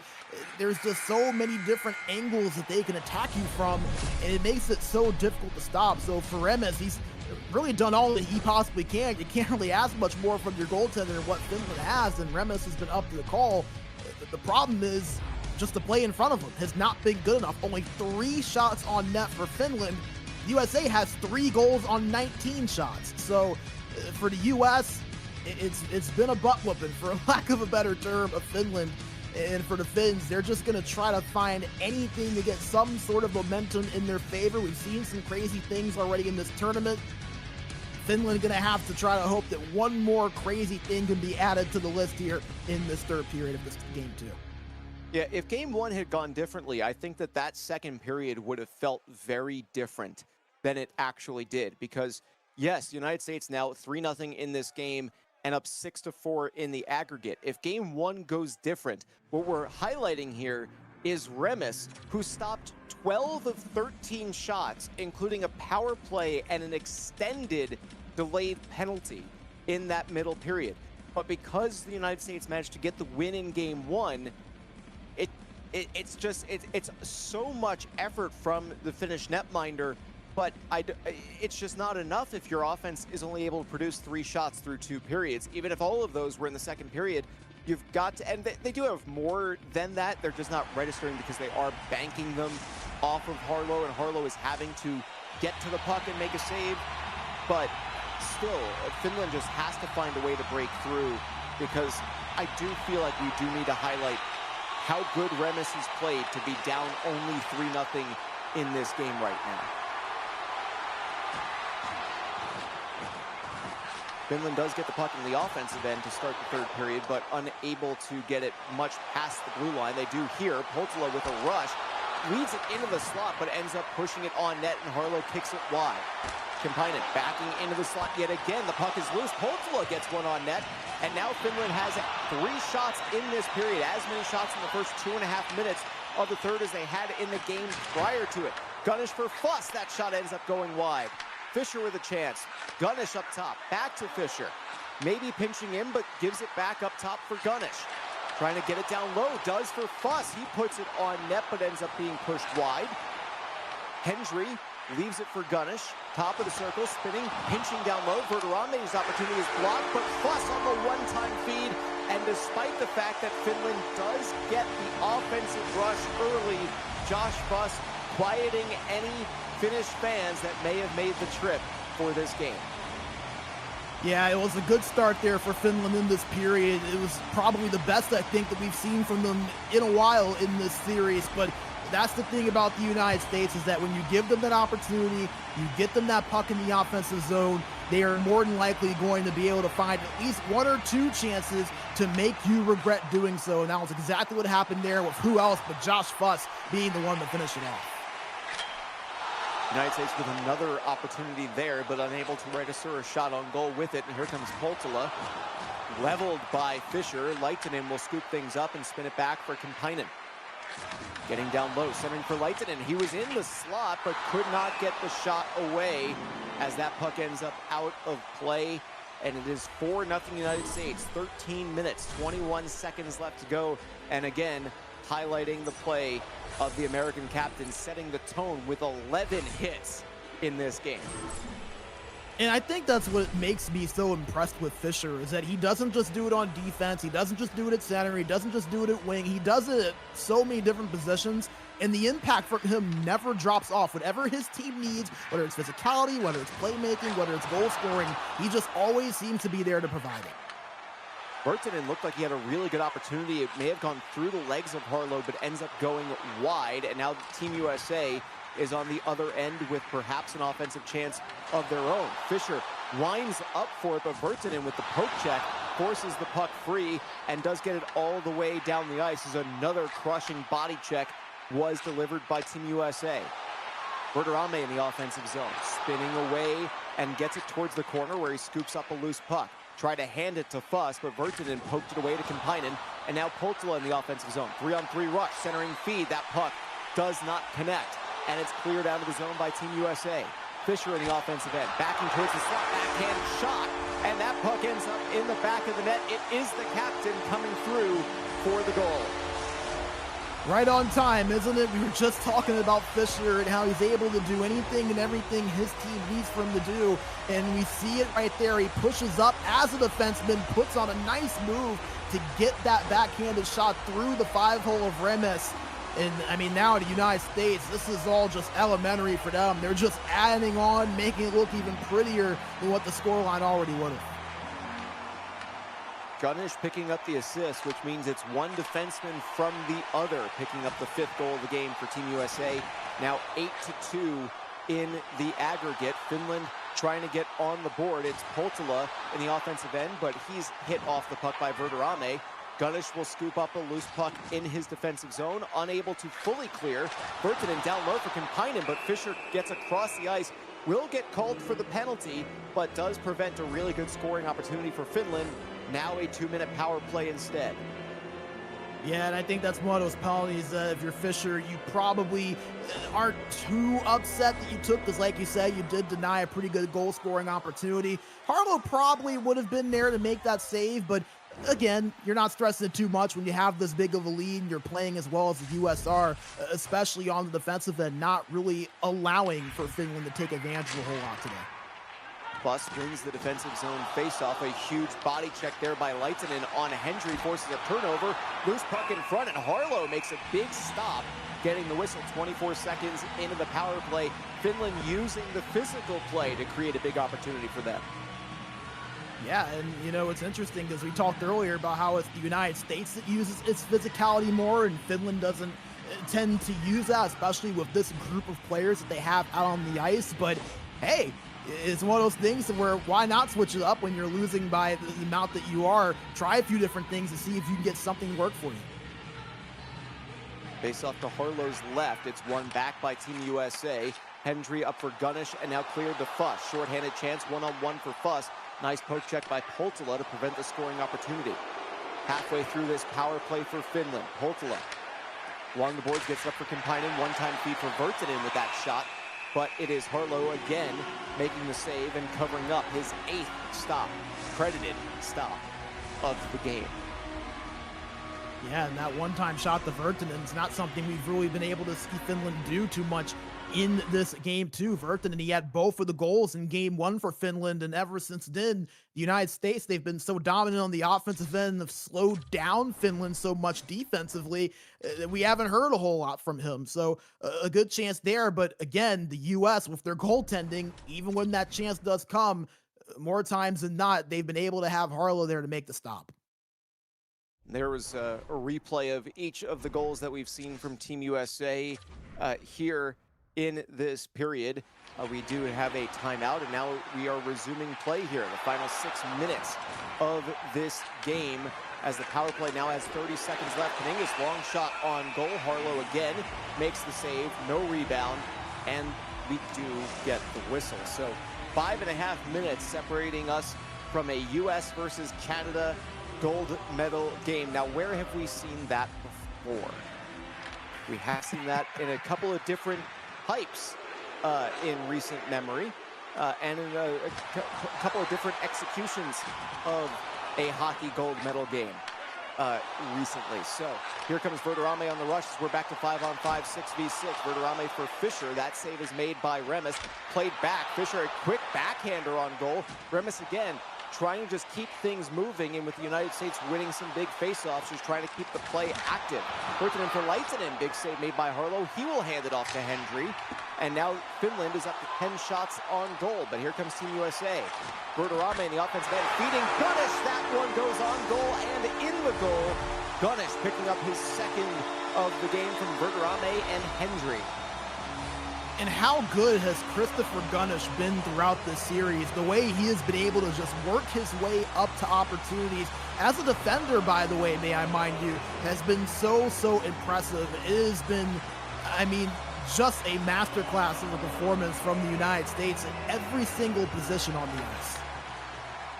Finland does win the center ice faceoff, but they go offside. 2.5 minutes to play here. Team USA up 6 goals in the game, up 7 goals in the aggregate after going on the road to win 3-2 on the European server against Finland. They're up 6-0 here, outshooting Finland 24-10 in this game. That long pass is not icing because it did bank off of a Finnish player, and now Finland will skate things up. We are nearing the final real-time 60 seconds of this game, and now a long breakout pass. Josh Fuss goes on goal, tries to flip it over Remis, but the save is made. Delayed penalty is coming against Team USA as well, and Finland with a chance down low. Harlow does cover up to get the whistle. Verderame is going to get called for interference on that last play. Yeah, and I mean, the penalties have probably been the only thing that you could say that the U.S. have struggled with so far in this series, is just kind of getting themselves in the box, but it hasn't mattered because they've been so good offensively, and then on top of it, you have them being able to kill off anything and everything that Finland has thrown at them. So really impressive just to see, even despite some of the penalties from the United States in this series, it just hasn't really made much of a difference because how well they've played on the other end. After the United States won the faceoff, it's cleared long by Hendry. Fuss gets it to Fischer, short-handed chance, but that one is denied by Finland. Down low, Fischer was trying to get it to Fuss, and he wound up to try and take a shot from the doorstep, but Finland scooped up the loose puck. 30 seconds left to go in this game. Holtila centering was aiming for Virtanen, but that one scooped up and intercepted by Fuss and sent back. Here comes Finland with it, but they are in fact offside with 23 seconds to go here in this contest. Yeah, and obviously it's pretty much all elementary here now as we get a look at the goals from the United States. And something that you notice about every single one of these is that just their ability to create space and get Finland outside of their defensive structure has been so critical to what they have been able to do. And this is the Finland team that, as we mentioned, was going to need to be so stout in this game too defensively if they want to have a chance. And the United States, they've just been able to kind of pick that apart and get to the spots they want to be able to find high danger scoring chances. 25-11 are the shots on goal at the moment. Finland may get one more opportunity here, but that puck ends up back at neutral ice. A 3-2 road victory in Game 1 for Team USA. 6 goals on the board in Game 2 as Harlow emphatically closes out the shutout in Game number 2, making his 12th save of the game, his 9th of the third period. Team USA punches their ticket to meet Canada in the championship match. It is going to be the 1 versus the 2. There is no server change necessary for this final. And how fitting, isn't it? I mean, how fitting that it's the United States versus Canada for the gold medal. And you alluded to it, Drew. Where have we seen this story before? Whether it's on the men's side, whether it's on the women's side, even on the esports side, these two countries, these two sides are inseparable from one another. Now they get to face off for that opportunity for a gold medal. It just fits. It just makes sense. A dominant performance from both teams as well in that Game 2 that they played. I'm really excited to see where this is going to go. I do want to spend a moment to highlight Sebastian Remes because of the performance that he had in Game number 2. In Game number 1, they could not get the win. It was a 3-2 loss on the home server. But in Game 2, to be able to make as many saves as he did, to stop, by my count, 19 of 25 shots that he faced on the North American server is incredibly impressive. And to keep the United States to just 3 goals through 40 minutes, despite facing 19 shots. To allow 1 goal on, I believe, 10 shots between the delayed penalty and a power play opportunity for the United States in that middle period is incredibly impressive. So I do think that we should give a nod to him for his performance in that game, despite the fact that the U.S.-Finland, that final score line of 9-2 does not quite show the performance that he had in net for Finland. No, not at all. And you feel for him in that case because, as you mentioned, he did give up. I mean, so few goals compared to what he could have, I think, with the amount of opportunities that the United States were able to earn.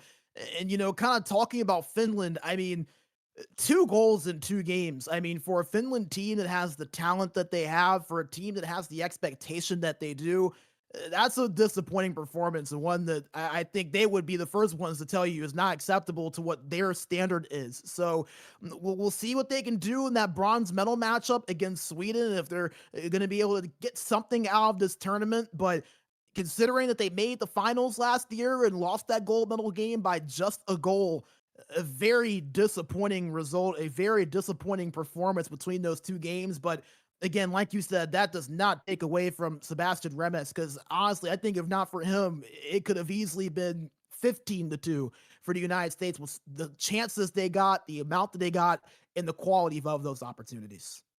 Absolutely, but it will be the 1 seed, the United States, against the 2 seed, Canada, for the gold medal. That is a best of 4 in aggregate. It's going to be an exciting matchup to see as those go head to head. That is going to be coming up. We are going to take a brief break because here on the west coast of the United States, it is 1:30 in the afternoon, and I've got some pizza in the fridge that I need to scarf down before we get to that matchup. So please make sure that you stick around. Join us here if you want to step aside for 10 or 15 minutes. We're going to talk to the teams before we go in to that championship match, and then we will have all 4 games coming at you here. He's Brandon Bigsby. I'm Drew Goldfarb. We will see you in just a little bit.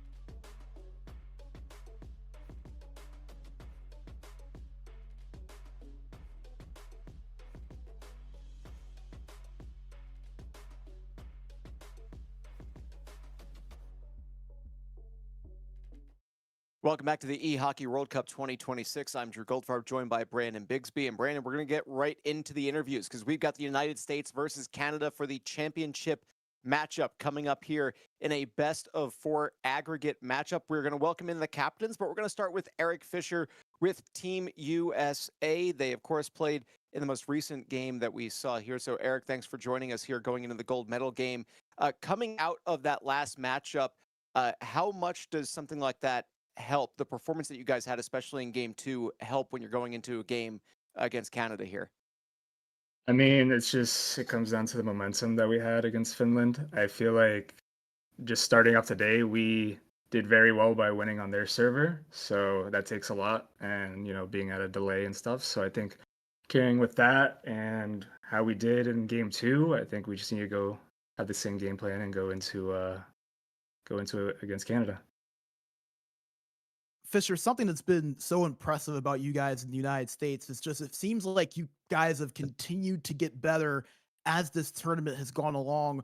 Where do you feel like this team has improved as you go into this final compared to when you started last week? I think a lot of it comes to our communication. We're always calling for the puck, calling plays, helping out if we get beat and stuff like that. So I think it also helps our goalie too, like kind of read things, knowing where, because we're trying to keep it very simple for him as well. So, I mean, yeah, just playing a simple game and just talking to each other. That's what it comes down to. You were talking about your goaltender and just the performance that we've been able to see with, the game doesn't always credit the goalie for making a save on certain times that the puck kind of goes on. But when you see him put up a performance like he did in that last game, and even on the opposing server to have 2 goals against across a doubleheader in the semifinal, what does that do for the 5 of you that are playing in front when you see your goaltender playing like that? Yeah, it's amazing feeling. It gives us a lot of confidence, knowing that we have such a great goalie making all those saves and stuff, and on the Europe server, on our server, and just with him being so dialed in, we are too, and that's how we're gonna show up against Canada. Speaking of this matchup against Canada, you faced off against them on Thursday and won both of those games. I know you can't give up too much, obviously, in terms of what you guys are looking to do, but what are some of the things you felt like worked for you guys in that series to lead to those 2 wins? I mean, to start, they have a way different of a lineup, so we can't really take in how we played on that day compared to how we're going to play now. I think we're going to take it one period at a time, one game at a time, keep it simple, play our way, kind of like how we did against Finland, and see what they bring, and that's basically how it's going to go. Since So. it's the 2 North American teams that are kind of squaring off, this is going to be 4 games. They're all going to be played on the same server. Is that something that you guys are excited about, that there is basically no change game to game, or being the 1 seed, was that home ice advantage something that you were kind of looking forward to being able to utilize the way you did against Finland? Um, I think we're excited to be on either QC or R ping, honestly. I think the drastic change of going to the Europe side, being on that 100 and one thing, like it's a big difference, and you definitely feel it. So I think we're just both. I bet they're excited as well, just to be playing 4 games on our servers and just go from there. So I'm excited. Fisher, I know you kind of mentioned that this lineup much different on the Canadian side, but I know you are familiar with some of those guys on the other Yeah. end. What is something you feel like you are going to have to watch out for a Canada team that has been so strong, just like you guys have been? I mean, it's gonna come down to a lot of puck possession from them. Krusty, Boily, that duo's they're crazy. So it's just stopping them when we can and capitalizing on the chances we do get. And I think that'll, we'll be very successful from it. My last question for you here, just it's the United States, it's Canada. You guys have met before. You guys have met in the group stage, the Olympics. It's been U.S. and Canada. This is a matchup that always seems to just the hockey gods seem to love to see the United States play Canada. What does something like that mean to you to be able to go for gold against the North American rival? I mean, we're just super excited to be here, and beating Canada. I think it's our biggest rival, so we're just happy to be here. And we want to win. That's basically how I gotta put it. So we're gonna do everything we can to win, and hopefully USA comes up on top. So, yeah. Eric Fisher, thank you so much, the captain for Thank Team you. USA. Best of luck in the game coming up here. We'll be going up against the number 2 seed in Canada, who won earlier today. And since we talked to one captain, I feel like it's only fair we should talk to both captains for these teams. So Francis Dumoulin will be joining us here, also a defenseman and respectively for Team Canada. You guys have been able to kind of sit back a little bit. You guys had the early game today. So what has the discussion been like in the last hour or two since you guys wrapped up your win, now going into the final against Team USA? We obviously expected to play them. We've seen the teams play. They were obviously the best team in the tournament this far. Obviously, we know them. We play them. We've been playing them for years, so we know how they're gonna play. They know how we're gonna play. So just whoever plays the best today and whoever comes on top. Dumoulin, you guys obviously were able to take care of business in the first series. So you had a chance to watch the United States in that series against Finland. Do you feel like you were able to kind of learn or pick anything up and that could be an advantage getting to play first, watch them, and maybe take some notes coming into this finals? Yeah, well, they play really good defensively, and especially their goalie has been making saves all tournament. One of the best goalies in the world. So just know we're gonna have to get a lot of chances if we want to score a lot and play some good defense because we know we're going to score. So we need to prevent them from scoring a lot and should be fine if we defend pretty well.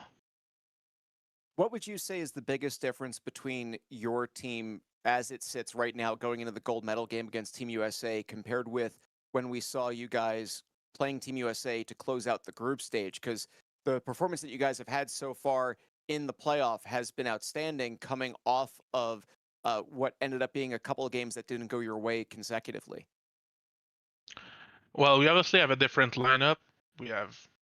I'll be on right D. We have Krusty, who's arguably probably our best player on offense, has been scoring a lot. So it's going to be a different lineup. We've learned a lot from how they've played, and we know how to defend them maybe a bit better. They know how to be greasy. They know how to be flashy whenever they need to score. So just got to be careful from what they bring in. Yeah, Dumoulin, obviously, I know you mentioned earlier, this was who you expected to play in the final. I know, obviously, the goal and the big importance is to continue to have that gold medal crown, but playing in the United States, what does that mean for you to do it on this stage with so much on the line past just it being the rivalry?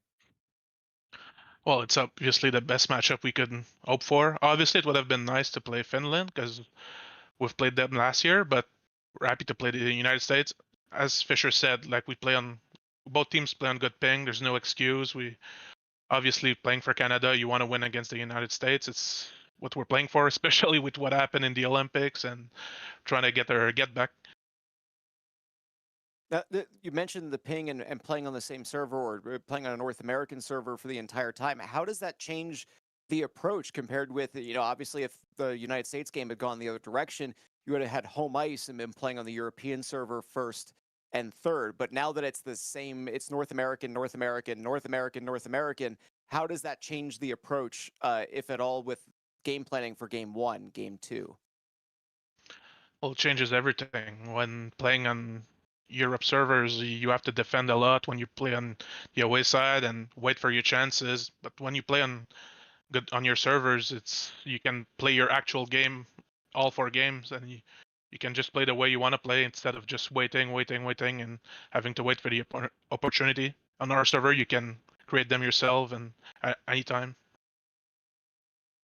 Dumoulin, final question for me. I asked Fisher this, so I want to get your perspective as well. What do you feel like is going to be the biggest key for Canada to win this series against the United States and take home gold?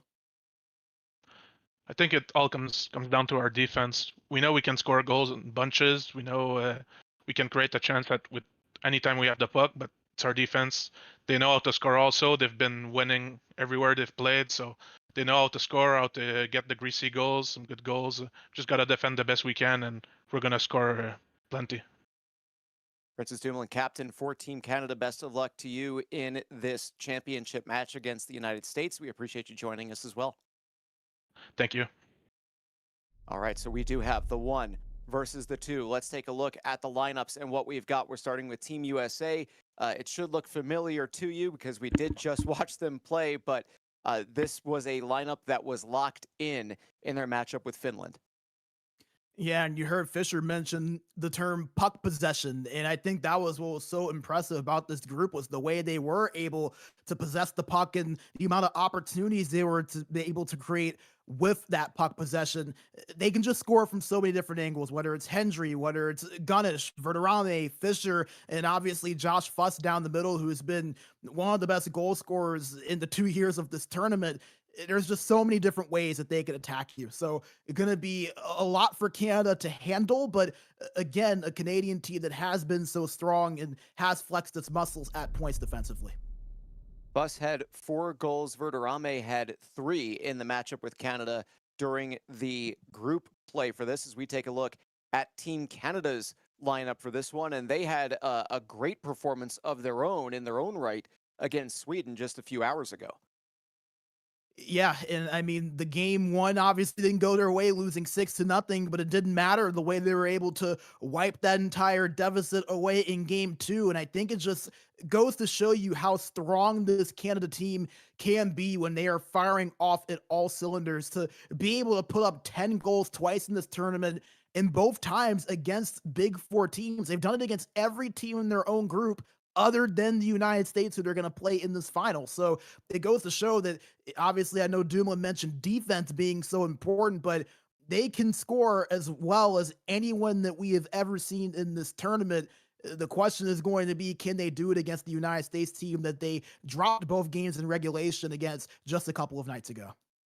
Going to be really interesting to see. We have seen the best of 2 matchups so far in this playoff. This a best of 4. So any one game could go in either team's favor, and it's still, there's going to be plenty of time to try and claw things back as we take a look at what these teams have done so far. You could see the United States may have scored 8 fewer goals than Canada, but they have given up 11 fewer goals. And that is really interesting. And if you're looking at that line right below the goals against, the head-to-head, 2 wins for the United States back during group play. They managed to sweep Team Canada in that one. So we're going into this, and it's a bit different since it's both North American teams. We're not worried about one team taking a huge lead in game 1. These should all be equally competitive games. What are your expectations, Brandon? I think this is going to be probably the lowest scoring series that we covered today in terms of 2 games in 2 games. Just because, again, these 2 sides are so familiar with each other, and you do not have server advantage versus server disadvantage. I think these 2 teams are going to be playing very close. You saw both Fisher and Dumoulin talk about how important defense is going to be, because they know how capable the other side's offense is. So I would not be surprised if you see a lot of 2-3 type of score lines, to where goals, they don't come often, but when you do get them, they are typically well earned. So this is going to be a really fun series, one that I think you can make a lot of reasons for either side to win it. The big question is who's going to be able to elevate to that next level. We've seen what Canada is able to do. We've seen what the United States is able to do. Both of them were so impressive in the semifinals. Now they're going to have to bring that top level against one another. Who's going to be able to do that and execute at a higher level? That's going to be the big question. We saw a level of aggression from both of these teams as soon as they were on a home server. And with it being the US versus Canada, do you think that we are going to see equal amounts of aggression, or might they tone it down a little bit, knowing that they've got 4 games they need to get through, and trying to just spread that out a little bit and be more deliberate with things? Yeah, I think you could see a bit of a slower pace to start out. I mean, you even go back to the 2 games that we saw on Thursday, and things started out with a much slower, calm, kind of chess match feel to it. And it wouldn't surprise me because, like you mentioned, Drew, this isn't the typical 2-game series and then you get your aggregate. This is 4 straight games that these 2 sides are going to have to be playing against one another. So, though I don't think that these two will just drastically change the way they like to play, I think they're going to want to execute on their play style no matter what. I do think that you will probably see, in terms of intentional aggression, trying to force the issue, that isn't something I think you're going to see a whole lot of here early on in this series. You'll see both sides try to manage it, try to kind of feel out what the other is looking to do. In a series like this, it is very much a mental game. You're going to see a lot of strategy, a lot of adjustments, depending on what's going to happen. So I would not be surprised at all to see things kind of be more of a feel out period throughout the first little bit. But again, these are two teams that can score at will. You never know what they might have up their sleeve. Going to be a lot of fun to see what type of direction this game one takes to start the series out. And we already have a game one in the books. You can see it on your screen beneath the US and Canada. Sweden, Finland is currently a 5-2 score that is going into game number 2 there. And so you can see that how that has gone in the bronze medal game. We've got the gold medal series between the United States and Canada, as the teams are just working on matching up. So hopefully we don't have any jersey things with the teams wearing two similarly colored uniforms and that sort of thing. And we'll be able to kind of go through these games one right after the other, because it's going to be interesting to see how much offense we get. You can see the numbers that have been put up. The United States and Canada have each hit double digits during their numbers here. 21 total goals for Canada through 2 rounds, 19 total goals for the United States through 2 rounds.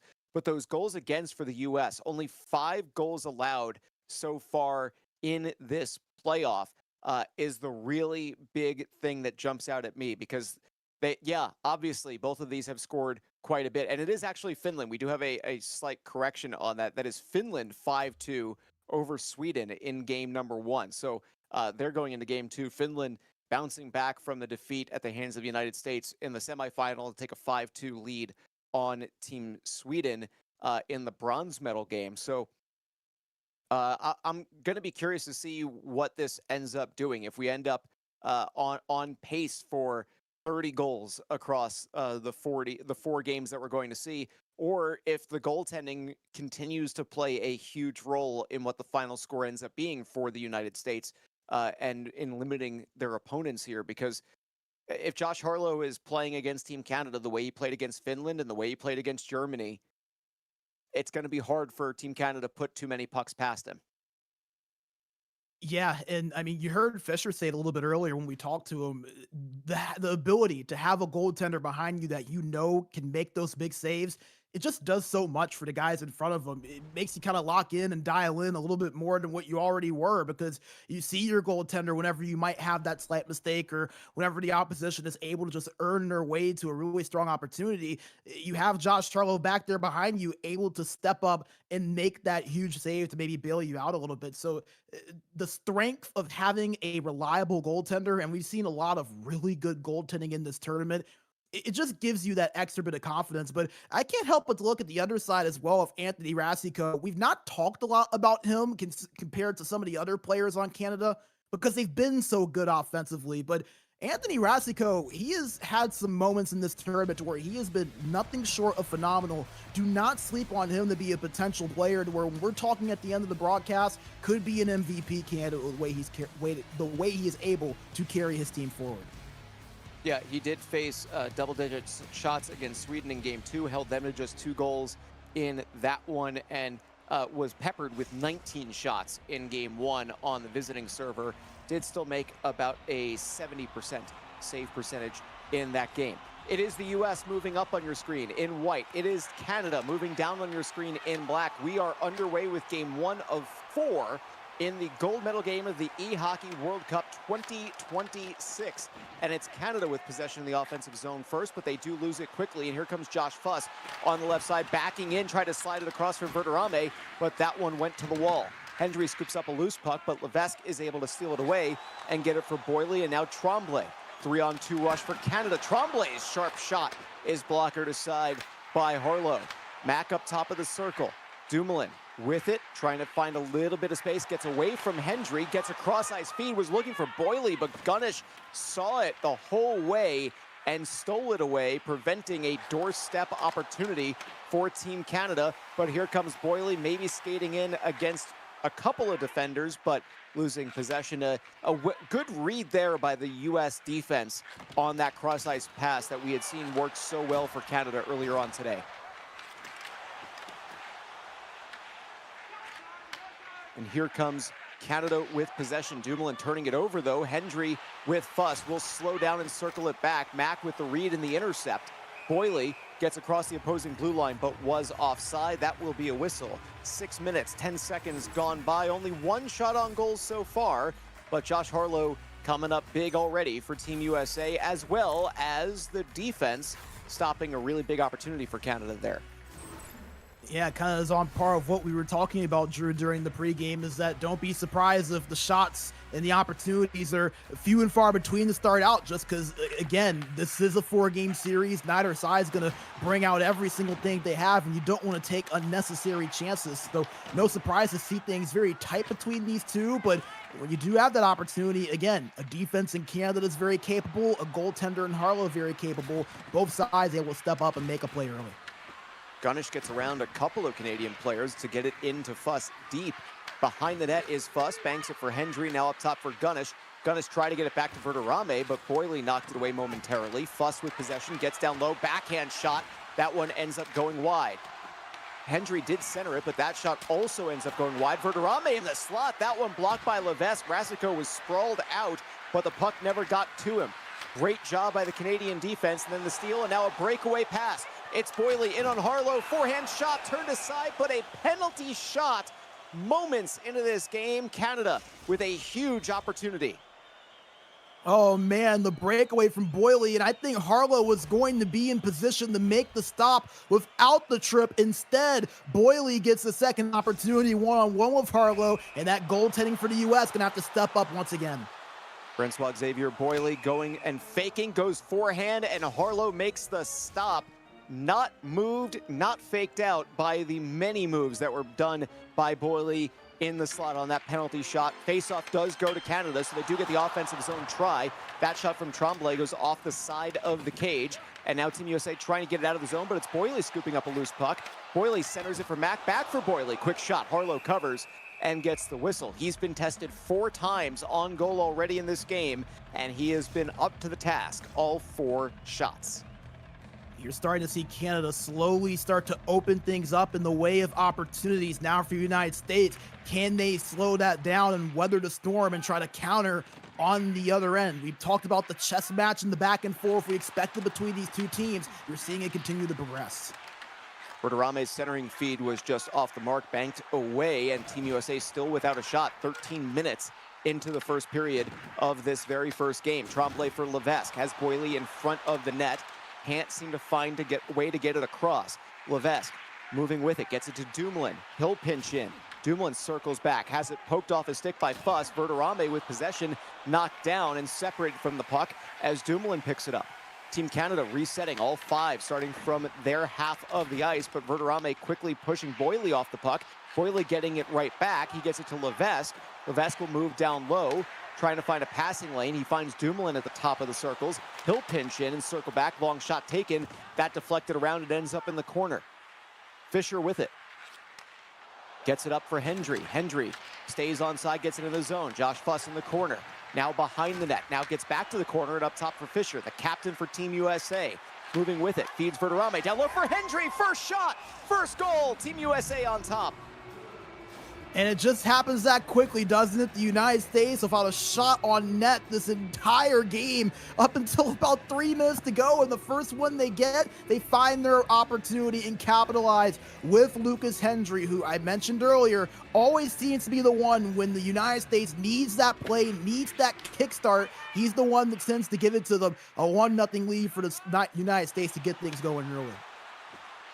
Hendry again leading the charge. Shots are 4-1 Canada, but the goal, the first one of the final, belongs to Team USA. Nearly had another high percentage chance there. That one banked off the side of the net. Team USA now playing some defense. Canada, it's Mac chasing it down along the boards. He'll get pinned to them by Fisher. Boily will bank it along the wall, and we're nearing the final 10 seconds of the first period. Dumoulin, Tremblay with the wraparound try is denied, and now Hendry with 5 seconds has a chance on a breakaway. Can Lucas Hendry get in? He'll spin, fire the shot, and it is blocked away. Team Canada preventing him from getting a second goal in the period, but the only one of period one belongs to Lucas Hendry.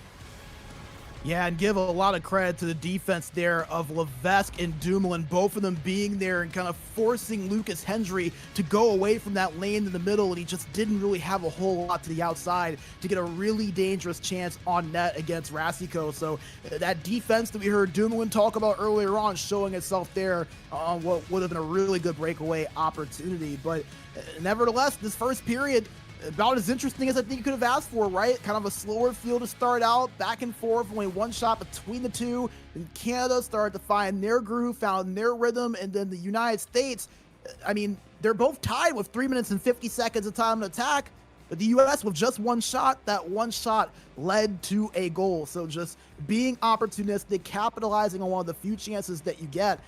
It feels like, Drew, that's going to be a key for these two sides. There might not be many opportunities in every single one of these games, but the ones that you do get, can you convert on them? Going to be interesting. And that penalty shot for Boily to be denied by Josh Harlow is a massive play in the early stages here of this championship, keeping the score even at 0 at that time and allowing Lucas Hendry's goal to be the first and to crack the 0-0 tie in the first period. Team USA controlling the puck off the faceoff to open things up here in the second period. It is Hendry down low, centering feed. Verderame with the shot, and Rasico making the save and covering up for the whistle with exactly a minute gone by in period number 2. As he mentioned, that's just the second shot on net that Rasico has had to be tested with. You get another look at it. Pretty dangerous one there too. You see even more how dangerous it was with that up-close look. Verderame with a little bit of space, and Rasico was able to get that glove over to the left post to stop it from maybe being 2 goals on 2 shots for the Americans. Team Canada won the defensive zone draw, so Levesque and the other 4 skaters all starting out together. Max separated from the puck with a big body check, but Tremblay gets it back, and now to Levesque down low for Boily. Boily in the corner, banks for Levesque, over for Dumoulin. Dumoulin in the slot, try to feed Boily, but Verderame read that the whole way. Tremblay's long shot ends up getting deflected off a defender in front and goes wide. Tremblay again trying to center for Boily, but Gunnish with the intercept, and the play is just that quickly in the Canadian zone. Fisher with it, spins it back, but Fuss was pinching in, and Tremblay has possession for Canada in the offensive end. Centers for Boily, big save is made on that play. It may be credited to the Team USA defense, but a big stop nonetheless as the Americans go offside. 15:06 to play in the second. Yeah, and things kind of starting to slow down just a tad for Canada, just not really able to establish the offensive zone and really get a whole lot of opportunities after they tested Harlow a few times earlier, just weren't able to get them through. So give some credit to the United States, kind of able to slow things down a bit for the Canadian side. They're going to have to continue to here. Levesque spins and gets it over to Dumoulin. Dumoulin chipping in deep and try to get it to Mac, but Fuss with the intercept. Mac with the steal, and now Dumoulin thinks about the long shot, but reconsiders, now takes it and fires it into the corner. Boily with the puck. Verderame with the nice poke check, but it goes to Tremblay. Tremblay in the corner, centers for Mac, up top for Levesque. Levesque cross ice for Mac. Mac does not have the lane, does not take the shot. He gets it up to Dumoulin instead. Pinching now low for Mac, was looking for Tremblay, but Gunnish with the nice steal, preventing Canada from getting a shot on goal in that stretch. Here's Hendry in the slot. That puck is loose, and he puts it in. Lucas Hendry, his second of the game, and Team USA is on top by 2. And what made that play so interesting is that Hendry, he was trying to force his way through that middle on the pass from Gunnish, and he actually lost it. It was great defense there by Tremblay to get that puck off the stick, but it just kind of sat there. No one for Canada was able to pick it up. Hendry was able to get loose from the tight defense and get back to it, puts it on net, and beats Rasico. So a bit of a broken play in a way, but Hendry just kind of staying with it when he got the puck to that position, reaps the benefit of what he was able to get with a rewarded goal. Team USA, 2 shots in this period. Canada looking for their first of the middle frame here in game number 1 as we are approaching the halfway point of game 1, a best of 4 in aggregate championship match between Canada and the United States. Dumoulin away from Verderame, gets it down for Tremblay, had a little bit of space but lost the puck. Dumoulin does get it back to Tremblay, now along the boards as he's crushed by Fischer. Delayed penalty is being called, and it will be against Team USA. Levesque spins it on goal. Harlow reaches out and covers up as it will be a boarding call against the American captain. Yeah, and this might be the exact jolt that Canada needed, getting on the power play, maybe trying to get a little bit of momentum back. As you see a defenseman, as you mentioned, and Eric Fischer going to the box. So that'll force one of the wingers or the center for the U.S. to try to go back and cover that, whether that be Josh Fuss or where they decide to have Lucas Hendry go back there. It's going to be interesting to see if Canada can capitalize on it and get some momentum back on their side. Levesque with the puck off the faceoff in the offensive end, feeds Boily the one-timer, and he scores a power play goal, gets Canada on the board. It is a 2-1 game. And that's exactly what the doctor ordered for the Canadians, capitalizing on that power play and not even really having to wait long in order to find the goal. As we mentioned, Boily, he's been one of the best goal scorers throughout this tournament, both him and Tremblay on that opposite side wing. A lot of space there for him to get that pass up to the one-timer to Boily, and he hits him in stride, no doubt about it. 2-1 Canada, a huge goal for them after the U.S. looked like they were starting to try to pull their way forward and maybe get a bit of an early advantage. Boily could not score on the penalty shot. He does score on the power play. Here comes Josh Fuss, short side shot, turned aside by Rasico.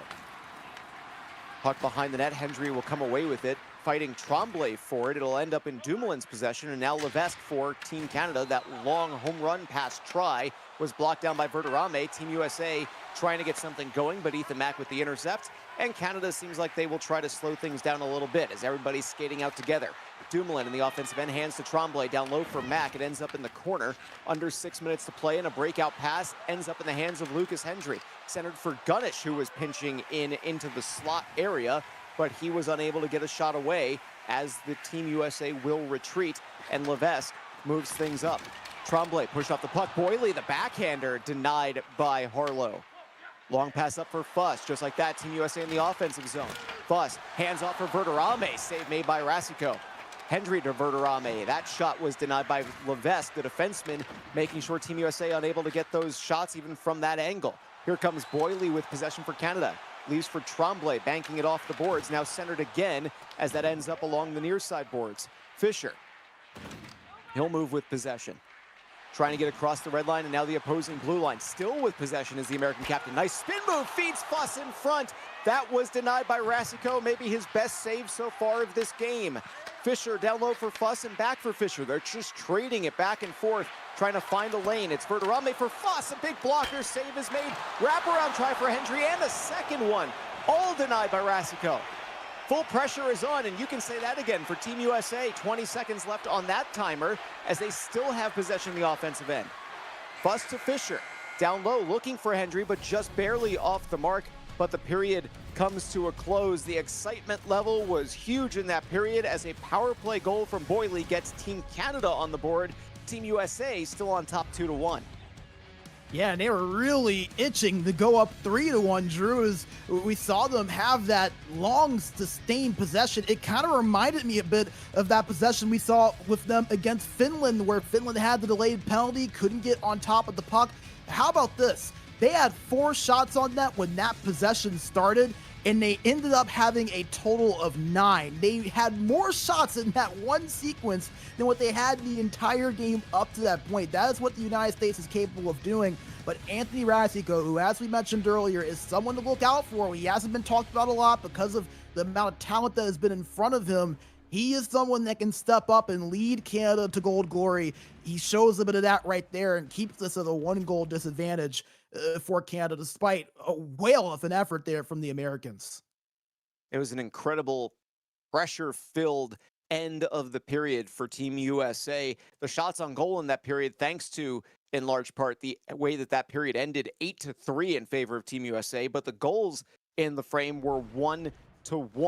So now, as we go to the third period of the first game, Team USA up 2-1, but Team Canada has been able to defend against a really great opportunity for the United States, where the United States was held from making that a 3-1 game. And it probably feels a bit like a win for Canada as they have the first chance of the new period, but that one ends up being pushed wide. Here comes Team USA. It's Hendry looking for Verderame, but finds Ethan Mack instead, who gives it to his defenseman Dumoulin, and he will move it out for Canada.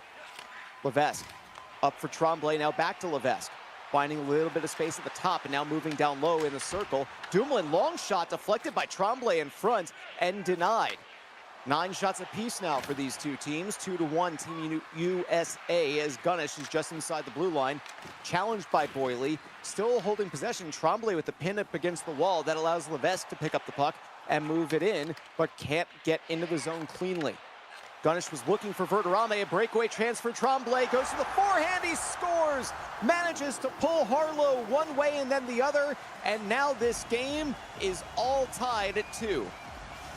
And how about Tremblay? He just kind of snuck behind the United States defense after that turnover where Boily was able to intercept that pass attempt from Gunnish. Tremblay was waiting in the wings for it, and there was no one behind for the United States to stop it because they were thinking they were going to be able to move it forward into the offensive zone. So a great defensive play turns into an even better offensive opportunity and a goal for Canada to tie things up. Things are all even here in game number 1 of this championship series. Hendry just throws it on goal where Rasico will have to play it. Does play it off the boards, but it goes to Team USA. Fuss behind the net with possession. Tried to spin in front. Was guarded by Dumoulin. Thought better of it. Tried it a second time and ends up losing possession. Here comes Tremblay, most recent goal scorer in this game. With it, gets it to Dumoulin, center, but Verderame is there for the intercept. Team USA now trying to move in the other direction, but they'll reset as Gunnish will start with things in his own end. Poke check away as Team Canada forces the turnover in neutral ice, and now a little bit of that feeling out process as the puck does stay on. No, it was offside, in fact. That pop-up did not show up until it was touched by Canada, but it was, in fact, offside on the Canadians. Yeah, things get really interesting now, Drew, because the U.S., after having that advantage in their way, it's all dissipated now, and the shots pretty much even, 10-9 in favor of Canada, so only a 1-shot difference almost halfway through this third period. And again, this game, just kind of a preview of everything that we have expected to see throughout this 4-game series. Very back and forth, ebbs and flows, just a matter of who is going to be able to capitalize and take advantage to maybe give themselves a 1 or 2 goal advantage going into the second game. 11.5 to go here in period number 3 of game 1. Mack had an opportunity but lost it to Fisher. That puck was thrown off the side of the net instead by the Canadians. Mack pinned by Fisher up against the boards. Lucas Hendry intercepts the pass attempt and moves out with it. Gets it to Verderame and now Gunnish. Gunnish along the boards. He gets around Levesque. Loses possession as he took the shot on Mack, but now chasing it down. Canada's Boily gets it to Dumoulin and they will finally exit the zone. Here's Tremblay in the offensive end. Centers for Boily. He had the shot. He hit the post. He got the goaltender off of the post. He had an open lane, and he just missed it, and he found iron. Unfortunate break for Team Canada as they had another chance and a first perhaps to take the lead in this game, but were unable to convert. Hendry's shot is turned aside by Rasico. Centering feed for Verderame. He can't do anything with it. Gets behind the net and turns it over. Here comes Boily. Hands to Tremblay. Tried to center for Mack, but Gunnish is there to scoop up the puck, and Team USA will exit the zone. Fisher gets back to Verderame, trying to center, was looking for Fuss, but intercepted by the Canadians. Tremblay in the offensive end now. Back and forth we go. Forced off the puck by Verderame. Verderame now with possession, trying to get out of the zone, and doing so is Gunnish. Team USA in the offensive end. Gunnish to Hendry. That long shot is stopped in traffic. Fuss trying to get the possession. He does. Wheels it back up for Fisher. Fisher with a slot. He has a little bit of space for Verderame. Finds him, but he loses possession. And now it's Tremblay feeding Boily with under 3.5 to play. Feeding back for Mack, but that one just slightly off the mark. Dumoulin to Levesque. Boily now down low beneath the goal line in the corner. tried to get in front, lost the puck, but it goes right to Levesque, centered for Tremblay, couldn't get the shot away. Now centering in front, Mac could not crash onto the puck, and Team USA has a 2-on-1 opportunity. Fisher with it, centered for Hendry, that puck is in! It was looking for a pass, but Fisher ends up getting credited for the goal as it banked off of a player and just ends up in the back of the Canadian net. And kind of a similar goal to what we would see from the United States in their series against Canada on Thursday. You just get that puck in a dangerous area, whether it's a shot or a pass, and it seemed like they would just find their way to that bounce. We heard Dumoulin, the captain for Canada, mention that this U.S. team very good at finding those greasy goals. I would say that qualifies a huge one for the United States with so little time remaining in the third period. The goalie, Josh Harlow, getting credited for the only assist on that play, as it did appear to go from one captain's stick off of the other captain and into the back of the Canadian net. 3-2 Team USA here in the final real-time 60 seconds of game number 1. Levesque down low for Mac, now handed to Boily, back up for Levesque. Levesque moving around, gets it to Dumoulin, challenged by Hendry. Dumoulin still holding possession with 35 seconds, loses it to Verderame. Now Hendry gets it out of the zone as Josh Fuss picks up a loose puck. Fuss in the corner. Big hit by Dumoulin, separates him. Levesque gets it up for Tremblay. 25 seconds to go. Does Canada have another equalizer in them? That puck is down low and sent to the corner by Harlow. Mac gets it back down low and now spun up for Dumoulin with 15 seconds left. Dumoulin D to Levesque. They're trading positions. 10 seconds. Long shot. Redirected in front, and it ends up in the back of the American net. That one, I believe, may have deflected off an American player as well, as it is going to be Ethan Mack credited with his first goal of this series.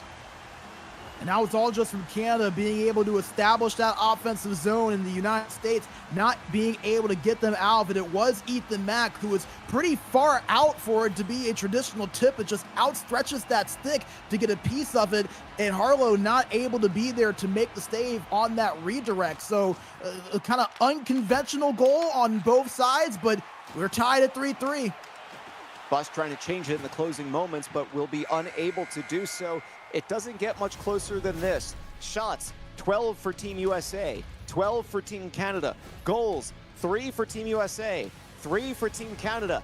Game 1 is in the books. We've got 3 to go, and we are just as tied as we were going into game number 1. This series so far living up to expectations, I would say. As advertised. We wouldn't lie to you here in this booth. We told you this was going to be back and forth, and that's exactly what we got in that game number 1. And you know, we talk about how thin the margins are. Remember, last season's gold medal between Canada and Finland was decided by just 1 goal, so you never know. That late tip from Ethan Mack that you're seeing right there, that shot on from the high point, Mack just able to get a piece of it. That was Danny Carl Levesque who ripped that one on. That play could be the difference between Canada winning the gold medal or the United States being able to do it. That is how razor thin this matchup can be, especially with so much on the line in this 4-game series.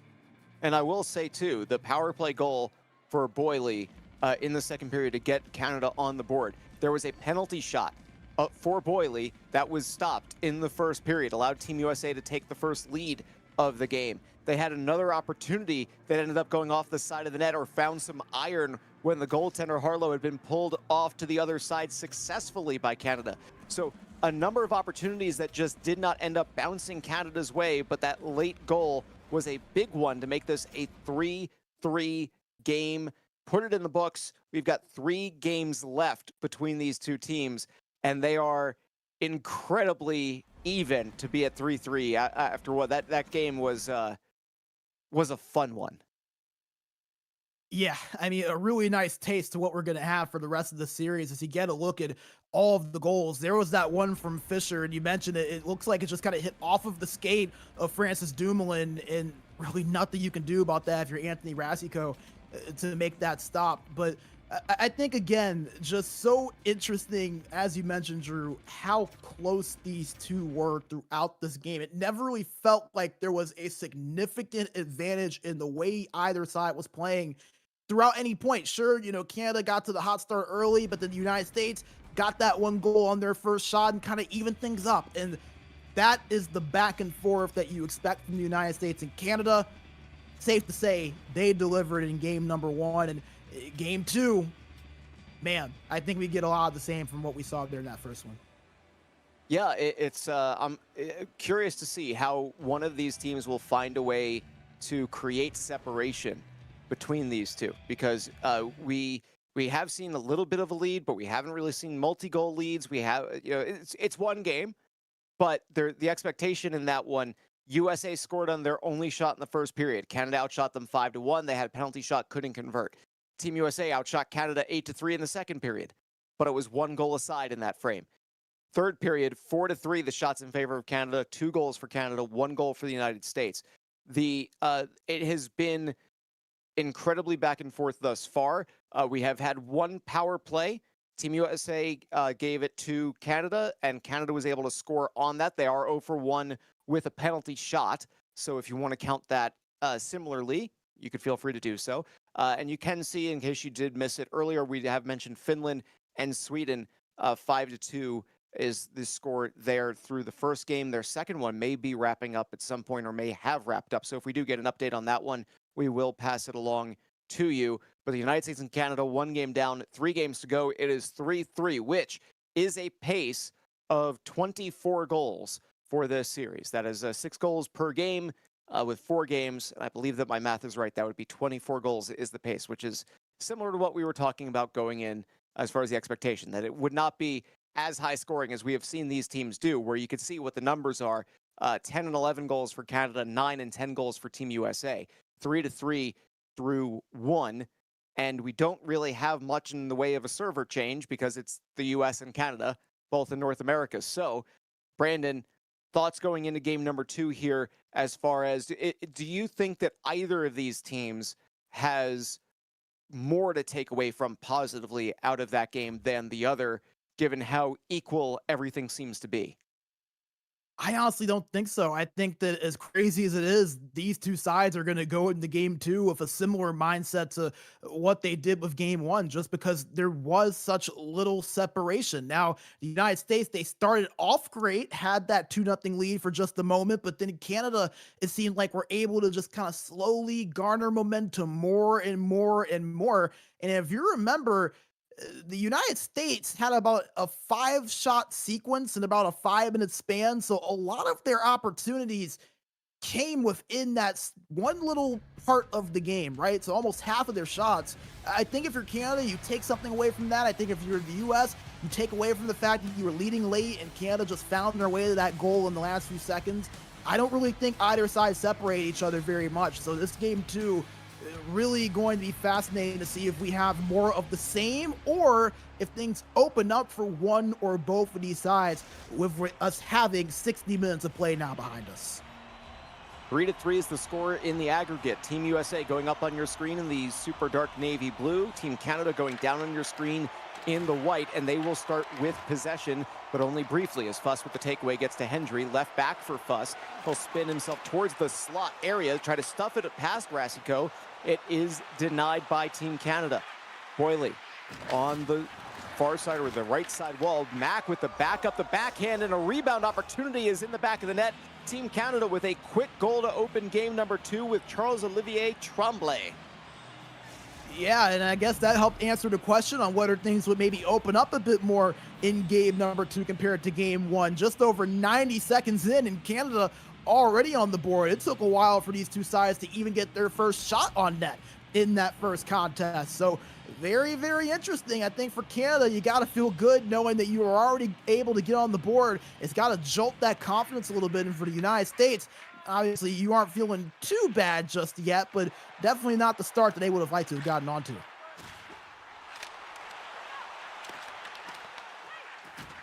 Team USA trying to get an offensive possession going, but it's Dumoulin with the home run pass, connects directly to Tremblay. Quick shot, rebound for Boyley. That one ended up not being able to be sent on net. A big save made by Josh Horlow, his first of this game. Back up top for Dumoulin, trying to wait for Tremblay to be able to recover. Here's Boyley. That shot is blocked by Team USA, and the puck unable to be cleared, though, by the Americans. Boyley blocked again, that time by Gunnish. Banks it around the boards, up for Levesque. Levesque pinching in, thinks better of it, feeds Tremblay cross ice. That shot never got through traffic. Fisher exits the zone with it. Cross-ice feed for Verderame into the slot. Verderame has it poked off his stick by Dumoulin, and Dumoulin will scoop up the puck. Dumoulin skating with it, crosses all 3 lines and gets it to Tremblay. Tremblay along the wall, poke check by Hendry, gets it over to Dumoulin. Dumoulin will retreat for Canada, making sure they don't go offside and don't force something that might turn into a turnover. Big hit, and the puck again in neutral ice with Dumoulin retreating to his own blue line. Levesque came in, but offside. 8 minutes gone by in game number 2. Canada up 1-0. They're the only side with a shot on goal so far, but a neutral ice face-off is coming up. This is exactly what the United States faced in game 1, where they didn't have a shot on net until closer to the end or the latter stages of the first period. So just when we were saying, hey, maybe things are opening up a bit, these two teams kind of going back to slowing things down in that back and forth matchup where neither side is really able to create much separation. Fisher nearly created separation, but Dumoulin was able to pull in behind him and knock the puck off of his stick. A near breakaway opportunity for Eric Fisher. Here comes Tremblay. That shot ends up in the corner as it hits some traffic in front. Gunnish with it, up for Verderame. Now in the offensive end, feeds Hendry towards the slot. Tried a spin move, but lost possession. Here comes Canada. Levesque was looking for Mack. The pass a little off the mark, and Gunnish will chase it down in the American corner. All 5 players for Team USA starting up together. Verderame had it momentarily, gets it in deep, but Levesque is the one who is there, scooping it up and skating it out for Canada. Now in the offensive end, Levesque still holding it, still keeping it, moving around on the circle, up top for Dumoulin now. Dumoulin thinks about pinching in, stays along the boards, gets down below the goal line, try to go forehand on Harlow from beneath the goal line, but denied. Long breakout pass. It's Hendry. Odd man rush for Team USA. Centering feed for Fuss. He still has it. Feeds Hendry. And Lucas Hendry picks up his 3rd goal of this series.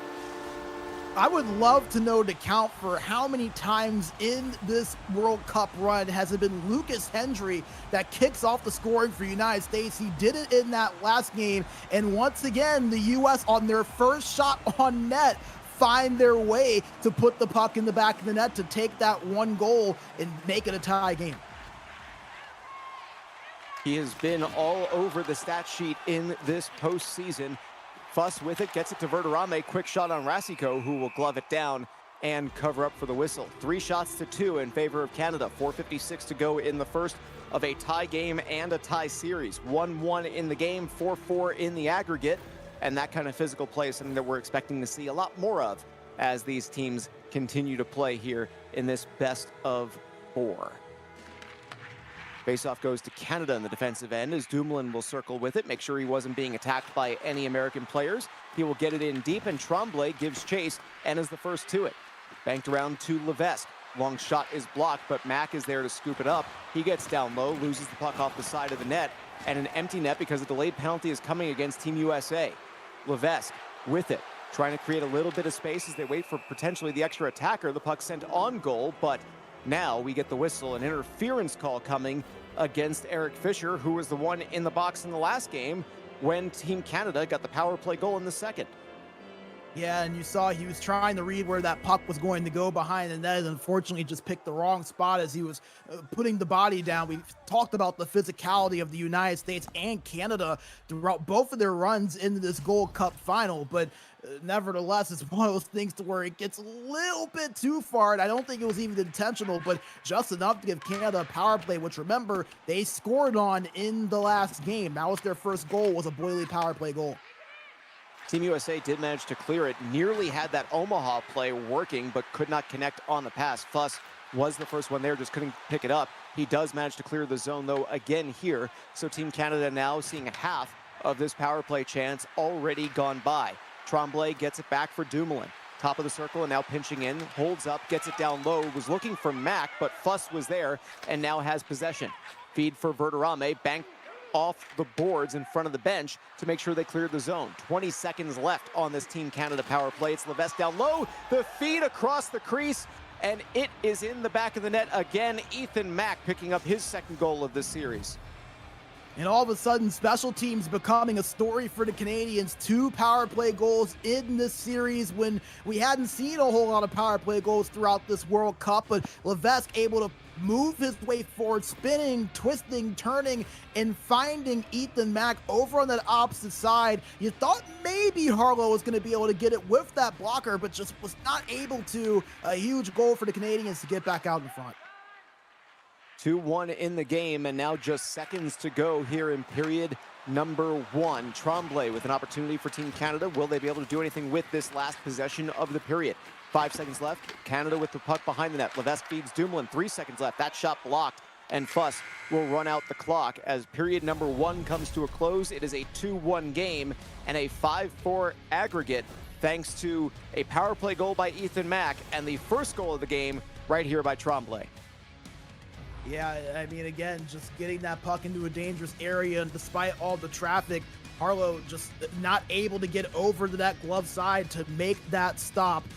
Canada has been so impressive with the way they've been able to capitalize on a few of the mistakes that we've seen from the United States with that power play, with the turnover in that last game that led to the breakaway. It's just one of those things to where if you are Canada, can you create some separation? Neither of these two teams have really been able to separate from one another, and that's been the big difference. It feels like the next goal could be very critical to seeing, can Canada maybe get themselves on a run, or will the United States just kind of keep this whole series going the way it has to where these two teams seem to be tied at the hip?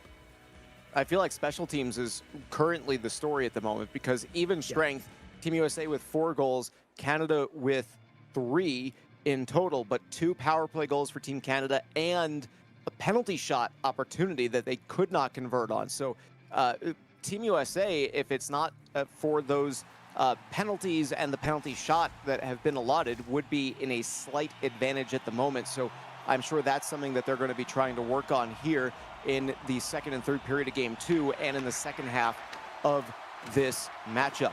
It is Team Canada with possession first here in the second period. Boyle spins it up for Levesque. Levesque trying to find a little bit space, but he's pressured by Verderame.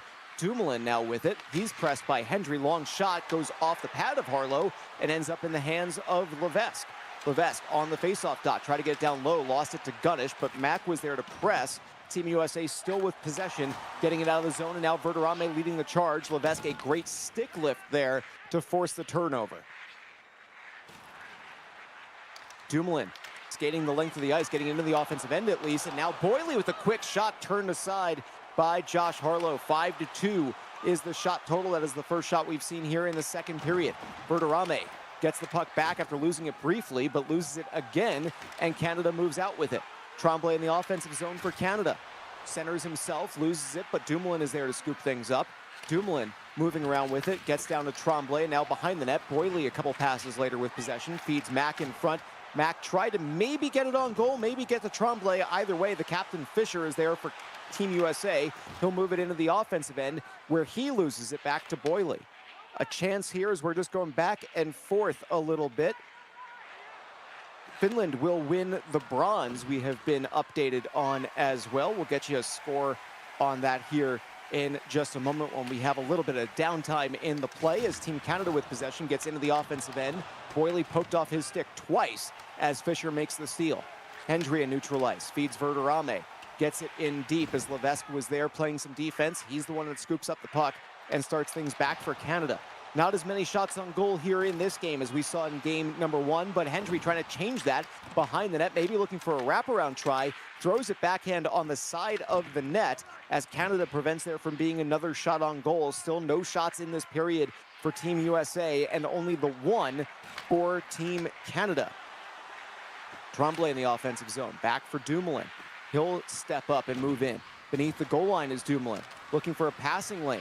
Spins with it a couple times, in fact. Dumoulin gets to Levesque. Levesque in front of the bench, long shot, blocked down by Fuss. And Team USA again, the long pass to get it out of the zone. It's Hendry in the offensive end, back for Fisher. Pressured by Tremblay and now pinned as Ethan Mack gets it out of the zone. Long feed was looking for Boyle perhaps with that puck the way it was moving along the boards, but Team USA scoops it up. Constant action, but the goaltenders have not been tested as we have an offside whistle with 6:45 to go in this period. And we have a final score, the result 8-5 in favor of Finland as game 2 ended up being a 3-3 draw. Yeah, big congratulations to Finland. I know for the Swedes, that has to be crushing. They were, just a couple of periods away from being in this gold medal game, and to come out of it completely empty-handed, that has got to be a crushing blow for them. But for the Finns, able to at least take home something after the disappointing loss to Canada in those semifinals. So big congratulations to them for taking home the bronze. Team USA in the offensive end, still looking for their first shot of this second period with less than 5 minutes to go on that clock. Tremblay getting it out of the zone, and now in the offensive end. Down low for Dumoulin, feeds Boily. Huge stop made by Josh Harlow, as that is the best opportunity we've seen in a while in this game. Only the second shot on goal of the period, both of which belong to Canada. It feels like Canada, they have been able to do exactly what Dumoulin said in the pregame he wanted to. Defense, defense, defense, denying the United States of what Fischer said was important for them, which was puck possession. So kind of interesting to see the keys of the game really unfolding right now in front of us in favor of Canada. Verderame tried to get it down low. He had two teammates there, but couldn't get it through. Levesque now in the offensive end feeds Boily. That shot is turned aside, and now a bank pass from Boily up for Dumoulin, who will pinch in down low. Final 30 seconds of this period. Long shot kicked away by Harlow. Levesque with it. Final 10 seconds, real time 10. It's Levesque pinching in.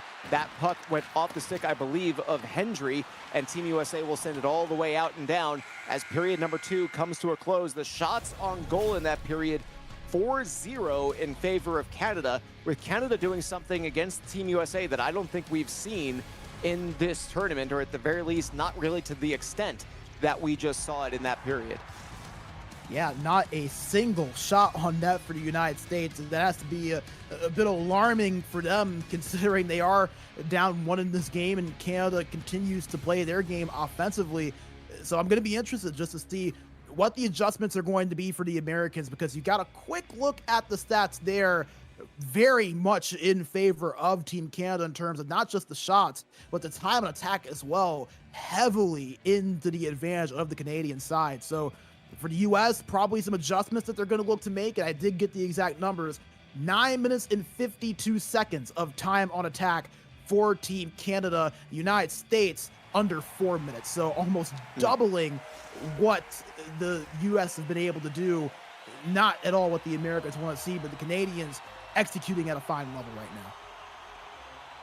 We'll see what happens here in period number 3. The aggregate was 3-3 from game number 1. It is currently 5-4 in favor of Canada. This is game 2 of a 4-game series. Team USA trying to get something going offensively. I wouldn't be surprised to see Team USA just try to get a shot on goal of any kind here, just to take it from an angle that they wouldn't normally try, just because they have not put anything on Rasico in over 20 minutes. But it's Ethan Mack on the other end, extending the Canadian lead with a big goal here early in the third. Just the quick hitting counter attack of Team Canada showing itself off right there. And it was after it looked like the United States, as you mentioned, were trying to move quickly and just get a shot on net. But you see Tremblay getting that pass over to Mack, who was able to find some separation in the middle between those two defenders. Tremblay able to squeeze that pass through to him, and Mack able to beat Harlow to get the finish. And what you just mentioned, Drew, I think even more important now, the United States, they just have to try to find something, get a shot on net, get that puck in a dangerous area. We've seen the U.S. benefit from that throughout the series. Nearly had an opportunity there, but again, could not get the shot away. And here comes Levesque for Team Canada. From the corner, up for Boily. They'll trade positions again. Now Levesque in his more familiar spot. His shot is blocked by Verderame, but he gets it right back. And now with a little bit of space, it's Mack. Try one, try two, both denied. One by the goalie, one by the defense. Feed up for Fuss. Fuss tries to spin around, wheels it on goal, but it hits the side of the net. Still no shot on goal since the first period for Team USA. Here's Hendry trying to find a lane. Gunish with it, moving in, moving around, trying to center, but Tremblay with the steal momentarily. Hendry holds it in the zone at least for a second, and now Team Canada has exited their defensive end. Levesque on the offensive attack here. He's separated from the puck by Gunish, and Fuss is the one with possession. Fuss gets it across to Fischer, now up for Hendry, back for Fischer. Nice little give and go as they continue to trade the possession back and forth. Fuss in the corner, pinned by Dumoulin. He'll kick it away and now chase it, but it's Levesque who ends up with possession of the puck. Long slap pass up for Tremblay is intercepted by Fischer, given up for Hendry. The puck goes to Fuss. Again, Team USA unable to get a shot on goal. Can Fuss do something with it? They turn it over. It's Mac with possession, gets it back for Levesque. 2-goal lead for Canada. The shots on goal now 10-2.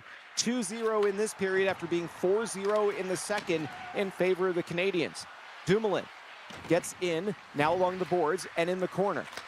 Trying to find a lane, gets it to Mac in the center. He'll move to the faceoff dot. Center's back for Tremblay, kicked away by Harlow. That changed direction right in front of him, so a very difficult kick save is made by the American goaltender. There's Fuss on the backhand, and he scores. The U.S. with their first shot on goal since the first period, and it's in the back of the net.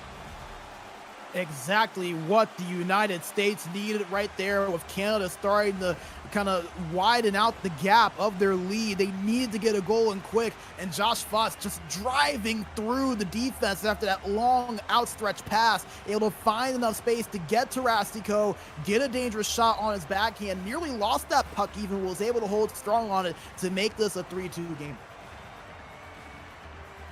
Fuss from Verderame and Gunish on that one cuts the lead to 3-2. The U.S.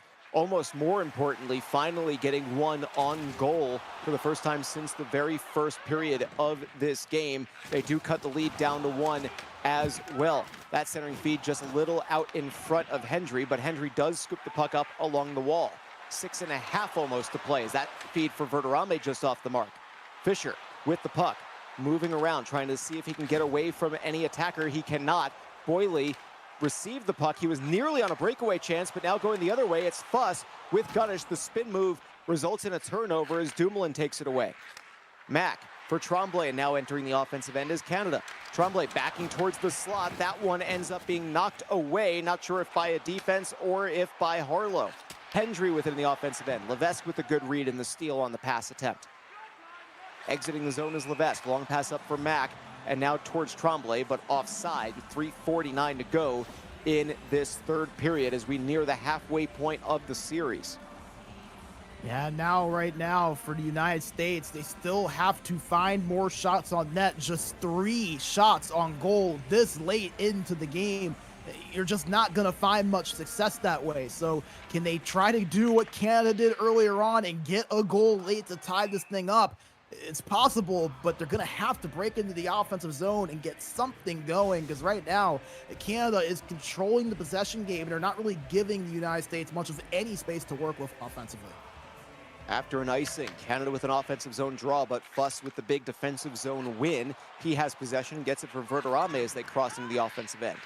Gunish now moves away from Boyley, gets it for Fisher. That quick shot is blocked by Tremblay, and now Dumoulin trying to get it out but unable to. Team USA, though, slightly offside. That draws the whistle with 2:20 to go. And we've seen a few offsides and icings the last few minutes, and I think if you're Canada, you're completely fine with that. You're cool with this game slowing down and not allowing the United States to get in any rhythm to get some opportunities. So not too bad here for Canada, but they're going to have to stay on their toes here defensively. Nearing the final real-time 60 seconds of game number 2. Team Canada on top 3-2 in this game. Mac unable to get it towards the slot. Hendry now skating with it, skating 1-on-4, has Fisher, but the puck ends up back in neutral ice, and Team USA will need to regroup a little bit here, approaching the final 45 seconds of this game. No overtime should this game be tied. The first one ended in a draw 3-3. Right now, Team Canada up 3-2 here in game 2. Mac in the corner, sends it down low. Boyley tried to center for Tremblay. They could not get the shot away, and Hendry exits the zone, loses it momentarily. It's now Verderame with it, getting it into the offensive end, but it is Team Canada's possession now. Boyley in the offensive zone. Final 20 seconds of game number 2 as it's chased down by Fisher. He'll hold and try to set something up as Team USA looks for the final possession of this game. Gunish chips in deep. Shots 11-3. Fuss for Verderame. That shot went wide. It could have been a good opportunity. 4 seconds left. Hendry, long shot, doesn't get all the way through as Canada will take a 3-2 victory for game number 2. More importantly, a 1-goal advantage when it comes to the aggregate. 6-5 is now the current score at the halfway mark. What an impressive performance from Canada, especially in terms of the neutral zone and defensive zone play, not really allowing a really strong United States offense to get much of anything going. Just really, really impressive to see what they were able to do. But again, just a couple of timely opportunities that the Canadians were able to take advantage of. 12 shots in the last game, maybe not the highest amount, but they were able to score 3 goals. This time, 11 shots, and they were able to score 3 goals. So again, this series kind of making up to be what we thought it would. Maybe not high scoring, but you do get those opportunities. It's important to capitalize on them. Canada able to do that. US, I mean, they just got so few opportunities to where they didn't really get that chance to do so. So they took advantage of theirs. It's just that 2 goals, 3 shots, you're not going to win many games that way. What are you noticing with Team USA in that game? Because to have the shot discrepancy, especially in the second period, that they did in that contest, are you noticing anything? Are they trying to make one too many passes? Is this just a situation where we are seeing Team Canada play especially well? But I mean, 3 shots on goal in a game, excuse me, is just not something we're used to seeing out of Team USA. Yeah, I think a lot of it does have to do with just Canada doing a really good job of forcing the United States to stay to the outside. Something that we know about both of these teams is they love to try to get that puck into the middle of the ice, especially the United States. We've seen them try to force those passes in and try to force their way into the middle.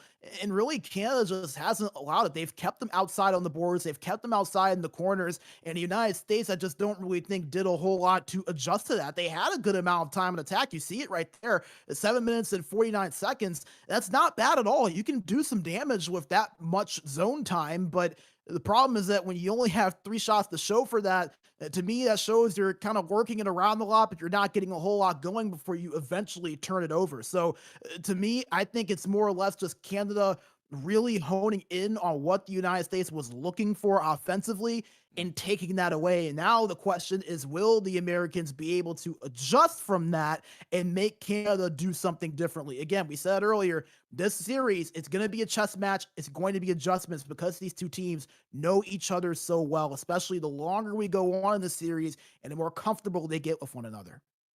It is going to be interesting to see how the United States responds to this one. Team Canada has been incredibly consistent, between 3 and 5 shots on goal in all 6 periods of this series so far. Team USA has 3 periods of 1 shot or 0 shots, 2 periods of either 2 or 3, and then 8 periods in the second period of game number 1, or 8 shots, I should say, in the second period of game number 1.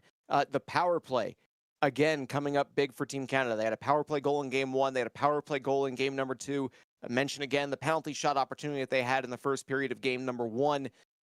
That is something that, if you could look at it from the United States and say that, okay, well, we're giving up 2 even strength goals a game right now, and we're scoring 2.5 even strength goals per game right now. If you're able to cut that out, cut out the penalty and not give Team Canada a power play opportunity, because they've just been able to convert on each of those chances that they have been given so far. And that at the moment is a major difference. Obviously, 3 shots on goal in a game is not going to cut it for the US, but defensively, that's one thing that jumps out at me that the Americans can try and change here going into the second half. Yeah, I completely agree. And I think something that makes it so interesting is that Canada, up until today, hadn't scored a power play goal in this World Cup. So it's typically been when they have gotten those opportunities, they just haven't been able to score on them. And the United States coming into today had not given up a power play goal. So you would have figured that maybe that wouldn't have harmed the US so much. But some of those mistakes that we've been seeing, them getting in trouble with the penalties, we saw them actually take a few against Finland as well. Canada has been able to make them pay for it. And when you look at just what the aggregate score is, only being separated by 1, 2 of those goals for Canada came on the power play. That has been a huge difference maker. That has been helping out Canada and has the United States down by 1 heading into a pivotal game number 3. Going to be interesting to see how we get a start in this contest, or in this third game, just because of the nature of things. I would say, I was saying it late in the game for the US going into the third period. I don't want to see another, if I'm Team USA, if I'm looking at what I want to do here for them, you cannot have a 4th straight period with 3 shots on goal or less. You have to get more pucks on the net. Maybe it's making 1 fewer pass. Maybe it is just taking that opportunity that you're given, or not trying to look for a better opportunity if you do have one. But just to test Rasiko on that is, I think, what you just have to do that just to change the way that things have been going. Because, again, third period of game 1, 3 shots. First period of game 2, 2. Second period of game 2, 0. Third period of game 2, 1 shot on goal. You cannot let that streak continue to where it becomes a trend. Yeah, I think that's a great point, Drew. You cannot carry forward that game 2 performance into game 3, because you have to remember, now you're halfway through the series. You do not have the benefit of time coming into this game number 3. You cannot allow for Canada to outstretch this lead even further going into the fourth and final game. And something else to remember too, these are 2 North American teams, so home ice advantage for the United States, which had been such a benefit for them, isn't going to do them a whole lot of favors coming into game 4. So for the U.S., I agree with you. You have to just try to find a way to get more shots on net, whether that's one less pass, whether it's being a little bit less selective, or just trying to find things from different angles. I don't really recall seeing the United States go for that wide angled shot over by the post that we saw them kind of doing a few times earlier on today against Finland. Try to switch up the looks and make Canada get outside of their comfort zone in terms of the way they're structured defensively. Game 3 is underway. We are now halfway through this championship match, or we may be about to restart that halfway point because it does look like there was a bit of a disconnect or a connection issue between the two. Lots of distance between the United States and Canada, so that makes a lot of sense on that. But yeah, so we are basically now waiting to see the reconnection on it. Team USA will be going up on your screen. Team Canada will continue to be going downwards on your screen when we do get to game number 3. Since it is a 1-goal matchup, and we've done our recap of game 2, and we probably just have a minute or two here. In the event that these teams end up tied after game 4, the deciding factor is a 5th full game. Is that correct? We would just go over the tie-breaking procedure that we have in place, just because you don't want to say that going into the 4th game because the broadcaster jinx and all that stuff. So maybe we do that now at the halfway point, since we've got a little bit longer of an intermission than we were expecting going into game 3. Yeah, and that is true. The full game will be played to break the tie. So, and then if that game still somehow ends up being tied through that 3 periods, then you would go to an overtime situation from my understanding of it. But again, I think that's good to bring up, Drew, because with how close these 2 teams are, that is a very possible situation, right? I mean, we're 2 games in, Canada's only up by 1 goal. So it's one of those things to where it wouldn't be hard to fathom the United States coming in, winning this next game by 1, and then you're tied going into a pivotal and deciding game 4. So with how tight these 2 sides have been, I think it is something that, like you said, you don't want to jinx, but it is very possible that I think that you have to kind of put into the back of your mind, at least, of saying, hey, we could possibly have that 5th game where we have to play. Yeah, and that game, that last one, game 2, the first time that Team USA has lost since they played on a European server back during the start of the group play. They had lost 2 of those, but had a couple ties here in the early goings, but that 3-2 defeat, which again, the result of the game doesn't matter quite as much as the final score of it, because we are doing an aggregate over the 60 minutes of gameplay for all 4 games. But interesting that Canada able to break through and get a victory in a single game and outscore the United States for the first time that we've seen in, I believe that's going to be, 7 games that they had won or tied consecutively? Yeah, 7. Yeah, so that's a way to kind of break through that armor for Canada, to basically see, again, only giving up 5 goals for Team USA in the first 2 rounds across 4 games. Canada now with 6 goals through the first 2 of this 4-game set, as the team's now relocating one another in the server. And what does that ping say? I'm seeing 17 on my screen. Yeah, that's what I'm seeing down there as well. And that's what makes this even more interesting, is because, again, normally for the US, when they were on the road, that ping would maybe be 117, but a much more even level playing field when you have it being NA versus NA EU versus EU, especially with the United States and Canada being so close to each other as they are. So, going to be really, really interesting. Something I do also want to point out, Drew, I feel like for the United States, I know it's just game 3. We were talking about the potential of, could we see a game 5, depending on how this all goes. This has to kind of feel like a must win, I think, for the United States. You do not want to go into a game 4 being down by multiple goals and having to win by no less than 2 in that potentially final game of this series. So I think for the US in this game, don't be surprised if you see them maybe ramp up the aggression a little bit. Not desperation, but aggression, just a tad, knowing what this game means, and that I don't think you would feel very good about your chances if you were to go down multiple goals heading into the final game. I would agree with you on that as we are here underway. Canada again in black moving down, USA in white moving up on your screen. And yeah, for the US, if they can get another draw and they just have to win of any kind to at least force a game 5, that would be a decent position to be in. You do not want to lose back-to-back, but there's Verderame with a huge stop on the doorstep as Rasico made the gigantic stop, but Team USA, their first shot of this game coming in just the first 2 minutes of game time. Turnover, Tremblay with the steal off of Fisher. He has an opportunity, but loses possession back to Team USA, and it's Fisher getting it up for Hendry. Levesque saw that and took the puck right back away for Team Canada.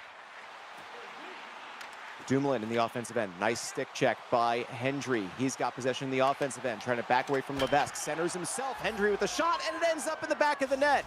It didn't go in clean the first time, but Hendry's shot ends up beating Rasico, and Team USA is on the board first, evening things up at 6-6 in the aggregate.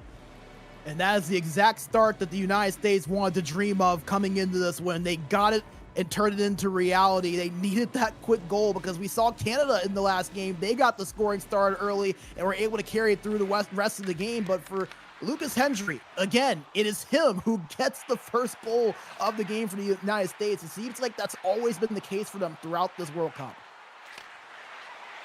It is the third time as Boyley, as I'm looking down at my notes here, Boyley even things up in this game. A quick goal for Team Canada as they respond almost instantly.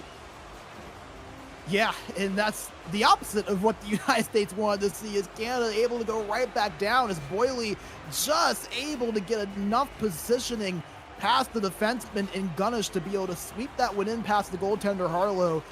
Back and forth we go. We said things might start to open up, aggression might start to ramp up. That's exactly what we're seeing happen with each side with a goal, not even 10 minutes into this game.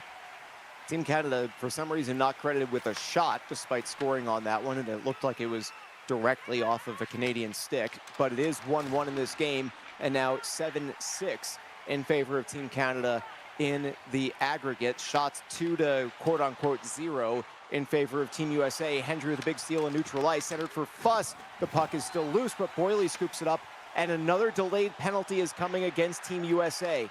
Tremblay in the offensive end for Canada, touched by the Americans, and Canada will get another power play chance as interference is called against Josh Fuss. And that's big because, like we mentioned, that's been one of the weaknesses of the United States so far in this series. And really throughout their playoff run, they haven't had many of them, but they have gotten into some penalty trouble here and there. And they get another one with their center going into the box. That's going to force Nicholas Verderame, who has played some center in this tournament, to fill that spot. Lost the draw, though, and here's Dumoulin. So now Canada set up in the offensive end with the man advantage. Levesque moving with it. Down low for Mack. Try to go cross ice for Tremblay, but the pass was off the mark. Could not connect. Dumoulin, top of the circle, and now moving down. Dumoulin gets in front. Mack with the loose puck shot, and that one is denied by Harlow. Levesque, top of the circle, top of the slot. Switching sides with Dumoulin. Dumoulin considers pinching. He finally does. Cross ice. A massive save by Josh Harlow, or the U.S. defenseman that may have gotten in the way of that shot, because that was one of those cross-crease passes, and it looked like it was going to connect. Levesque pinching in. Could not get a shot lane that he liked. Has it poked off a stick, but gets it back. Tremblay, final 5 seconds of the man advantage. Team USA scoops it up. Hendry will send it all the way down as we go back to 5-on-5, 6v6 hockey here. 8.5 minutes to go in the first period. I think that might hit off the bottom left post there, Drew, going back to that one. I think that's exactly what happened. Boyley's sharp angle shot is denied, but Matt just hacking away at it, and Boyley will be credited with his second goal of the game. It somehow finds its way through the American goaltender. Yeah, let's get another look at it. You see that skied all the way up and through and just bounces its way in. I don't even think it hit off of Harlow's back or anything. It just hit right down to the ice, bounced forward and past the red line to give Boyley his second goal. So Canada, just like that, from seeing the U.S. tie things back up, all of a sudden really in a good spot, being up by 2 in the aggregate score. Dumoulin with it at the top of the circle. Canada only credited with 2 shots, now 3, a save made by Harlow. Realistically, more like 4 to 5 shots on goal for Team Canada at this point. Dumoulin pinching in down low, he's behind the net.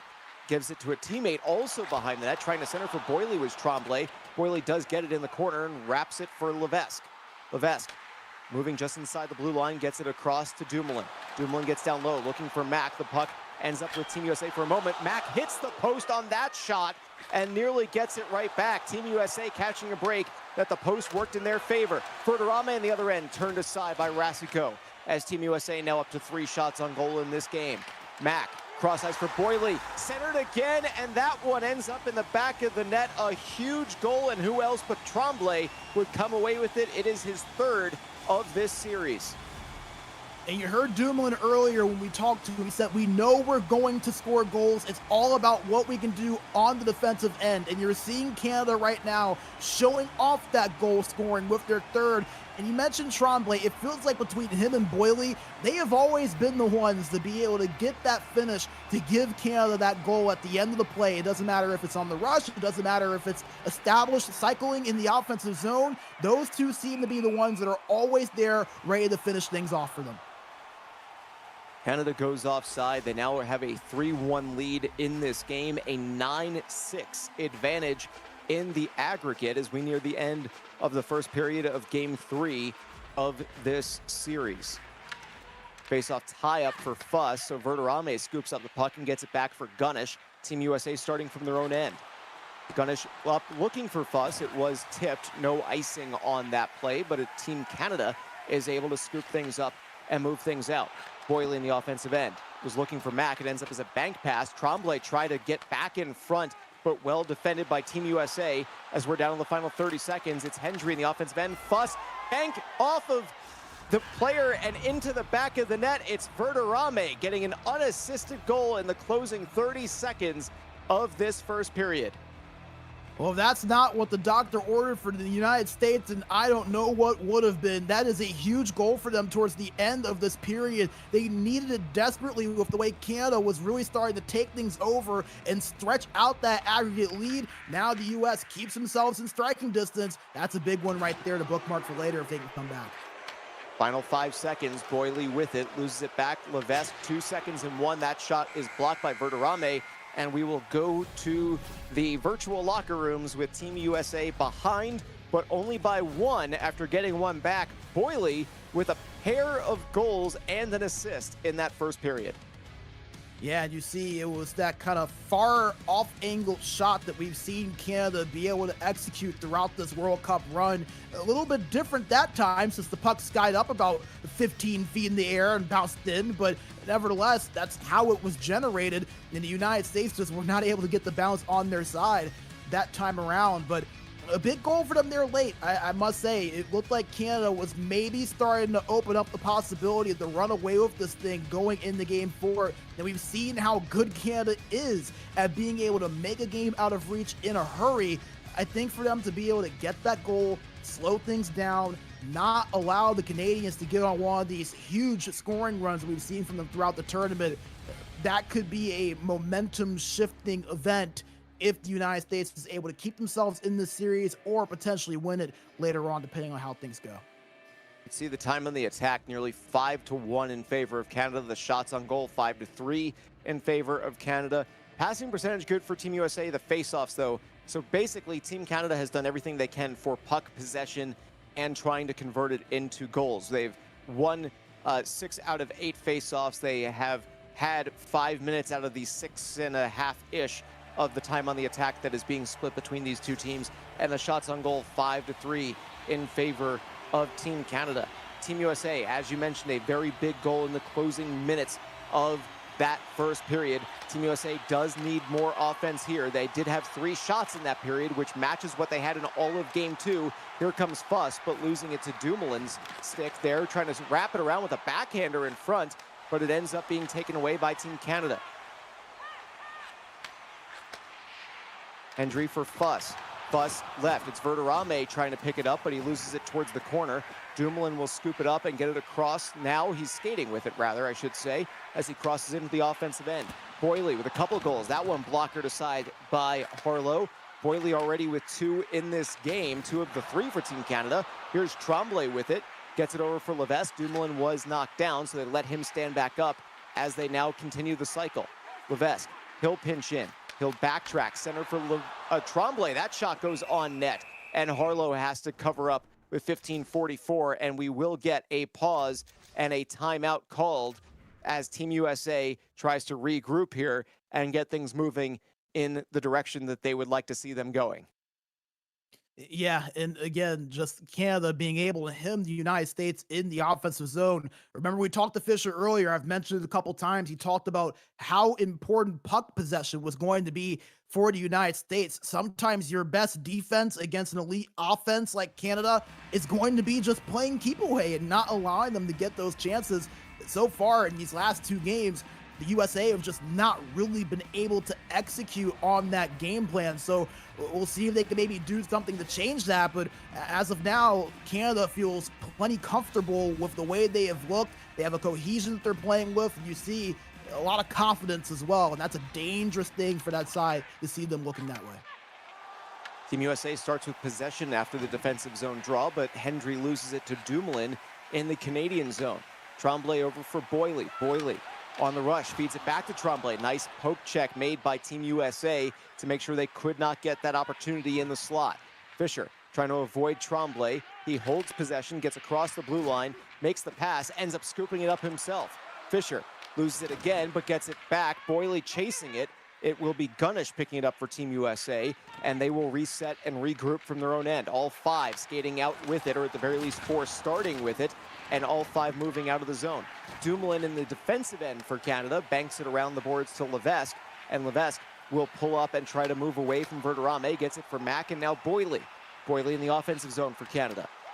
Backhanded around the boards, it's Fisher who chases it down for Team USA, gets it to Hendry out of the zone. Verderame for Fuss, opportunity sharp angle, that shot is saved by Rasico, and he will cover up as Team USA gets their first shot of the period, 9.5 into it. Yeah, they needed it right there. It couldn't have come at a much better time. And for the USA, for them to have an offensive zone draw is critical as well. But you saw that face-off stat earlier where Canada's dominated it. Canada wins the defensive zone face-off here. It's Levesque with it in the corner, and he will move with it. Gets it to his defensive partner in Dumoulin. Bang pass, nicely connecting to Tremblay. Tremblay with the backhander and just sends it on goal and scores. I think that Team USA was expecting that cross-crease pass, and it looks like Harlow was trying to play it as Tremblay gets his 2nd of the game and 4th of the series.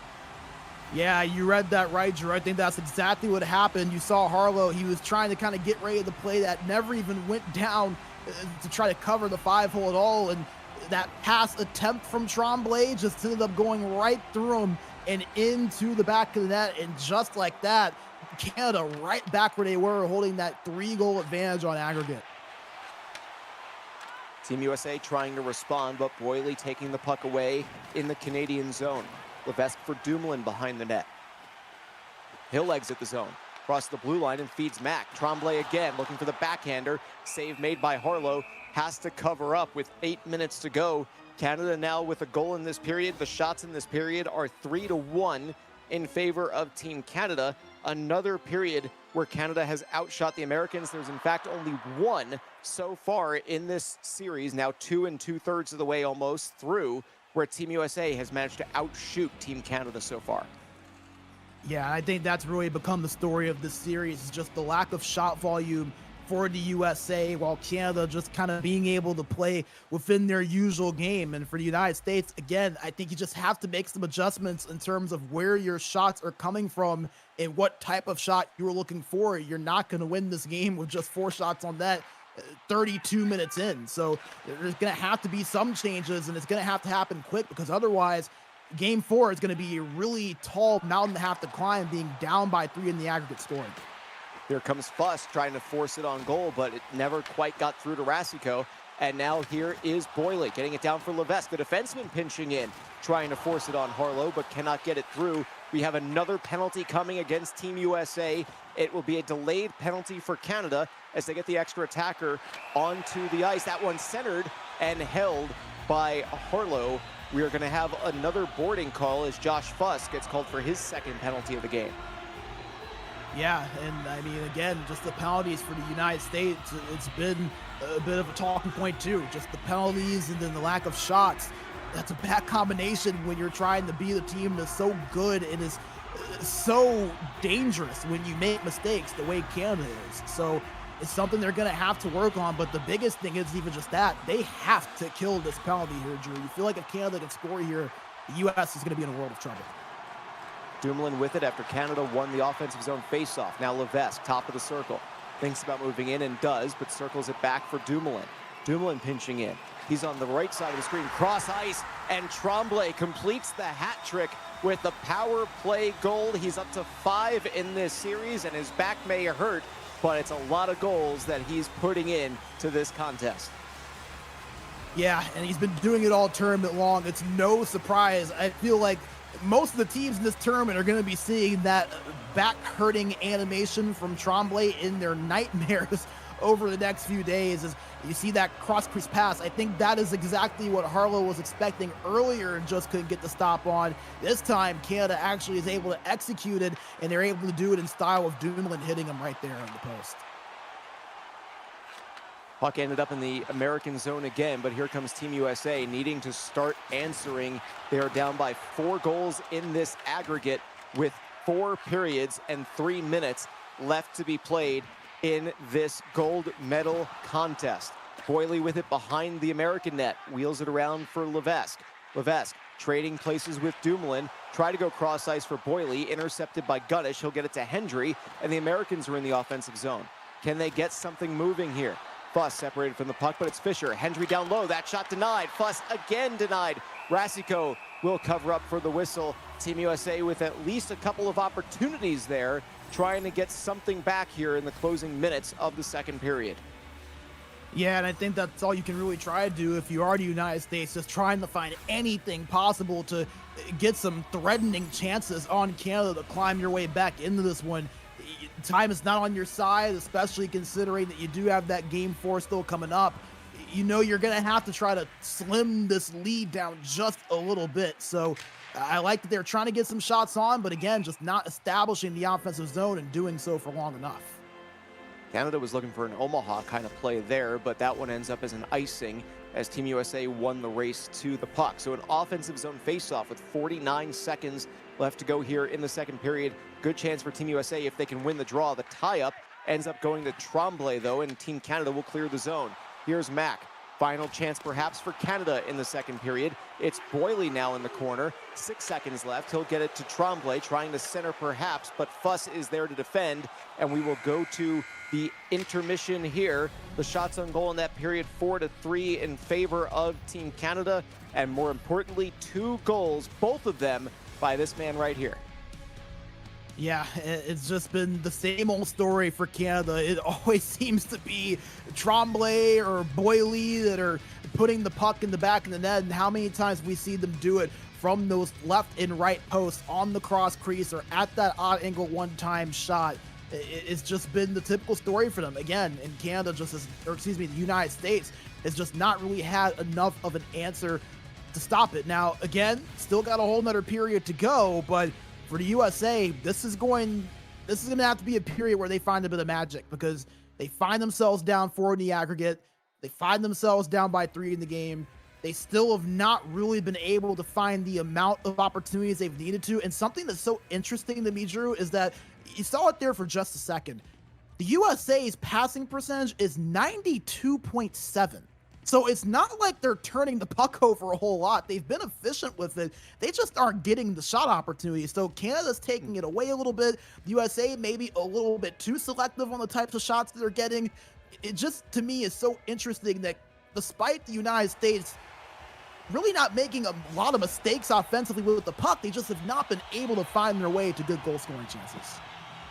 Yeah, it's a very good point. They are connecting. I don't know if that maybe means that they need to be slightly more aggressive with their passing or if they need to just start getting shots quicker. Mac nearly with a shot 25 seconds into this period, but he was forced wide as Team Canada setting up their first possession of the third. 4 periods left in this tournament as Mac tried to stuff one past Harlow, but Gunnish gets it up for Hendry, and Team USA with the drop pass. Hendry gets it back, down low for Fuss. Quick shot in a second, maybe a third for Team USA.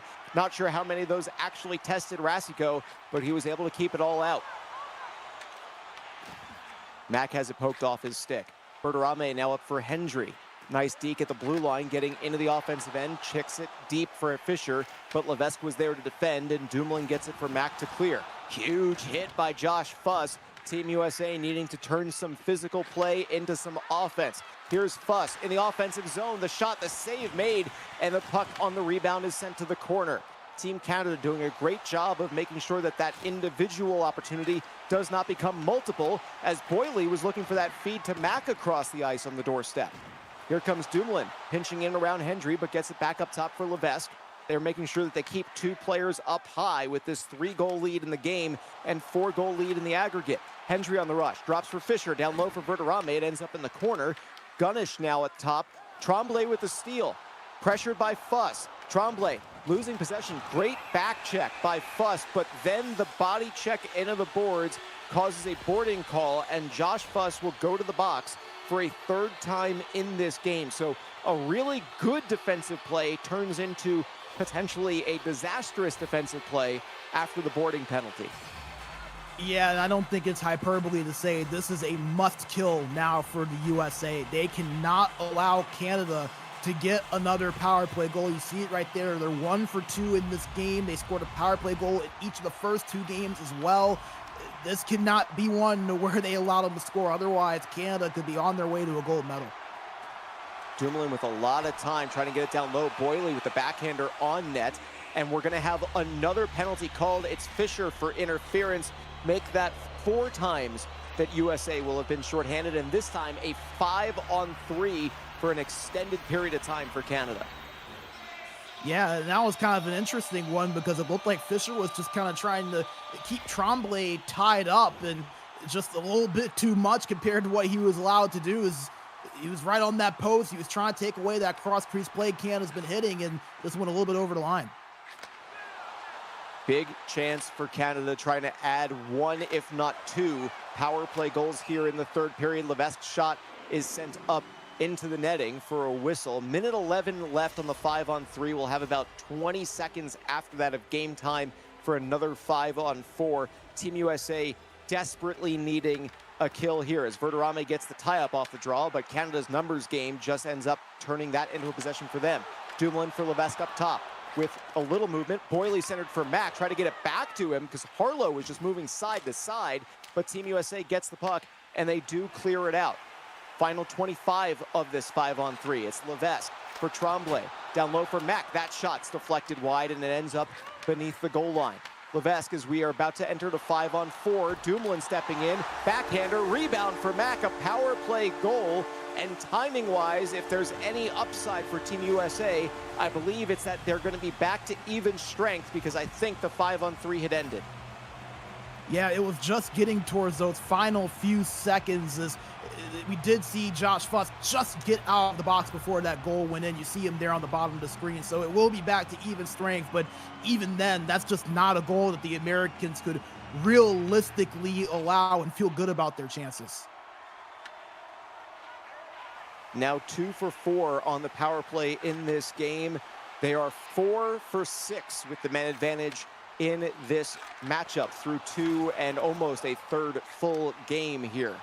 Hendry trying to lead the charge. Team USA trying to get something back. A 5-goal deficit going into game number 4 is very likely to be too much against a team like Canada on a neutral server. Verderrame's shot is denied as Team USA now up to 8 shots on goal. They have 3 in the period, tied for their most shots on goal in a single period since the second period of game number 1. Tremblay has it poked off his stick. Down low, Team Canada unable to scoop things up. It's Gunnish up to Verderrame, Fisher, and now Hendry. Offensive zone chance for Team USA. Hendry from the slot. Shot and save is made by Rasico for the whistle. Team USA now, this is their second most amount of shots in a single period of this matchup so far. They just have not been able to get enough completed offense to keep this one close, especially this game now 6-2. Yeah, and that's really been the thing that has been the struggle for the U.S. I know we've talked a bit about the penalties, and obviously Canada has really opened up their offensive game. But again, the lack of offense from the American side, I think, has really been what has harmed them. I know 6-2 score, you could say that it's a bit of both, and I would agree with that. But in terms of just really the overall series since game 1, where the U.S. were able to score 3, they just haven't really had a whole lot going for them in terms of shot volume and in terms of high quality scoring opportunities as well.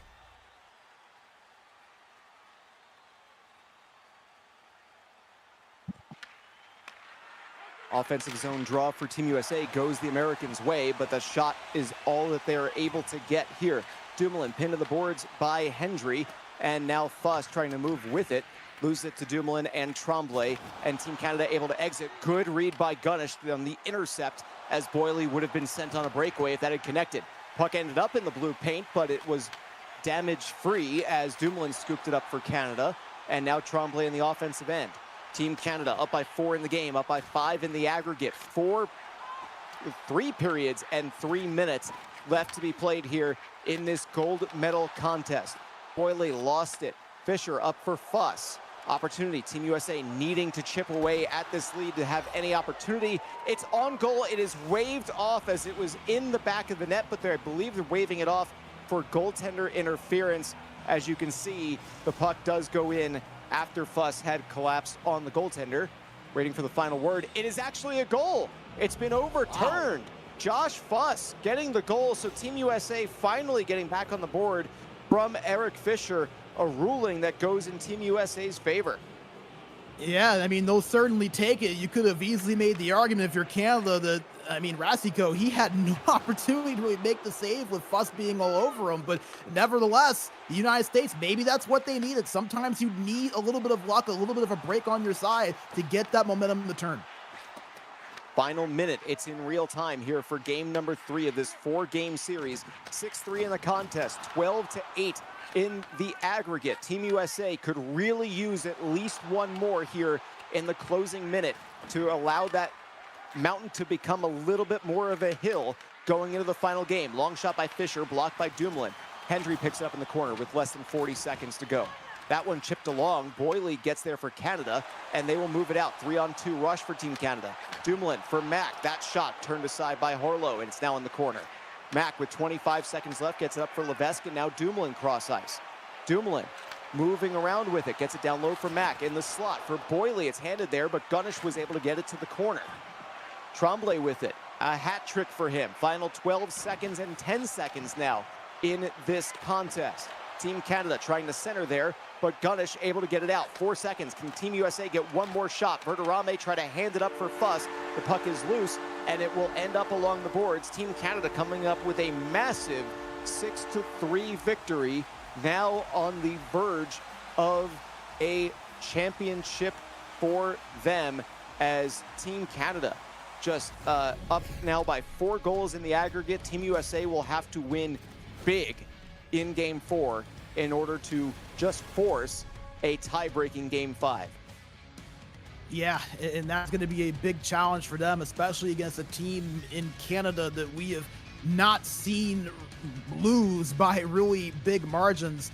It's going to be very fascinating just to see how they handle this, because you know what you have to do now, which is good, but the problem is that this is the one team that you don't want to have to do that against, and that has overcome a big deficit on the aggregate. So We'll see how they handle it. We'll see how much maybe that changes their play style. But again, I think that this is all about what Canada has been able to do, the way they have been able to execute on what they said they wanted to come in and do. They said they know they're going to be able to score goals. It's defense, defense, defense. Do not allow the United States to get those easy opportunities and get to the areas where they can get those greasy goals. And so far, through 3 games, I think the Canadians have really done a good job on following through what they said they were planning on doing. Team USA is yet to have a power play in this series. Canada now has 6 of them in this series. They have 4 power play goals. Their lead in the aggregate is 4 goals, 12-8 right now in favor of Team Canada. And it is more than just that. It is not just that, like, oh, they were shorthanded a couple of times, because they tied 3-3 in the first game. It was 3-2 in the second game, giving up a power play goal in each of those contests. The shots on goal numbers have to get up for Team USA. That has been the issue for the last 7 periods of this game. And in those 7 periods, they have been outscored by a large margin, 11-6 in those last 7 periods of play, where they have been very much outshot in shots on goal. I did not see what the last end-up stats were for the shots on goal finalizing in that game, but that is really where a lot of this offensive difference has come in. Team USA did a good enough job of getting their 1 shot in the first period of game 1. They had 8 shots versus 3 in the second period of that, and ever since, it's been a bit of a struggle for Team USA to get more than 1 or 2 opportunities a period where a puck actually ends up on net, forcing Rasico to make a save. Yeah, and that's really been the biggest thing. And we talked about how Rasico was going to be someone to step up for this Canadian team. And I think that when he has been challenged, he's done that. The problem is, I don't think that the United States has really made him work all that hard for the most part. There's been a chance here or there, but I mean, in terms of actually getting consistent shot volume, I mean, you don't have to have 25, 30 shots to really test the team and test the goalie. I mean, just hit the double digits consistently, and I think at least then you might have something. You even go back to game number 1, Drew. It was 12 shots to 12, and that game ended in a 3-3 draw. It's not like Canada has 18, 19 shots. They're sticking around that 12 to 13, 14 shot number. The problem is that the US is barely cracking 5 or 6 or 7 more times than not. So it's going to be very fun to see if somehow the United States can find their way to some offense. The problem, however, is they have such a big deficit to crawl their way out of. Yeah, we saw Canada do it against Sweden. They did have the advantage of home ice in game 2 of that semifinal series, where they overcame a 6-goal deficit to pick up a victory. Didn't even need to go to a tie-breaking game. But this is a situation where Team USA probably has to trim the lead by at least 2 goals in period number 1. You've got to go into that, and you've got to be, you need a 2-0 period to open this final game up if you're Team USA, where you then can go, okay, if we win the second and we win the third, we can at least get to a tie-breaking game. For Team Canada, what are you doing, or what are you basically game planning? What do you believe that they're probably talking about? Because if they're able to do what they've been doing for the majority of this series, the majority of the games that they've played today since their first road game on the European server, they're going to be the gold medal team. So what do you believe that they're discussing as they get ready for game 4? Just stay focused, stay locked in. I think that's really all that Canada is going to really need to do with the way that they have been playing. You're going on your 4th straight game against this team. So really, I don't think there's a whole lot that either side is going to do that really catches one or the other off guard.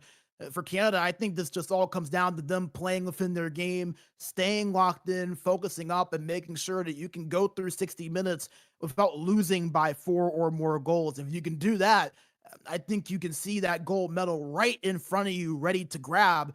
It's just a matter of actually staying dialed in and not allowing this lead that you have to get you out of focus.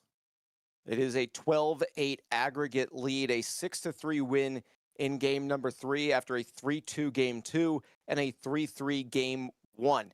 USA yet to win a single game outright against Team Canada in this, but went 2-0 against the Canadians during the group stage, regardless of how that was. So Team Canada has bounced back quite a bit since that run with what they were able to do against Czechia. They were able to overcome a 6-goal deficit against Sweden, and now a 4-goal lead entering the 4th and final game of the gold medal series against Team USA. Have you seen anything specific that you think that Team USA can specifically adjust? Because I feel like I'm just saying more shots is the way forward, but that also kind of feels like, everybody can yell shoot, right? When you're at a hockey game and you're just saying shoot, it's like that doesn't really change it. What have you seen any lanes? Because as much as I feel like the US needs to essentially double or triple their shot totals that they've had in the last couple of games, I don't know if I've seen the lanes specifically where it's not just going to result in a turnover 3 seconds earlier than what it already is. Yeah, I agree with you on that. And that's what makes this whole thing so tricky. I think that we can scream, shoot, shoot, shoot as much as we can. And yeah, that sounds great. I'm sure the United States would also love to have more shots on net than what they've had. But you go back to what the final tally was. I just went back and looked at it.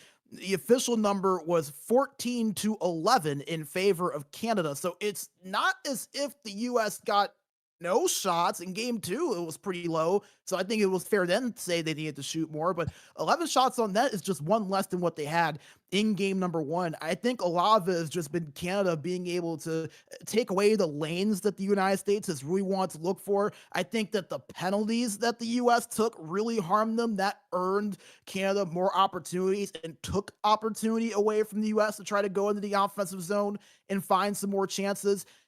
I think really the only thing you could maybe look towards is to try to say, see if you can get some things going from the point, see if you can try to get some of those odd angled shots to be attempted and see if Rasico and the Canadian defense can stop them.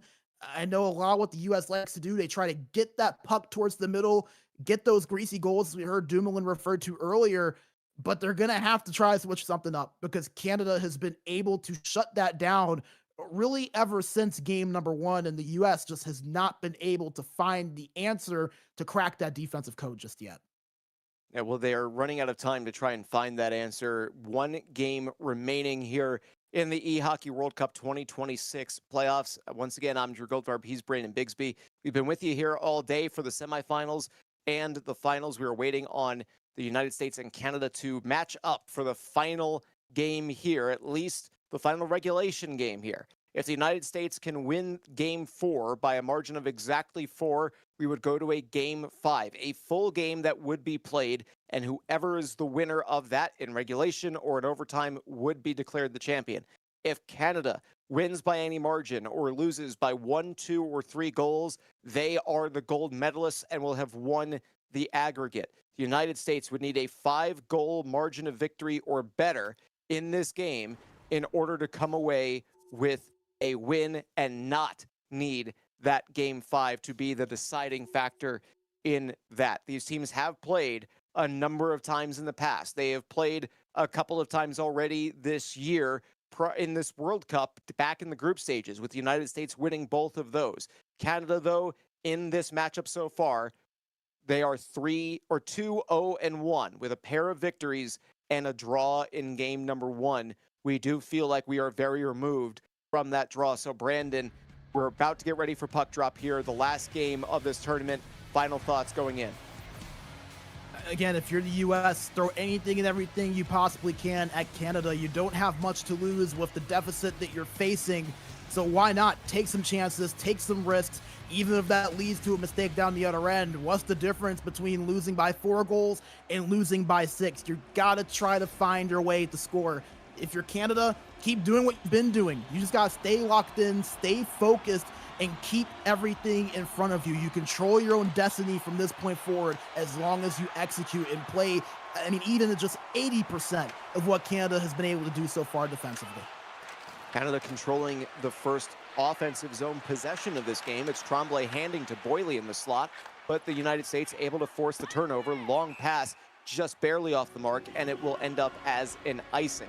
See that aggregate, it is 12-8. That is the deciding factor in this series. So in case you're joining us late, the United States needs to win this by a margin of at least 5 in order for this to not need a game 5 to be the deciding factor. If Canada either wins or loses by 3 goals or less, they are the gold medalists and would win, with the United States getting silver. Fuss with the first shot on goal of the game, but Rasiko denying him with the blocker and the pad. Levesque in the offensive zone now for Canada. They're moving down on your screen in white. It's Team USA picking up possession in the ultra dark navy. Fuss losing it at the blue line. Team Canada resetting now from their own end, and we'll see if they are just they're taking a little bit of time here to make sure that they get things set up correctly, especially knowing they've got that 4-goal cushion entering this game. We have seen the 6-goal cushion already evaporate once today. That was Sweden facing Canada as Hendry with a one-time shot is denied by Rasiko, and now Canada with a 3-on-2 rush if they hurry. Tremblay gets in the slot and on the forehand he scores. Tremblay, a hat trick in the last game and now a goal in each of the other 3 in the series. He's up to 6 in this matchup.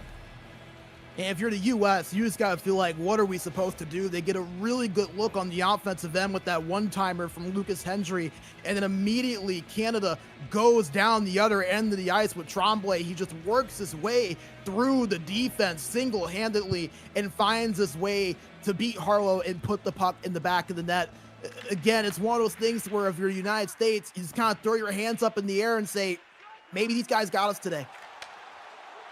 Rasiko also getting a secondary assist on that one. The netminder making his 3rd save of the game already, just 7 minutes into it. That centering feed was aiming for Fuss, but ended up going off a couple sticks. And now Canada with a rush in the other direction.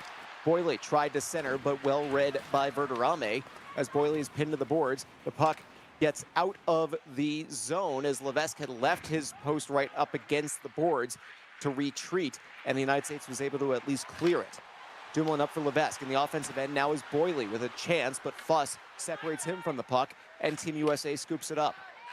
Gunish up for Fuss in the offensive end in the corner, backing away, trying to go maybe a wraparound, maybe looking for a more fancy maneuver, but could not get a shot on goal, and now it's Team Canada on the rush. Tremblay separated by Fuss. That one ends up going up to Fisher, the captain for Team USA in the offensive end. Dumoulin pressing him, forcing perhaps a turnover, but Fuss scoops it up. That long shot is sticked aside by Rasiko, and Boyle will get it to Mack, and he will clear the zone for Canada. Here comes Mack. Thinking about dropping it back, but gets it across the ice to Tremblay, who got another opportunity. Not a shot on goal, but a good chance for Canada. Levesque trying to get it to Mack in the center in the slot. That sharp angle shot taken by Tremblay. He scored a number of those in this tournament, but not right there. A save made by Harlow, his first of the game. Body check behind the net, and that will give Team USA possession. 6 minutes to go in the first period. Opportunity for Verderame, was looking for Fisher down low, but could not connect. Fuss gets it up top, but Boyle with the intercept, and now an opportunity 2-on-2 for Canada. Tremblay would have been very offside, so Team Canada will regroup and reset from their own end. Hendry on the forecheck, trying to chase down Dumoulin, but he makes that pass up for Tremblay. Big body check attempted by Fisher, but Tremblay escapes. Up for Mack, but taken up by Fisher, the defenseman. Up for Hendry. Racing in, 2-on-2. Hendry with the backhand chance. That puck was sent on net, but ended up coming back out. Gunish moving away from Tremblay, gets it to Hendry. Hendry again fighting away from Tremblay, gets it to Fisher, who is pinching in. Hendry up top, now considering getting around Tremblay, but could not. Dumoulin with the breakout pass. Tremblay and Boyle 2-on-1. Tremblay to Boyle, a huge save made by Harlow, at least keeping this as a 1-goal deficit in the game and a 5-goal deficit in the aggregate. Opportunity for Team USA, but the intercept is made by Canada. Boyle exiting the zone, has Mack deep up ahead, but could not get a pass off. Here's Hendry in the offensive end for Team USA. Fuss down low, can't get a shot on. Final 10 seconds, that's centered and not going the way Team USA needs it to. Tremblay with Mack. Tremblay sticked away by Gunish as the first period comes to a close. Shots are 4-3 Team USA, but the score is 1-0 Team Canada, and they are now 40 minutes away from a gold medal. Yeah, that was a pretty quick going first period too, Drew. I mean, outside of that one goal, we did not see many stoppages from either side. In Canada, something so impressive about this, and I've seen some talking about it in the chat as well. The United States actually decided to switch the server to the Southeast North American server, which obviously further away from the normal East server that they would have played on, that is closer to Canada. So a bit of gamesmanship, a bit of strategicness there, trying to kind of give one more hurdle for the Canadians to try to come over. But nevertheless, it just does not seem to matter. Canada does not slow down no matter what you seem to throw at them. A 1-0 lead, and though I think the United States probably one of their best periods that we've seen from them so far, arguably in the series, Canada right there with them. 3 shots, 1 goal, just a little bit less in time on attack, and again, only 3 faceoffs, and 1 includes the opening faceoff. So just 2 total stoppages throughout that entire period. Canada continuing to do what they've done so well all series long. Yeah, this is going to be a very difficult one for Team USA to be able to change the fortunes with only 40 minutes left to go, because Team Canada, even though Team USA has managed to have a couple of opportunities, it's Canada who's come away with the goal in the first period. So now a 5-goal edge for Team Canada in this aggregate. We are in the finals of this gold medal contest between Canada and the United States. It is 13-8 in favor of the North. Team Canada on top. Levesque turns it over for Verderame. Now Hendry in the slot. Team USA unable to get a shot on goal, and the bank pass for Boily. Breakaway chance perhaps. Boily with the forehand shot gets on net, but Harlow covers up. A great job by Boily finding his way, opting against trying to force a breakaway and instead splitting the defense to take that shot. And that's something that impresses me so much, really, about both of these two teams specifically, just how much they understand the amount of space or lack of it around them and are able to still make plays, reading that, understanding that, and getting the puck into a dangerous position. Hendry was looking for Verderame, but Mack with the intercept. You saw the diving attempt by the American player to try and win that back out of desperation, but Harlow covering up a loose puck as Canada and the United States now each to 4 shots on goal here in the early stages of the second period. But realistically, this is the 11th period of 12 that these teams will be playing. So Team USA going all out offensively as much as they can, at least, to try and see if they can get things at least to close up in the gap between these two sides. Team Canada, another big body check as Canada continuing to just play their game. 4-4 are the shots on goal, and they have a 1-0 edge, and here comes Boily again with some help behind him. Boily couldn't get the shot off cleanly, and Fisher will clear to Hendry, but Dumoulin with the intercept in neutral ice. Team Canada chasing it down. It's Levesque. He'll just chip it up to himself, and now Mack is bulldozed by Fuss. Here comes Hendry with Team USA. Lucas Hendry centered for Fisher. That shot is turned aside by Rasico. He's now been tested 5 times and has been up to it all 5 times. Mack on the other end, just like that. Team Canada turns a big opportunity for Team USA into a goal for Team Canada as Mack capitalizes.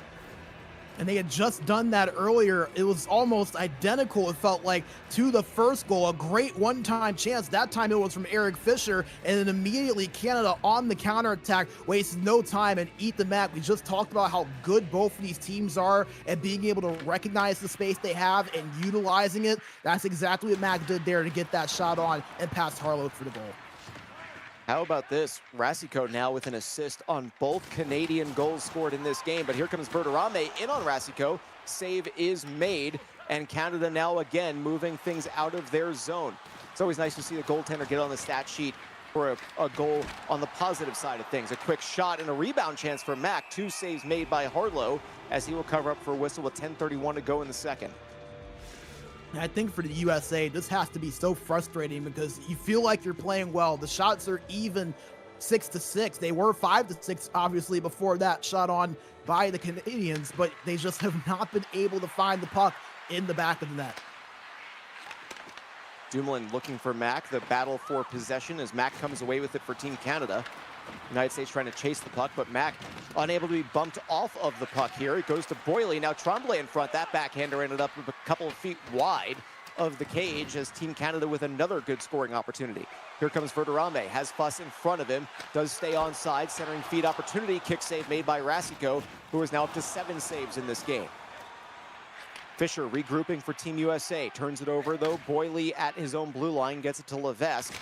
And now that big slapper to dump it in. Boily will give chase. He scoops it up for Team Canada. Centered for Mack. Save made by Harlow, and he will cover up as we are back to even on shots on goal. 7 aside. But again, Team Canada, the only one to find the back of the net so far in this contest, thanks to some very good goaltending on the Canadian side. Yeah, and we mentioned Rasiko earlier as someone that he would be a potential MVP candidate. Obviously, with the way that his team has played in front of him, he's not really been able to pat the stats enough prior to be in consideration for that, especially with the way that both Boily and Tremblay have played. But Rasiko, he has stepped up and made a lot of big saves when U.S. has tested him, and we've seen Harlow do the same, even despite Canada being up by as many as they are.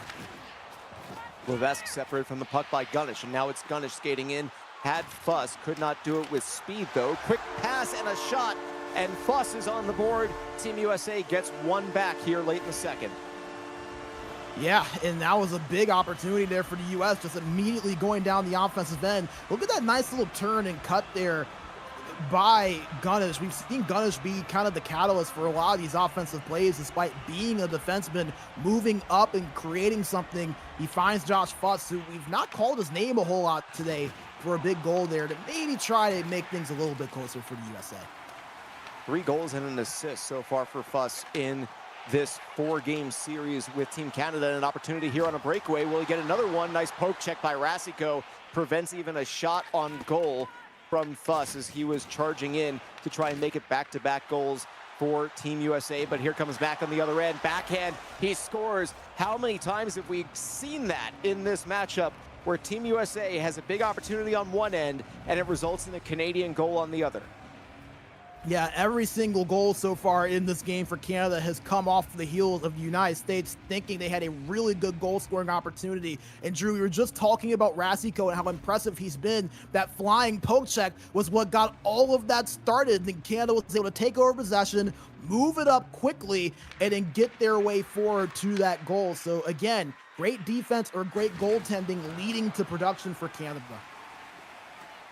Gunnish exiting his own end for Team USA. The shots are 8-8. The goals are 3-1 Canada, and the all-important aggregate is 15-9 in favor of Team Canada, as the United States did get another shot on goal there, but unable to beat the netminder for the Canadians. Here comes Tremblay on a breakaway in the final minute. Tries to go forehand to backhand, but Harlow denied him, just sprawling out, making sure that that puck was not going to go in unless he was able to roof it. Final 10 seconds as Fuss just flips it on goal, and Team Canada will clear the zone. 9-9 are the shots on goal here in the second period, and at the end of the second period, it is 9-9, the shots on goal. Team Canada very close, 20 minutes away from winning the gold here at the eHockey World Cup in 2026. Yeah, they can see it right there in front of them, and barring a crazy historic collapse, they should be on their way. And, you know, give the United States some credit. I think that honestly this game could be a lot closer than 3-1 because they've gotten really good scoring chances. I think this is the best that we have seen from the USA definitely since game 1 and arguably even throughout the entire series. You look at the stats, I know the passing has dipped a good bit for the USA, but in terms of time on attack, in terms of shots, in terms of face-offs, both sides are right there. And even the hits, 24-6. In favor of the Americans. Is just that Canada, every time the United States thought they would have something on the offensive end, the Canadians would just immediately rush down the other side, find a quick opportunity, and capitalize on it with a goal. Yeah, and I mean, that's really kind of the story almost of this series, but especially of this game, is the United States just thinking they've got something, but Canada somehow turning an American opportunity into a Canadian goal. There have been penalties that we have seen, the power play goals. We have not seen a penalty called in this game yet to this point as the third period is underway. But the power play opportunities for Team Canada and just converting where the United States was unable to have been the differences in this series. Tremblay offensively, quick shot, and that one ends up in the back of the net. Did it get tipped in front? It's going to be going to Tremblay for his second of the game, 7th of this series. Yeah, and I mean, just once again, I know that wasn't a true shot on net, but it was the USA thinking they had a really good opportunity with that cross-crease pass, and Canada just immediately going down the other end. And I think you were onto something, Drew. Tremblay, I think he was just trying to kind of get that one forward. He passed that puck into the back of the net. So Canada scoring in all sorts of ways here and just continuing to assert their dominance in this tournament and in this final. 16-9 is the margin in the aggregate. Long shot by the U.S. may have been tipped on goal, but Rasico making the stop, his 9th credited save of this final game of this tournament. Tremblay leaves it back for Dumoulin. Now Mac trying to get it back to Dumoulin. He will reset at the top of the face-off circles and now the very top of the crease. Down low, but Fuss was there to redirect it. Turnover though, Dumoulin down low on the backhand, and he's gonna get it on the goal scoring. Dumoulin picking up his first goal of this matchup, and Team Canada just running away with things. Yeah, this is not the way the USA wanted to end this thing out, even if they weren't able to come back against a rival. Obviously, there's a little bit of pride that comes with all of that, and you're seeing Canada just completely blow the doors off now. Dumoulin coming in, making that play, his second goal of the entire playoffs. And he has been someone that, by the way, as a defenseman coming into this series, 4 games played, 9 points. That just goes to show you how good and how well-versed this Canada team is in terms of their offensive production. 4 distinct goal scorers now for Team Canada. The only one to not pick up a goal in this matchup against Team USA is Levesque, and he has 9 assists by my count in this matchup through the 17 goals that Team Canada has managed. Here comes Mac in the offensive end. 13 minutes separating Team Canada from gold. That shot from Tremblay is denied by Harlow, who gets the whistle with 12:51 to go in the third period. And yeah, Rasico now with a couple of assists today and 9 assists for Levesque. Everybody else has ended up with at least 1 goal for Team Canada in this series. Yeah, I mean, and we've been talking about it all World Cup long, is just how good this Canada team is in terms of the depth, in terms of the talent. I mean, you even look at some of the guys that are not in the lineup when you look at their roster, and it's just so deep, it's so talented, and there's so many options that they have to where it's just so hard to beat a team that can pretty much trot anyone out there and get the same level of production without much drop-off. Team USA in the defensive end, pinning Canada up against the boards, but Canada still maintaining possession. Dumoulin exits the zone just to reset here. Verderame will give chase, but Dumoulin will circle back. Hendry with a turnover and a steal, rather. Opportunity for Team USA just to try to get a couple on the board here with 10.5 minutes to go in this contest and in this tournament. It's Fuss down low. Shot is denied by Rasico. Another shot opportunity, I believe, may have hit the side of the net. Fisher for Hendry. High slot, moves to the low slot, separated from the puck, and Levesque will move out. Does Levesque have a goal on his stick for Team Canada in this matchup? It's USA going the other way. Fisher leaves it. It just drifts on goal, and Rasico will hand, but it loses possession and gets right back to Team Canada, now in the neutral zone. Here's Fuss. He gets knocked into, and Mac will pick up a loose puck. Levesque leading the charge for Team Canada. Down low, aiming for Tremblay. It ends up in the corner where Boyle scoops things up. Now Tremblay rips the quick shot from a sharp angle. It gets handed it to him by Harlow, and that is the 6th goal of the game for Team Canada, unassisted. But this is one of those situations where, I mean, if your Team USA just keep things rolling, unfortunately, something like that can happen, and it just did. Another goal for Team Canada. Yeah, and, you know, again, it's just Canada continuing to pour it on, and I know that they never have an issue doing that against the United States. The more goals they can put on, the more they can kind of brag against their rival on the other side of the border, the happier they're going to be, as that was just a matter of Harlow tossing that puck out and Tremblay being right there. Is, you know, it's one of those things to where both sides obviously in a much different place in this game and in this series. As you get another look at it, I mean, Tremblay, he was right there to pick that one up, and Harlow just not in position to make the stop. That is a hat trick for Tremblay. Mac with 2 goals in this game, Dumoulin with the other. It is a 6-1 contest in favor of Canada. Breakout pass for Verderame, and now Team Canada will scoop things up. Under 7 minutes left to be played here as Tremblay skates in with Levesque. Tremblay thought about going to the backhand, but had it poked off his stick. Dumoulin gets crushed by Fisher, and now Team USA moving in the other direction. Fuss is absolutely annihilated. Hendry goes to the backhand and is denied by Rasico. Gunnish spinning away, but Tremblay with a big hit, forcing the turnover. Fuss just hits Dumoulin, and it'll be a penalty. Here comes Tremblay, dropped for Mac, goes to the forehand, save made. Tremblay diving for it and finally touched, as the frustration is now coming out for Team USA. Interference on Josh Fuss.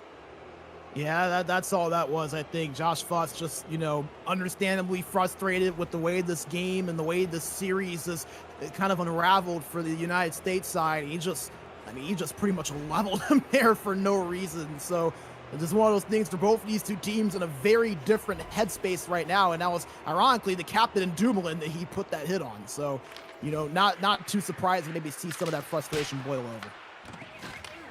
Quick shot by Levesque, but now Team USA with the puck. Final 4 minutes, about half of this will be with Canada on the power play, but Team USA is moving with it, although we have a delayed penalty against Canada now as Gunnish with it. The referee's arm is up. Hendry will pick up possession, hands it over to Verderame. Now Fisher, Gunnish down low and touched by Team Canada. So an interference call on USA, now an interference call on Canada as Levesque just seeking out the captain for Team USA and delivering a body check well after the puck had been let go. Yeah, that was an eye for an eye almost, right? I mean, we saw the captain for Canada, Dumoulin, take a big hit well after play, and now we're seeing the captain for the United States, Fisher, take a big hit after a play. So again, these two teams, they're rivals for a reason, right? So you're seeing a little bit of that gamesmanship back and forth, and then obviously, everything we talked about with the server switch before. I know Canada didn't really take too kindly to that, so I'm not overly shocked to see this kind of going this way with how the score is and the way everything is unfolded. Canada with the turnover. It's USA with the power play for the next 35 seconds as Canada will just send it the length of the ice. Harlow will scoop things up and get it up for Fisher. We're down to 90 seconds remaining in this game and in fact in this tournament as the bank pass out clears the zone for Team Canada, and a touched puck means another interference call against Josh Fuss, who will go back to the box moments after being released.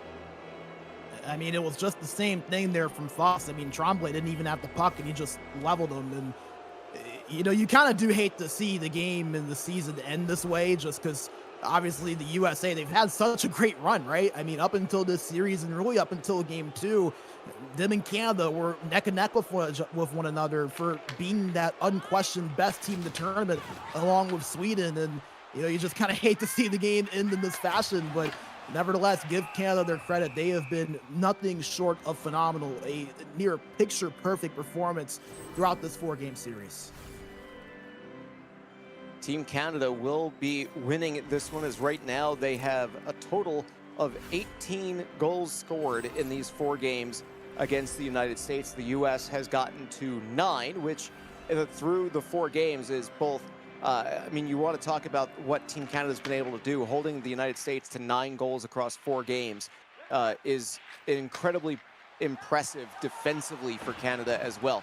As good as their offense has been, being able to shut the United States down like that, that is an average of just a hair over 2 goals a game. It's 2.25 for the United States in this matchup as Canada, again, getting a couple shots on goal against Harlow. Tremblay pressing. With 30 seconds left to go in this contest, the United States will take a rush here. Gunnish pushed off the puck, but big ups to Team Canada for what they have been able to do in this one, not just offensively with an amazing 18-goal performance across these 4 games, but to hold the United States to 9, the team that was the #1 seed, held to just 9 goals across 4 games. Team Canada by a score of 18-9. Your gold medal winner at the eHockey World Cup in 2026. What an incredible performance by Team Canada. An incredible performance, an incredible run for Team Canada, who keeps their crown for yet another year. I mean, just absolutely phenomenal the way they were able to step up come playoff time. Remember, they ended the group stage with a 3-game losing streak, and kind of some of the talk was, are they going to be able to kind of find their way back? Are they going to be able to correct some of those things? And it did not take them long. They come in and dominate their way through those first 2 rounds. The USA gives them a bit of a test early on. The first 2 games very close, a draw in game 1, a 1-goal 3-2 win in game 2, and really from that point forward, it was all Canada all the way, a very deserving champion. And now, once again, I think the big question for the next year is, can anyone knock off this Canada team? Yeah, there were times where we thought that was possible, including earlier today, just at the very beginning of this broadcast. Sweden jumped out to a very good lead against Team Canada on their home ice. And we were sitting there going, okay, does Canada have it in them? Can they make up the deficit that they're going to be facing over the course of just 3 periods? And not only did they, but from that point forward, they have just absolutely dominated the games that they have played. A very worthy gold medal win for Team Canada. The performance that they have had, absolutely outstanding, and something that they have earned. And especially because we were talking, we've been here watching since the very beginning of the group stages. We saw what they were able to do against Finland. And then we saw what happened when they played Sweden, with a game that we thought that they were that close to maybe not being able to get a victory on. And they barely pulled out an overtime victory. And then they went on the road and they ended up losing that game as well. And then they got swept by the United States. But here today, what they were able to do when it counted most in the gold medal contest, Team Canada just complete control to pick up the win in that game, and a very well done, a great performance that we have. So we are going to end up bringing in a couple, or we're going to at least bring in one player here from Team Canada. We spoke with him earlier. He is the captain of the gold medal winning Team Canada. That is Francis Dumoulin. First of all, congratulations on the big win. That was an outstanding performance by your team. At what point did you guys feel like you had really locked in, not just offensively, but defensively against that American team? I felt like every game we had more possession, more shots. They just kept scoring the greasy ones, so we weren't really too worried. At some point, we just kept on scoring, and we started defending it well. Dumoulin, congratulations. When we talked to you earlier on before the series, I asked you what you felt was going to be the key to success. And you said defense, and it felt like as the series continued to go on, the more that confidence grew for you guys defensively. What did you feel like you were able to execute so well to really make that game plan work as dominantly as you did?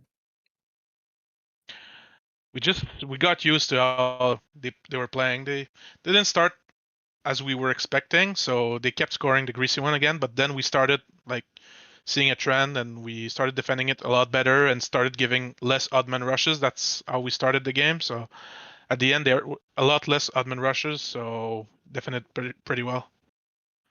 We noticed, especially in the second half of that, how you guys were able to turn. It seemed like almost every opportunity that Team USA had, where it looked like they were getting close offensively, and instantly the puck was on the other end of the ice and in the back of their net.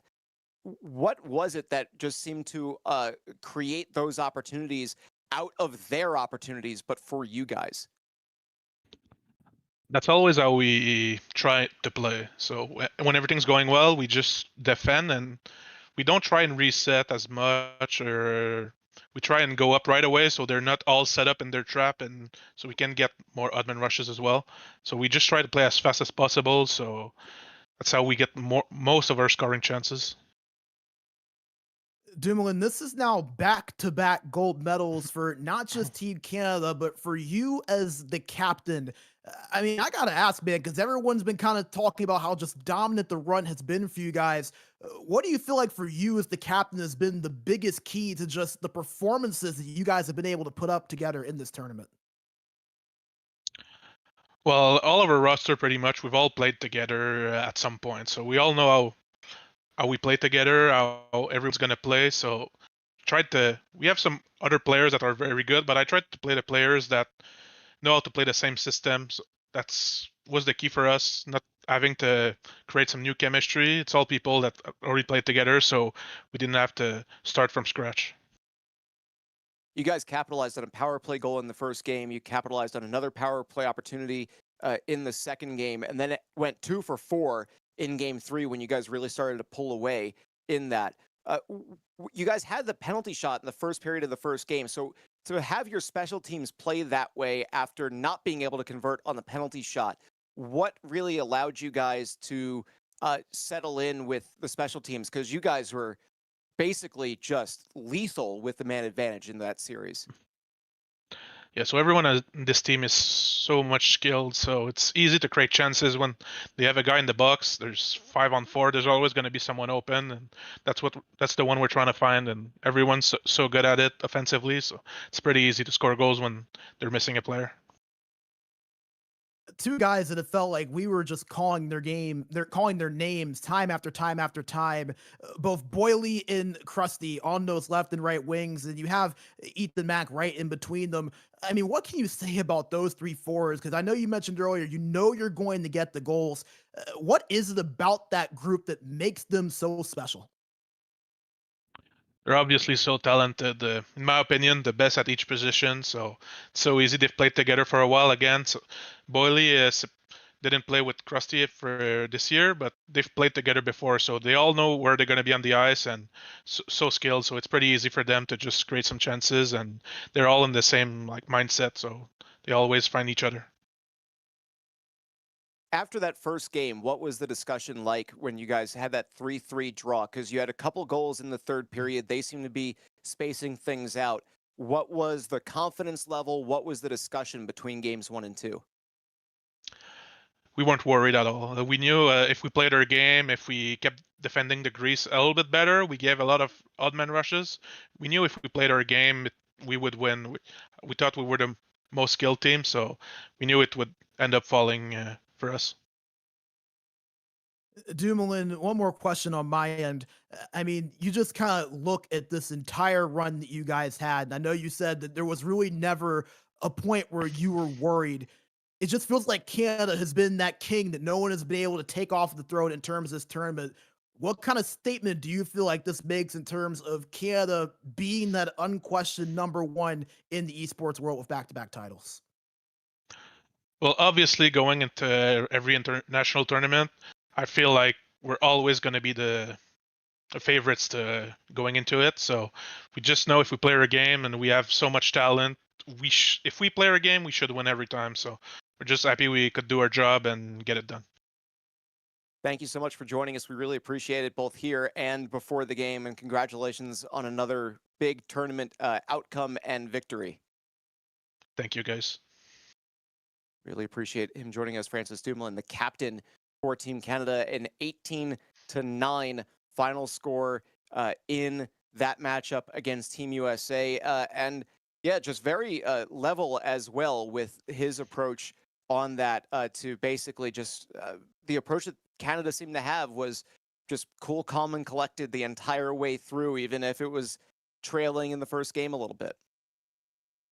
Yeah, it's one of those things to where when you have a team that has that much experience and has that much chemistry playing together and has been on this big stage before, nothing really shakes them or rattles them. I mean, you have to remember earlier on, what, 4 or 5 hours ago, Canada was down 6-0 in the aggregate against Sweden, and it just seemed like nothing really changed. It was still same old Canada that continued to go on, play their game, and execute at a really high level. It's so impressive to watch, and a reason that they are such a deserving champion here this year. We're going to bring in another member of the championship Canadian team because we've just got to keep this going here. Deeks, thank you so much for joining us. We really appreciate it. Congratulations on the victory as well. And it was something that we were asking your captain, Dumoulin, about, which is just the basically it just seemed how cool, calm, and collected you guys seem to be. What was your mindset between games 1 and 2? Because that was the one that they managed to draw, but you guys had a couple of late goals to make it 3-3. What was the feeling coming out of that game? I think the last goal we scored at the end of game 1 was really huge for us because we know our biggest problem as a team is like we're rattled a lot when we play, and we don't like to be down in the game or in the series at all. So we know how important it is for us to keep the series and the game close when we play. So. Deeks, being a defenseman on that pair with Dumoulin, I know you guys talked about how important it was going to be to not allow the United States to get those opportunities in the offensive zone. And especially in games 2 and 3, you really barely allowed any shots on net. What do you feel like you guys were able to take away that threw such a wrench in their offensive game plan? Yeah, I mean, after game 2, I know we were up in the series. I think we were up like 1 goal or something. So after that, we knew that we had to play defense first. Even though we're both two really offensive D-men, it's important for us to just play more defense at all, because we know that every time we give some chances to the other team, it's pretty much always some big ones, because we're both so offensive. So sometimes we lack some defense. So. I mean, you mentioned that, and I'm going through my notes here, and I have you down as having 9 assists in those 4 games, 4 of which were primary assists. So you guys were contributing in the offensive end. And when you have that balance, or have to find that balance because of what the United States have been able to do offensively in the tournament, every time I saw you pinching down, I saw one of your forwards kind of going up and trading positions with that. So how much confidence does that give you when you know that the forwards that you have on the team are able to kind of replace you momentarily to allow you to do something like that? Because, like I said, 4 primary assists and 9 total assists for you in that.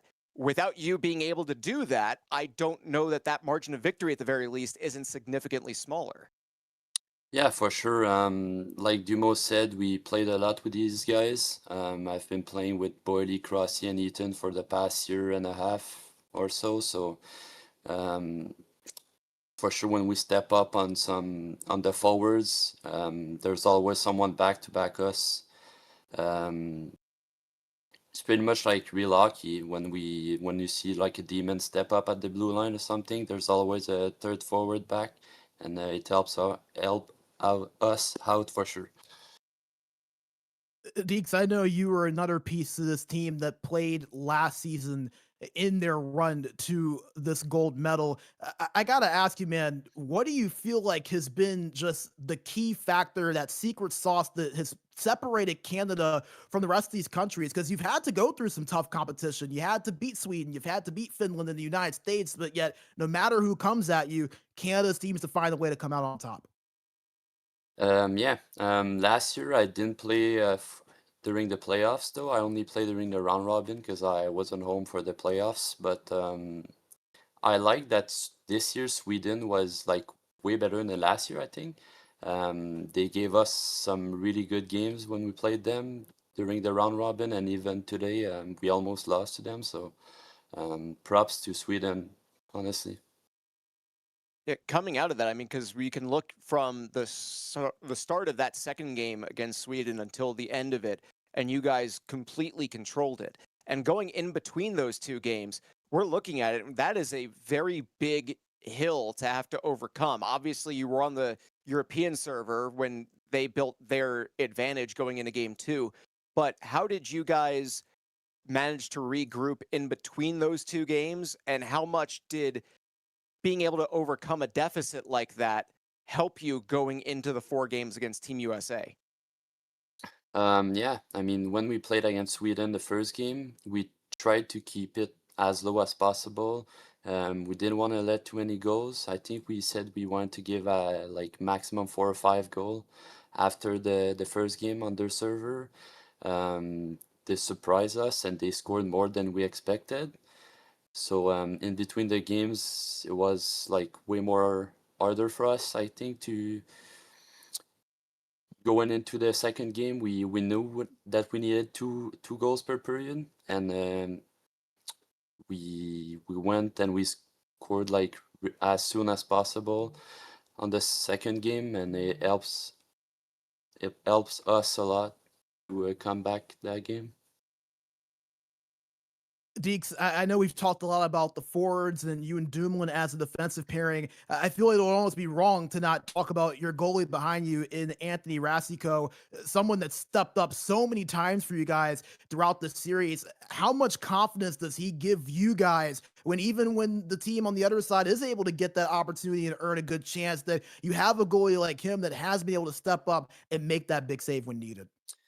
Yeah, I think the biggest problem we have with Rec is like sometimes when we let a lot of goals, it's always some greasy one. And even though they don't have a lot of shots, we know like it's not his fault, or it's even hard for him to play goalie when it's some like bad goals that goes in and like not some clear plays. So um, he gave us some really good saves during game 2 and game 3 so we can have the lead. So.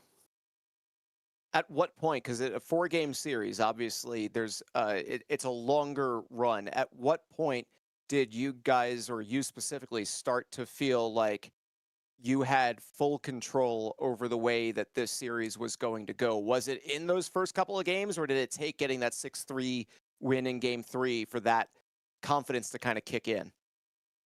I feel like every time we play them, the first or second game, they always have the control or the momentum going into it. I feel like we always struggle to play our best hockey during the first games. After game 2, we were already up 1 goal, and then I think during game 3, we just scored so many goals that we had a big lead going into game 4.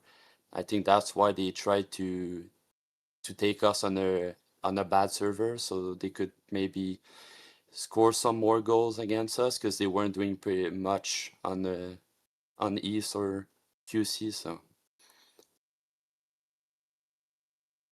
Yeah, Deeks, one more question for me.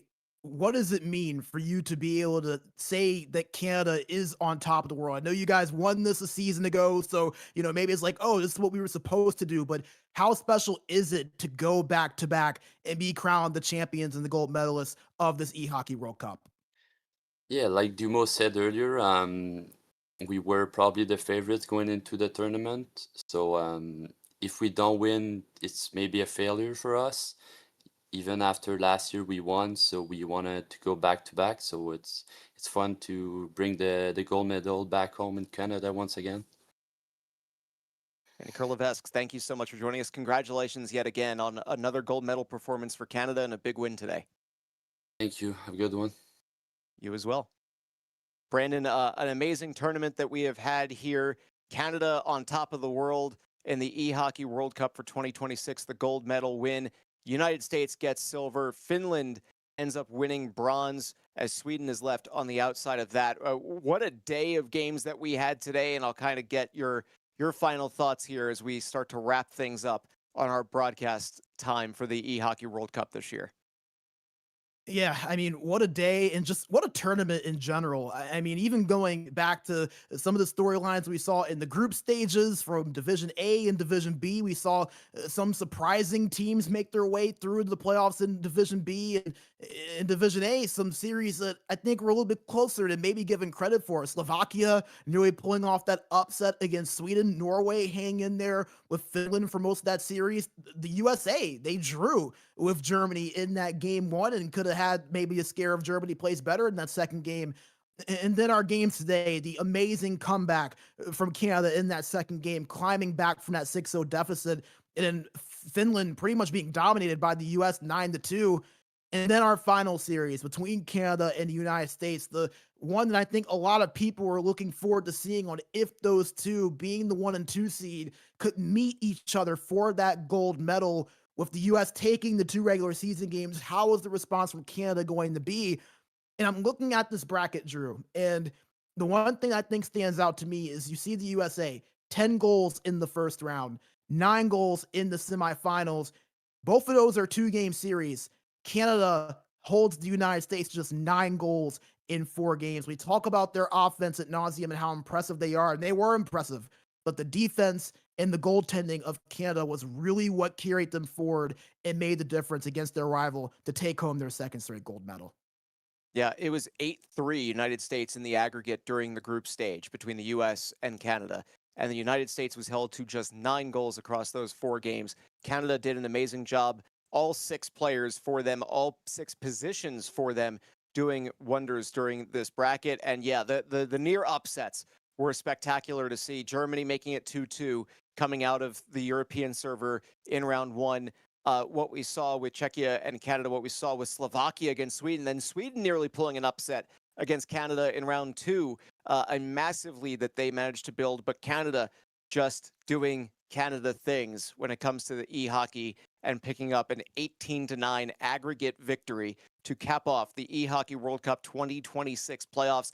They are the gold medal winners. He is Brandon Bigsby. I am Drew Goldfarb. We want to thank everybody who has been a part of this, whether you've been watching it, whether it's Sopali, who's been helping do all of the incredible work with getting things ready, Kenu doing a lot of the organization of this, everyone involved with SportsGamer and Leaguegaming, everyone who has been playing in these tournament games, every single one of the players, managers, anyone who has been part of it. We really appreciate all of the work that has gone into making this tournament as special as it is. Brandon, I will give you the final word. Take us home.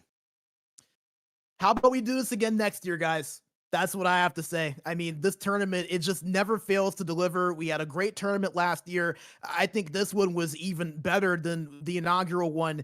It has the same result with Canada being your champion, but I mean, again, just the work that goes on behind the scenes to put something like this together.